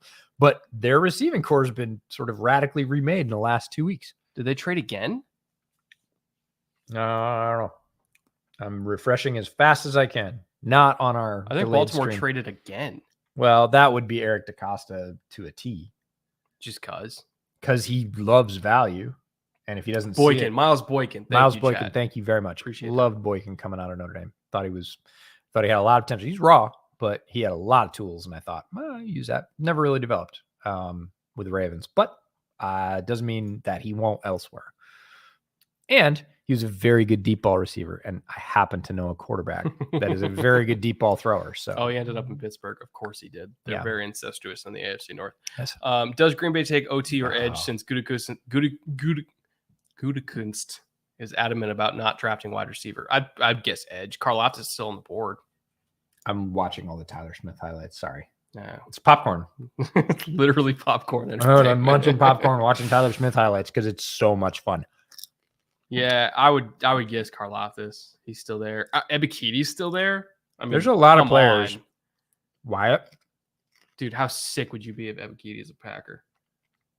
A lot of people have mocked Ebikiti the Packers. Packers always take one of my draft crushes. I know, and they haven't done it yet. And Quay Walker was not one, so we're still not out of the woods yet. Like, I would be on one hand, I'm like, okay, it's not a receiver. We're still in the clear. But on the other hand, it's like, fuck, Arnold Ebikiti is really good. I don't want to face one of the edge rushers I believe has the highest ceiling in this entire draft. Yeah. And that includes Hutch and Tibbs. Yes, it does. My concern with the Packers, though, is like nobody would score on them, but they also would not average the points that Packers fans are used to. There's other receivers in this draft. Everybody just needs to relax because they didn't get the receiver at the top. There are other receivers. We just had a discussion that they need a one. I get it. Let's play a game because they're obviously not going to do it. They've already not. They're not doing it. Yeah, they've already not done it. So let's play a game. We haven't played a game yet. Oh, before we do the game, Tyler Linderbaum to Baltimore. You knew it was coming. The Linderbaum pick specifically? Yes. Linderbaum is a Raven. If he was there. I mean, fits. Like, not just fits. Like, lock and key fits. So, my apologies to my other podcasting partner, JB. I know the dream is dead. He's a Hawkeye. My broadcast partner on Bears Over Beers is a Hawkeye. Also a former offensive lineman himself. Linderbaum to the Bears was his ultimate dream. He realized that it was not likely. So the dream is dead. Easy. Wow. Paul Melton's your first round pick. I'm right. No, that was a serious one. Whoa! That is a deep pull and very good. That is amazing. Holy shit, somebody liked him as much as I did. That is wildly impressive. Who took him? Jets? Wildly impressive. I thought I was Gotta alone. be Jets. I thought I was alone on Bo Melton Island. Well, you were alone on Bo Melton Island in the first round. Like, not well, even me. I didn't do that, but I thought it was going to be high. Even I didn't. I thought it was going to be high day 2. Yeah, I figured you would go late to mid 3 was my Melton guess. If he was there in 4, it was a steal. Wow. Well, Zach Wilson did Was it the Jets? Was it the Jets? I think it was the Jets, right? Bo Melton. Holy Trolled. shit. Trolled. I can't believe it. Trolled. No way. What do you bet? You just got trolled so hard. I'll bet you. Did chat I think chat bamboozle just me? trolled rum laced. No way. Yeah, I bet they did. I would be so mad. You- I mean, I wouldn't be, but I'd be so mad. He's a let's go.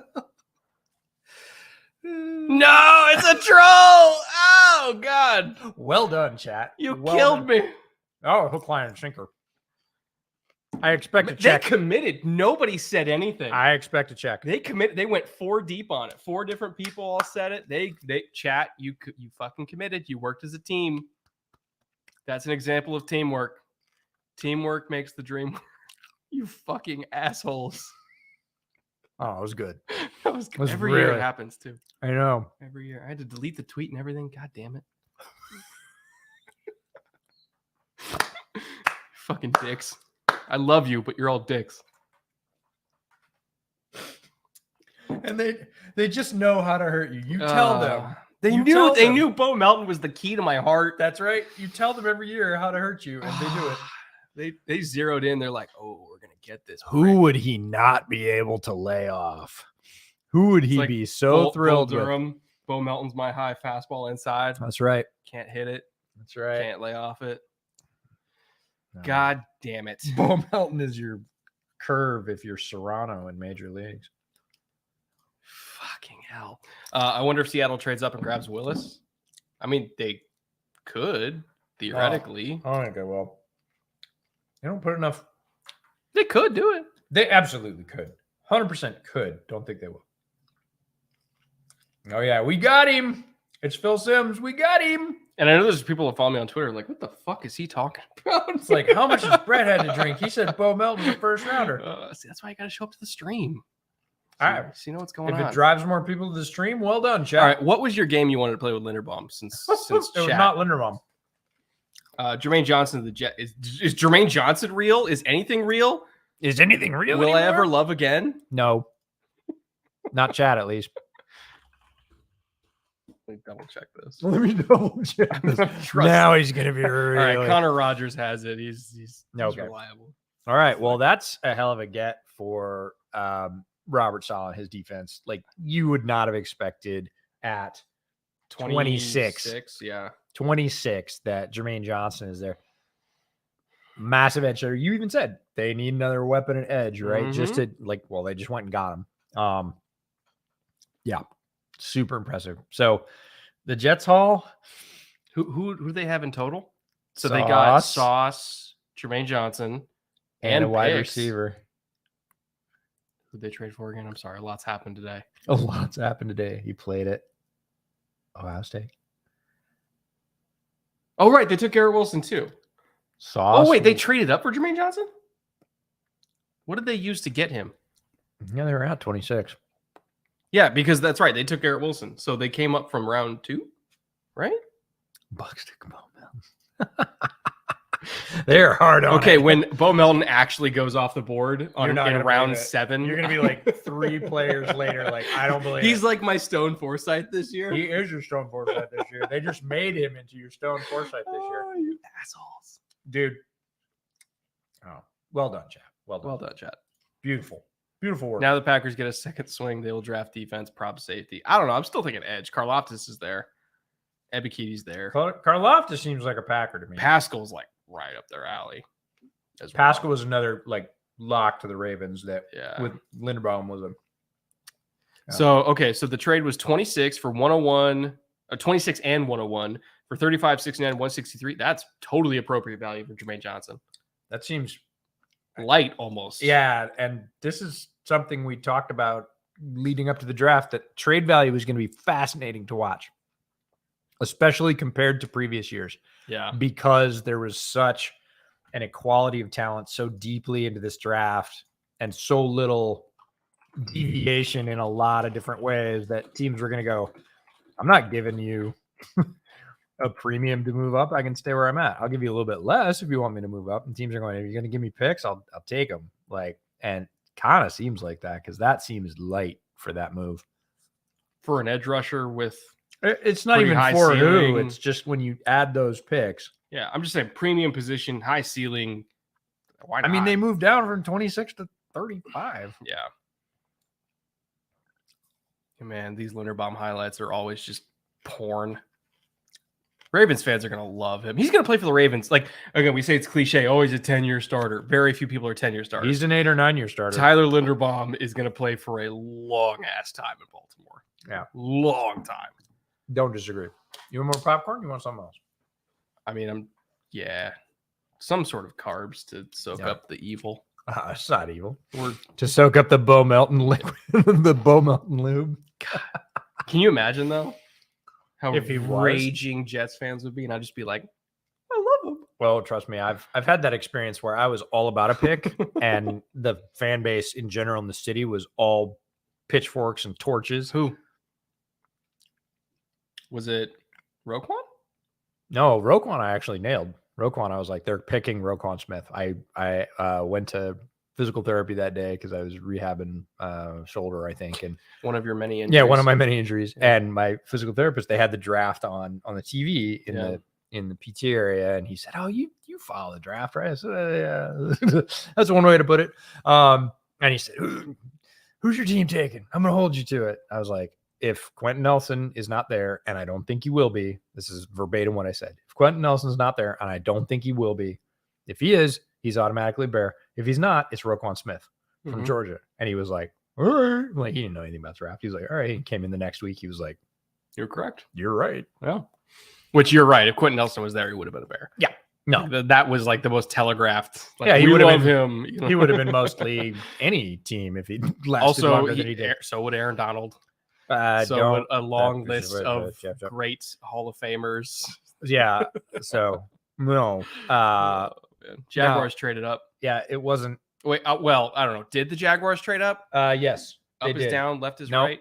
NFL.com says they did. Okay. Right there. But who is it? They haven't said yet. Boy, Joe Douglas is having a day. Can you imagine if it was Sam Howell?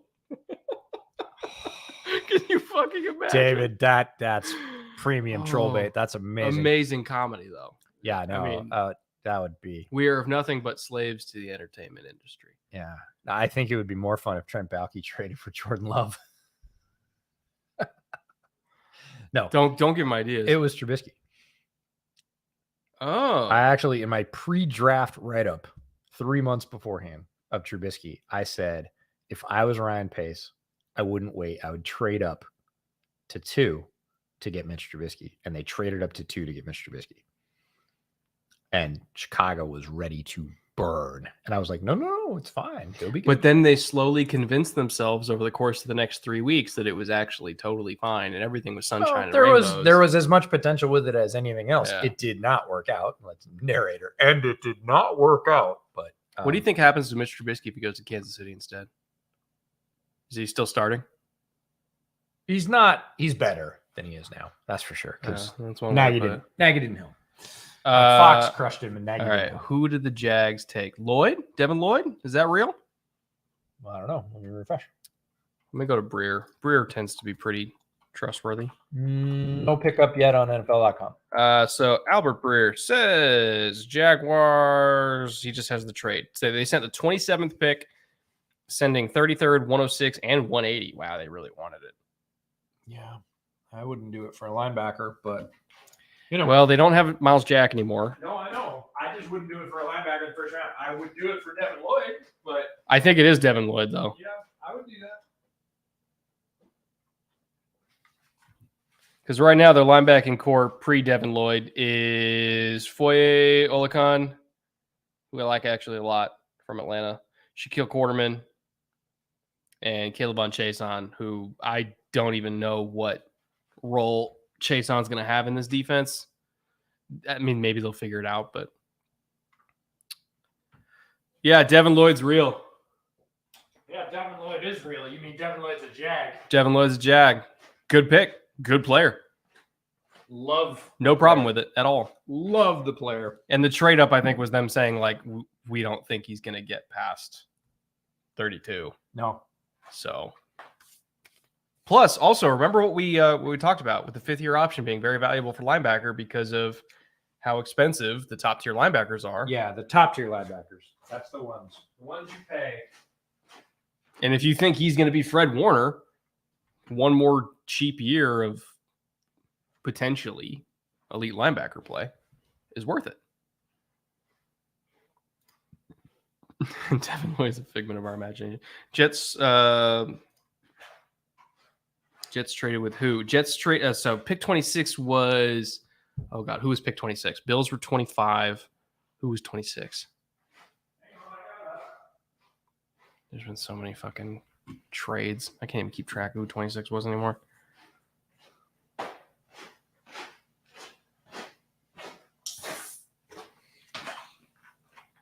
Titans were 26. Yes, thank you. Titans have moved all over. So somehow the Jets ended up with that pick. I can't even remember. Oh, they traded with Baltimore, I think? No. Fuck. Who did they trade with?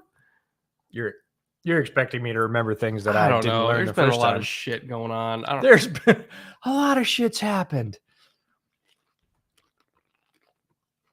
Jermaine Johnson to New York is fun. That's a man. Yeah, that D-line. Ooh. Jermaine and Sauce. Like, forget Wilson. Like, Wilson's fine. Like, with the loud shoe. Could you hear that? yeah, squeaky. Could you hear his shoes? I was squeaking. That's hilarious.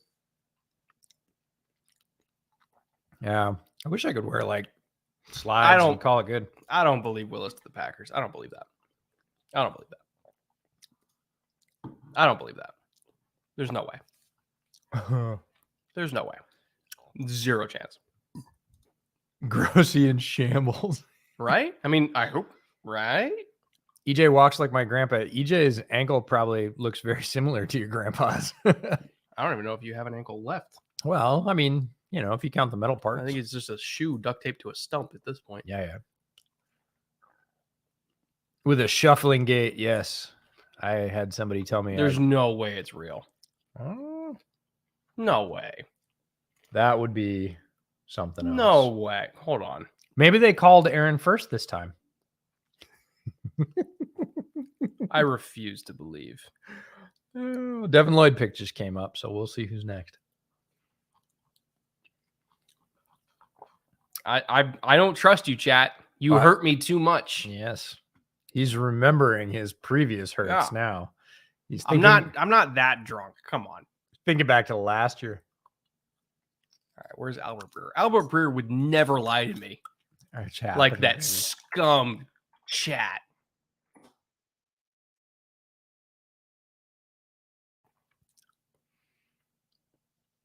Okay, he just has Devin Lloyd as a Jaguar.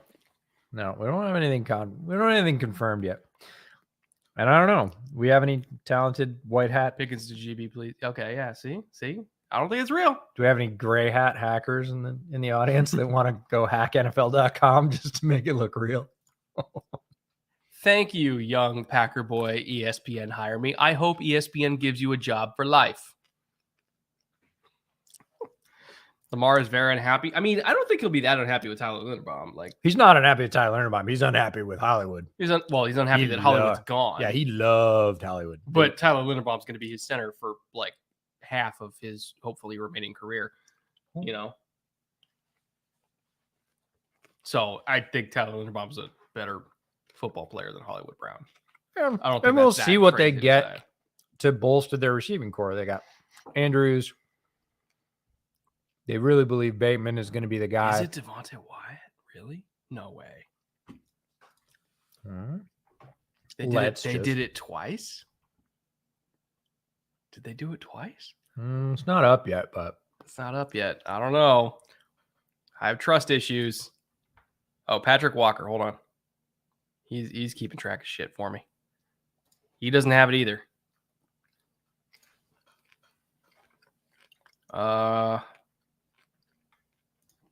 Does Baltimore get JPA? deep? Who's JPA? JPA? This is an acronym I should know. I probably should know it.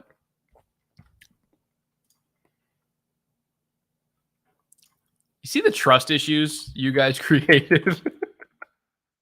Check Breer. He says Wyatt. I feel like Breer confirmed Wyatt. Okay. Yeah, it is Devontae Wyatt. Okay. All right. Well, That was a no receivers. No. That was loud. I'm sorry, chat. Devonta Wyatt to the Packers.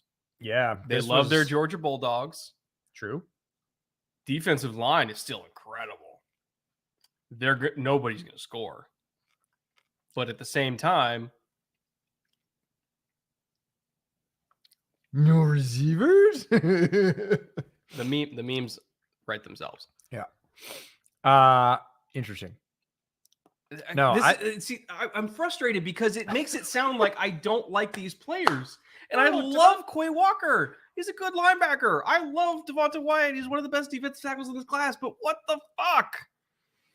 It's an interesting strategy. There's no doubt. They must have players that they like later down. Like, again, Lazard was not Khalil a high-round player. Shakir is a Packer. Probably. Almost guarantee it. Actually, no, I'm not going to guarantee it because it's good as good. What do they think about Amari Rodgers? They seem to like Amari Rodgers. They better right now. He's playing. But their number one is Alan Lazard. I know. He's going to. And they passed on Pickens twice. Well, Pickens. I don't know. Smoke, fire. I don't know. We'll see. Wyatt to the Packers. I don't like it as a Bears fan because Wyatt is a talented player. And I thought Wyatt was also a very good fit for 3-tech in the Bears' new defense. So it's kind of a double sting. See, I have a bone to pick with Stetson Bennett because he forced my man JT Daniels of modern day fame to leave and go to West Virginia when he was waiting his turn Salty to start for Georgia and make his own championship run. Just like this popcorn, salty. And Stetson wouldn't fucking leave. I don't know. So now JT had to transfer. No, Devonta Wyatt's going to, again, that defensive line, especially this season, is Rashawn Gary, Kenny Clark, Devonta Wyatt. Oh, it's an insane defensive line. It's not a fun line. That's the thing is like their front seven is nuts. Oh. But who's scoring? Well, they're counting on a pure first ballot Hall of Famer. I know. To They're drive like, the boat. we're paying you $70 million a year or whatever. So we're gonna fill you up with 3rd and 4th round wide receivers and hybrid tight ends and H backs, and you're gonna throw to them. There's no way Aaron's okay with this, right? I think Aaron's okay because he got paid. Like if I was Aaron, I would be pissed. Yeah, but I think you and Aaron think very differently, and I think that's clear. And that's okay. Again, I'm not saying it's the wrong way, but I just don't get it. I don't get it. Yeah, it's interesting. And it'll be interesting to see what he says and support because you're kind of locked in now. You can't like start burning the wagons and say, oh, they gave me all this money and now I'm really, really pissed and I'm going to start making problems right at the beginning of what is a very large extension. That's not going to fly very well. So they have a crazy defense, and it's not just the front seven. Like their back half is really good too. From a value standpoint, it's interesting. I love Wyatt at the pick, like Wyatt at 28. If you told me a month ago, like right after 2 months ago, right after the combine, that Wyatt was going to last till 28, that would have surprised me. I would have been like, that sounds great. That sounds like a really good value. Devin Lloyd, boy, that's a fit. Whew.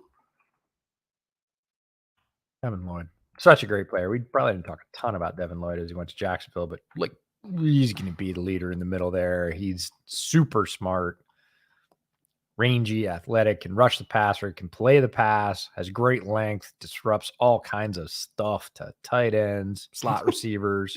Just going to throw those MVP trophies. Line them up, knock them over. Oh, man. That's a good living for $100 million or whatever it is. Man, just the confidence of Gutekunst. The confidence to say, yeah, I'll take care of it later. I'll take the sheer brass balls it takes to say, yeah, I'll find a wide receiver that on Aaron day likes. 2. Because Aaron is notoriously hard on young wide receivers. He's done it before, but Jesus, The confidence. Oh yeah, he's walking in with a wheelbarrow, no doubt. Did he pick Devontae? Goody? Was that his pick? I don't know. I don't think it was. I think it was Murphy's pick. Oh. Or not Murphy. Who the fuck was their GM before Goody? Ted Thompson. No. Man. Love Devin Lloyd as a Chiefs player. going to pick Pickens and then trade up for EK. Oh, don't tempt me. Bo Melton to the Bears. I doubt it. Not. I would love Bo Melton to the Bears. Hell yeah. Not in the top of the second. I would. I don't think you're going to have to, though, at 39. You best not. Like, That's not probably in the second. trade down scenario. Yeah, no. I mean, yes, Bo Melton to the Bears, sure, but like in the, I don't know. Like, again, probably I later think than he's. I think he's good enough that like I'm cool with it. Yeah. 99.9% of Bears fans would not be cool with it. Sorry, they're gonna play Devin Lloyd highlights, so I'm gonna watch that for a minute because oh man, so good. This is what Ben's been working on for like 3 months. Which Ben? There's a lot of NL? Bens. NFL films, all these highlights. Oh, that's right. Yeah. This is Well, all. this This is is all. what I used to cut when I was at I know. when I was at NFL Network. They would give us. I mean, it's so. There's how many players that get drafted? 265 or whatever. Yeah, 267, I think. You know how many players we cut B-roll for? When I was a PA at NFL Network, it's like 1,000. Whoa! Like fucking everybody. Yeah, stump the truck. Down to anybody who has like one tackle in the FCS. I swear to God. Yeah. Anybody who's draft eligible. Wow. And that would have been the binder they would make for all this talent. That would have been a rough go this year because there's so many guys. It's the biggest binder they ever made. 1,600 dudes or whatever it is this year. Yeah, because I talked to Bill, who back when I was at NFL Network, he was like the main guy who put together the binder for the research department. Now he's moved on to other stuff. Man, I gotta catch up with him. He's a great dude. Shout out to Bill, wherever you are. What up, Bill? And like it's the biggest binder they've ever had because there's so many fucking people in this class. And some poor person had to handle what I used to have to do. Okay. It's the printing and the binding. Where do the Pats go? Putting you on the spot. Where do the Pats go? Because Lloyd was the thing. I was kind of like, Lloyd. I feel like they're doing the Kobe Dean. I don't know why. I feel like they're doing the Kobe Dean. Interesting. I just call it a gut feeling. I'm going to take a look at a list and see what we've got. Aaron is live on Pat McAfee right now. Oh, he probably won't say anything publicly though. Who cares if he does? He'll probably talk about his cleanse and everybody will pay attention. Whoa. Did the Pats take Cole Strange? They did. Totally. No shit. Yeah, that's their new Shaq Mason. Cole Strange, Tennessee Chattanooga. Whoa. He's the small school senior guy. We just released our IOL rankings this morning. He was IOL 7 for me, and that's guards and centers mixed. So he's like the 4th guard, and he has guard center flexibility. Ali Marpet, Quint Miners. There's always a small school guy that goes to the Senior Bowl, holds his own, gets that invite, and then everybody goes, well, you can play against the big boys. It was Cole Strange this year. And do I think it's a little bit early? Yeah, I think it's a little bit early. Is he going to be a perfect fit in New England? Dead nuts lock.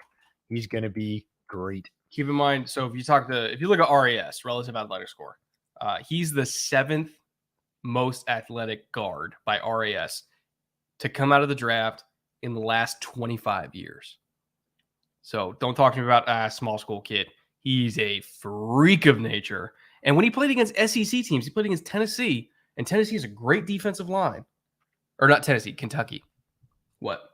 So you said, yeah, I think they're going to Kobe Dean. And I was thinking, no, I think they're going offensive line. So I pulled up who's in the top of the offensive line. This is consensus mock draft stuff. Okay.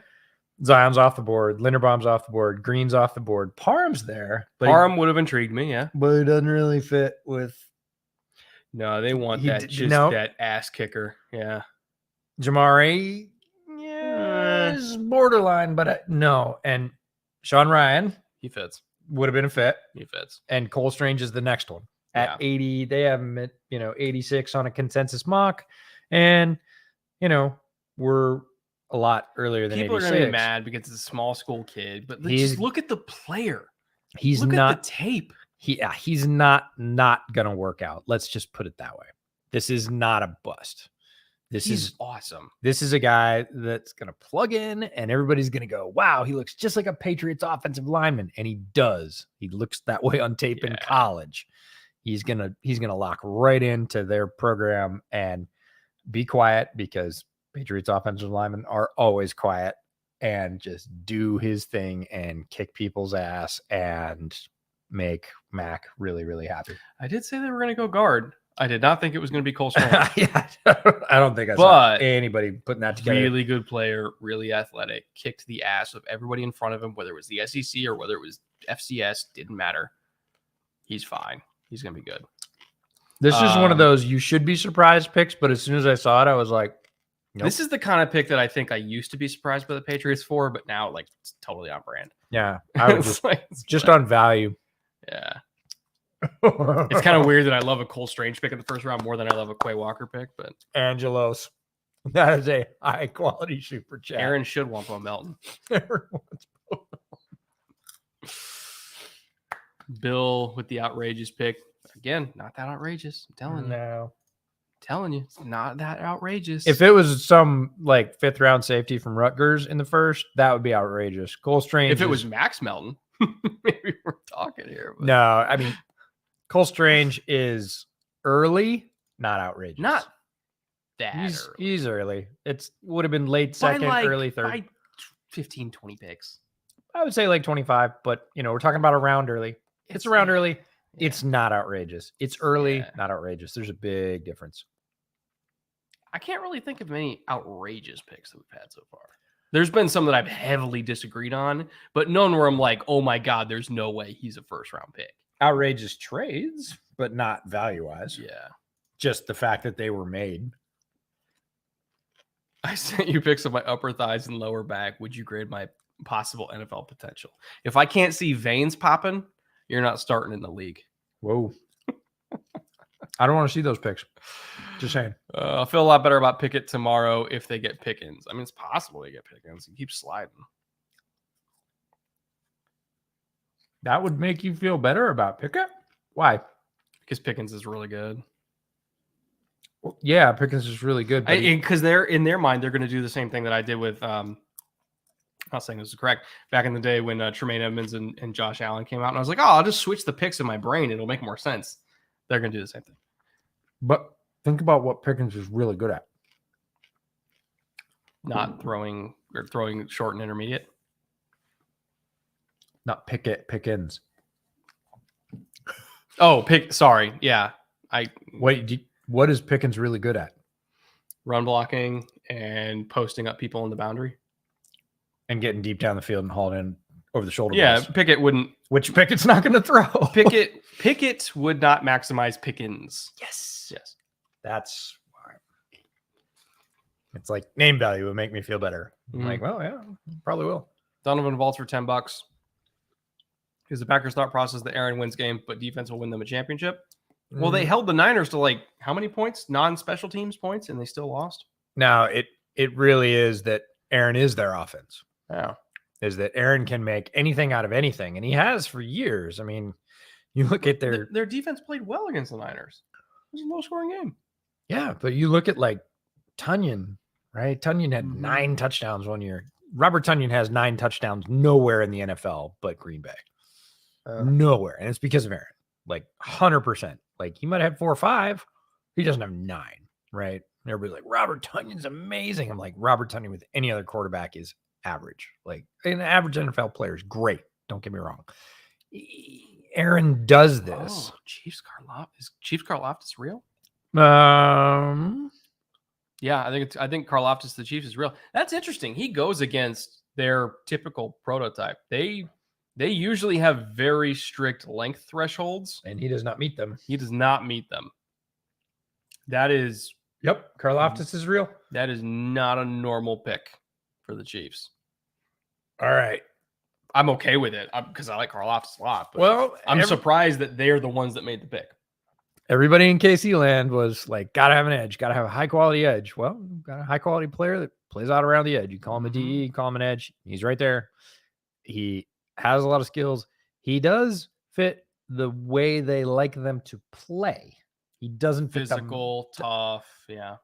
Pushes through, able to really stack the edge. Can be linear in that system. Yeah. Don't need to be super bendy. Yeah. Don't need to be super agile. You need to be strong.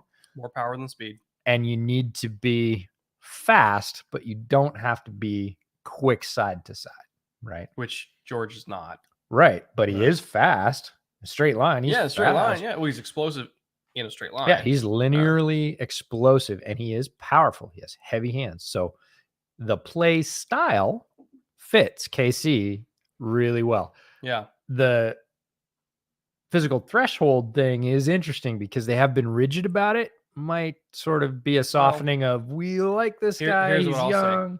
They used to be rigid about it, but what did that get him? Tano Passanio. Yeah. So maybe they're like, oh, maybe arm length isn't everything. Yeah, but the film's really good, so let's get him. So maybe they're kind of learning from past mistakes of like, oh, maybe we should just take the good football players. I'm just surprised by the pick because I didn't think they would. I still would have taken AK. I still would have too, but it's one of those where it's like, it's not chopped liver, you know? It's not at all. Good player. No, not a wrong pick. This is one of those draft classes where different it's like, flavor. It's so deep, yes, where you can make an argument for everybody, except for maybe the Quay Walker pick. The Quay Walker pick. That's going to be the one that sticks, isn't it? We're going to be talking about that for 3 days. Here's the thing. Quay Walker's going to go on to be like a fucking all-pro. Ring of honor type guy. And it's like, Quay Walker had 20 tackles and 2 sacks. He could. Yeah, and the Packers in a valiantly fought NFC Championship game that ended 12-9. Quay Walker, defensive MVP. Oh, no. He could. This is, again, not anti-Quay Walker. He has potential out the yin, and he's not a bad football player now. No, he's a good football player. Is that, he was surrounded by all-world football players. Like, the Georgia defense was the best defense the country has seen maybe ever. I think ever. Yeah, maybe I ever. think ever. Yeah. So the fact that he was the third best linebacker on Georgia, when we say that, you might think, well, third best linebacker on like Purdue, that's terrible, right? No, he was the third best linebacker on a historic defense. Mm-hmm. Big, fast, makes plays. The highlights weren't made up.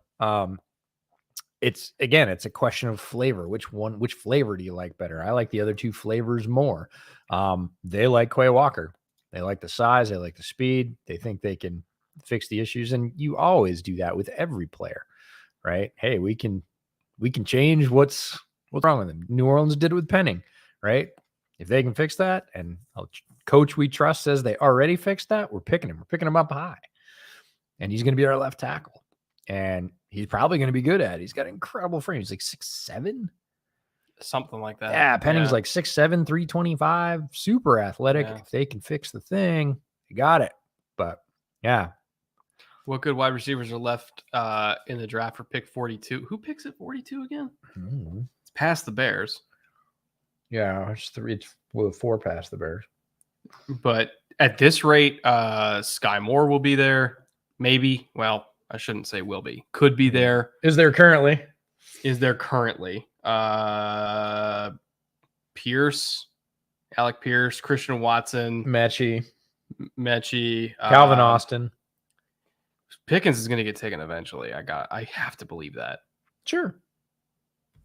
Well, question. Okay, quick bet. We still didn't decide what we're betting. We'll bet a theoretical. I thought I would have done a Cole Strange over under, but apparently I can't do that anymore. Yeah. So, who comes off the board first at this point? Pickens or Watson. Now I'm starting to get worried. That Pickens murdered 3 people in 1998 and we don't know about it. I don't know. Was he even alive in 1998? I don't know. No, probably not. Anyways, here you go. This is the question. This was not a question a bit ago, and now this is a question, right? Pickens or Watson? And, up until an hour ago, you would have gone Pickens. That's chalk. Now I don't know. And now you're like, oh, I don't know. What's the Panthers' play now for quarterback? Stick with Sam, Baker, Jimmy, Cam. The state of the NFC could fall ass backwards into wild card with Sam and then still lose out on QB the next year. That would be the most Panthers thing ever, Willis. Thank you for the super chat. I kind of think it's either Baker or Jimmy. But the thing is, they don't have any day 2 picks, so I don't know what they're going to trade. Yeah, what are they going to give? They'd have to give Baker? a player. Yeah, and I don't think they want to do that either. No. So maybe they'll wait for day 3 when they do have picks and just go back to Cleveland and say, look, do you want to get rid of him or not? Man, Karlaftis. He's a unit. He is. He is an absolute unit. Malik Willis to the Vikings. Is it possible? It's definitely possible. 100% It's definitely possible. At this point, if the Vikings don't take Malik Willis at 32 with the 5th-year option, I'm going to say, what are you doing? Well, because come on. It's perfect. To clarify about my take, I thought Pickens would be perfect run blocking on the outside, and with having Najee and Pickett, I expect options to the outside. Throw the ball to Deontay on a screen and let Pickens clear. Ooh, Pickens blocking for Deontay would be fun. Yeah, they got Claypool and just these, and Claypool blocks too. Claypool just have these big fucking get into like trips and do a screen to Deontay with these 2 giant receivers blocking for him. Hell yeah, 22. Hell yeah, I'm all about that. Freiermuth. I agree with you. Freiermuth, Claypool, and Pickens. All right, Pickett could probably succeed with those guys. Pickett could probably run with that. Oh, now we're getting creative. Yeah, I like that. All right, sign me up. Yeah. Oh, Autumn's back. What's up, Autumn? Hill to the Bengals tracks as long as Linderbaum or another top IL wasn't there. I'm fairly happy with it. So did Dax Hill go to the Bengals? Are we that behind? Well, we've been goofing off. Yes, Dax Hill, safety, Michigan to the Bengals. Good player. That's him and Jesse Bates. I know. Great safety duo. Great safety duo. Yeah. And Linderbaum was gone, so, Yeah, and again, to get interior offensive line help, you can do it in round 3, round 4 in this draft. There's plenty of guards and some centers that you can pick up that are going to play. Lewis Cine to Minnesota. Did they already pick it? Is that real? Wow. Okay, so that I hate. Malik Willis is a 2nd-round pick, maybe? Yeah. Well, if Cine goes to Minnesota, but if Cine goes to Minnesota, I hate that because I love Lewis Cine, and they've had Harrison Smith forever. This is kind of like Brett Favre. You're just you're doing the Indiana Jones swap on the temple where it's like you just take Harrison Smith and it's like Brett Favre to Aaron. Like Harrison Smith to Lewis Cine could be a very similar transition in a less impactful position, but he is a great player. I expect him to be around for a long time, and he will be a problem. So love the player. Damn it. Why do you have to end up going to the Vikings? So players that did not go off the board that I thought would. Oh, the remainders. The best of. Obviously, Malik Willis. Sure. Andrew Booth. Oh, yeah. Booth was borderline 1st-rounder for me. A lot of people said Gordon might sneak in. Obviously, there was not around corners. But Kyler Gordon is still there. How many wide receivers did we have? I'll look at some rankings here because I'm curious. I mean, we knew there was going to be a whole bunch of guys. Here you go. So, Ebiketie did not go, and that I think is more challenging to me because guys like Jermaine Johnson did, and I think Ebiketie. I would have rather seen Ebiketie, in the Jets. Like that would have been super fun. Maybe that. So Andrew Booth, I know he had an injury. To prevent him from working out. I wonder if the injury is worse than we thought. Did McDuffie go? McDuffie went to the Chiefs. Remember, they traded up for him. Oh, to get the new Terran. Yeah. All right. Penning, Lloyd, Karlaftis, Pickett, Burks, Zion, Booth is the one of the highest ranked ones. Kenyon went, Daxon went, Kaiir Elam went, Nakobe Dean, John Dotson. Looks like Lewis Cine went, Ojabo, but that's the injury to the Achilles. Desmond Ridder, not a 1st-rounder. Arnold Ebiketie, Kyler Gordon, the running backs. Boye Mafe was widely mocked in the 1st round. Didn't come there. Perry Winfrey's available. Tyler Smith went. Yeah. Tyler Smith went to Dallas. Yep, Tyler Smith went. Ryman is still there. Sky Moore is still there. Logan Hall, Travis Jones, Pickens. We got a legit shot at Ryman at 39. McCreary, Petra. A lot of people thought Jalen Petra was going to go. Quay Walker's the deepest pull in the first round, easily. Yeah. In terms of rank. It's still going to be fucking Logan Hall, I guarantee you.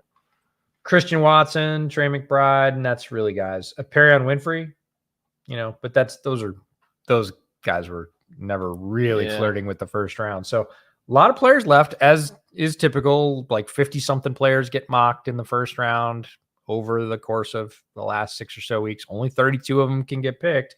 Corners slid down. There's 2 very good corners, Booth and Gordon. Ajabo is really a sort of injury value pick. Not going to get anything out of him this year. Quarterback we knew was, we'll call it volatile. Like could have gone, could have not gone, could have gone 3. Abe Katie's probably my best available. If I'm he's my honest. top available player for sure. Yeah, and even above Booth. Yeah, for me. And then it would probably be Booth and Gordon. I'm just shocked that Mafe, one quarterback went Ryman in the whole first round. Yeah, and it was Pickett.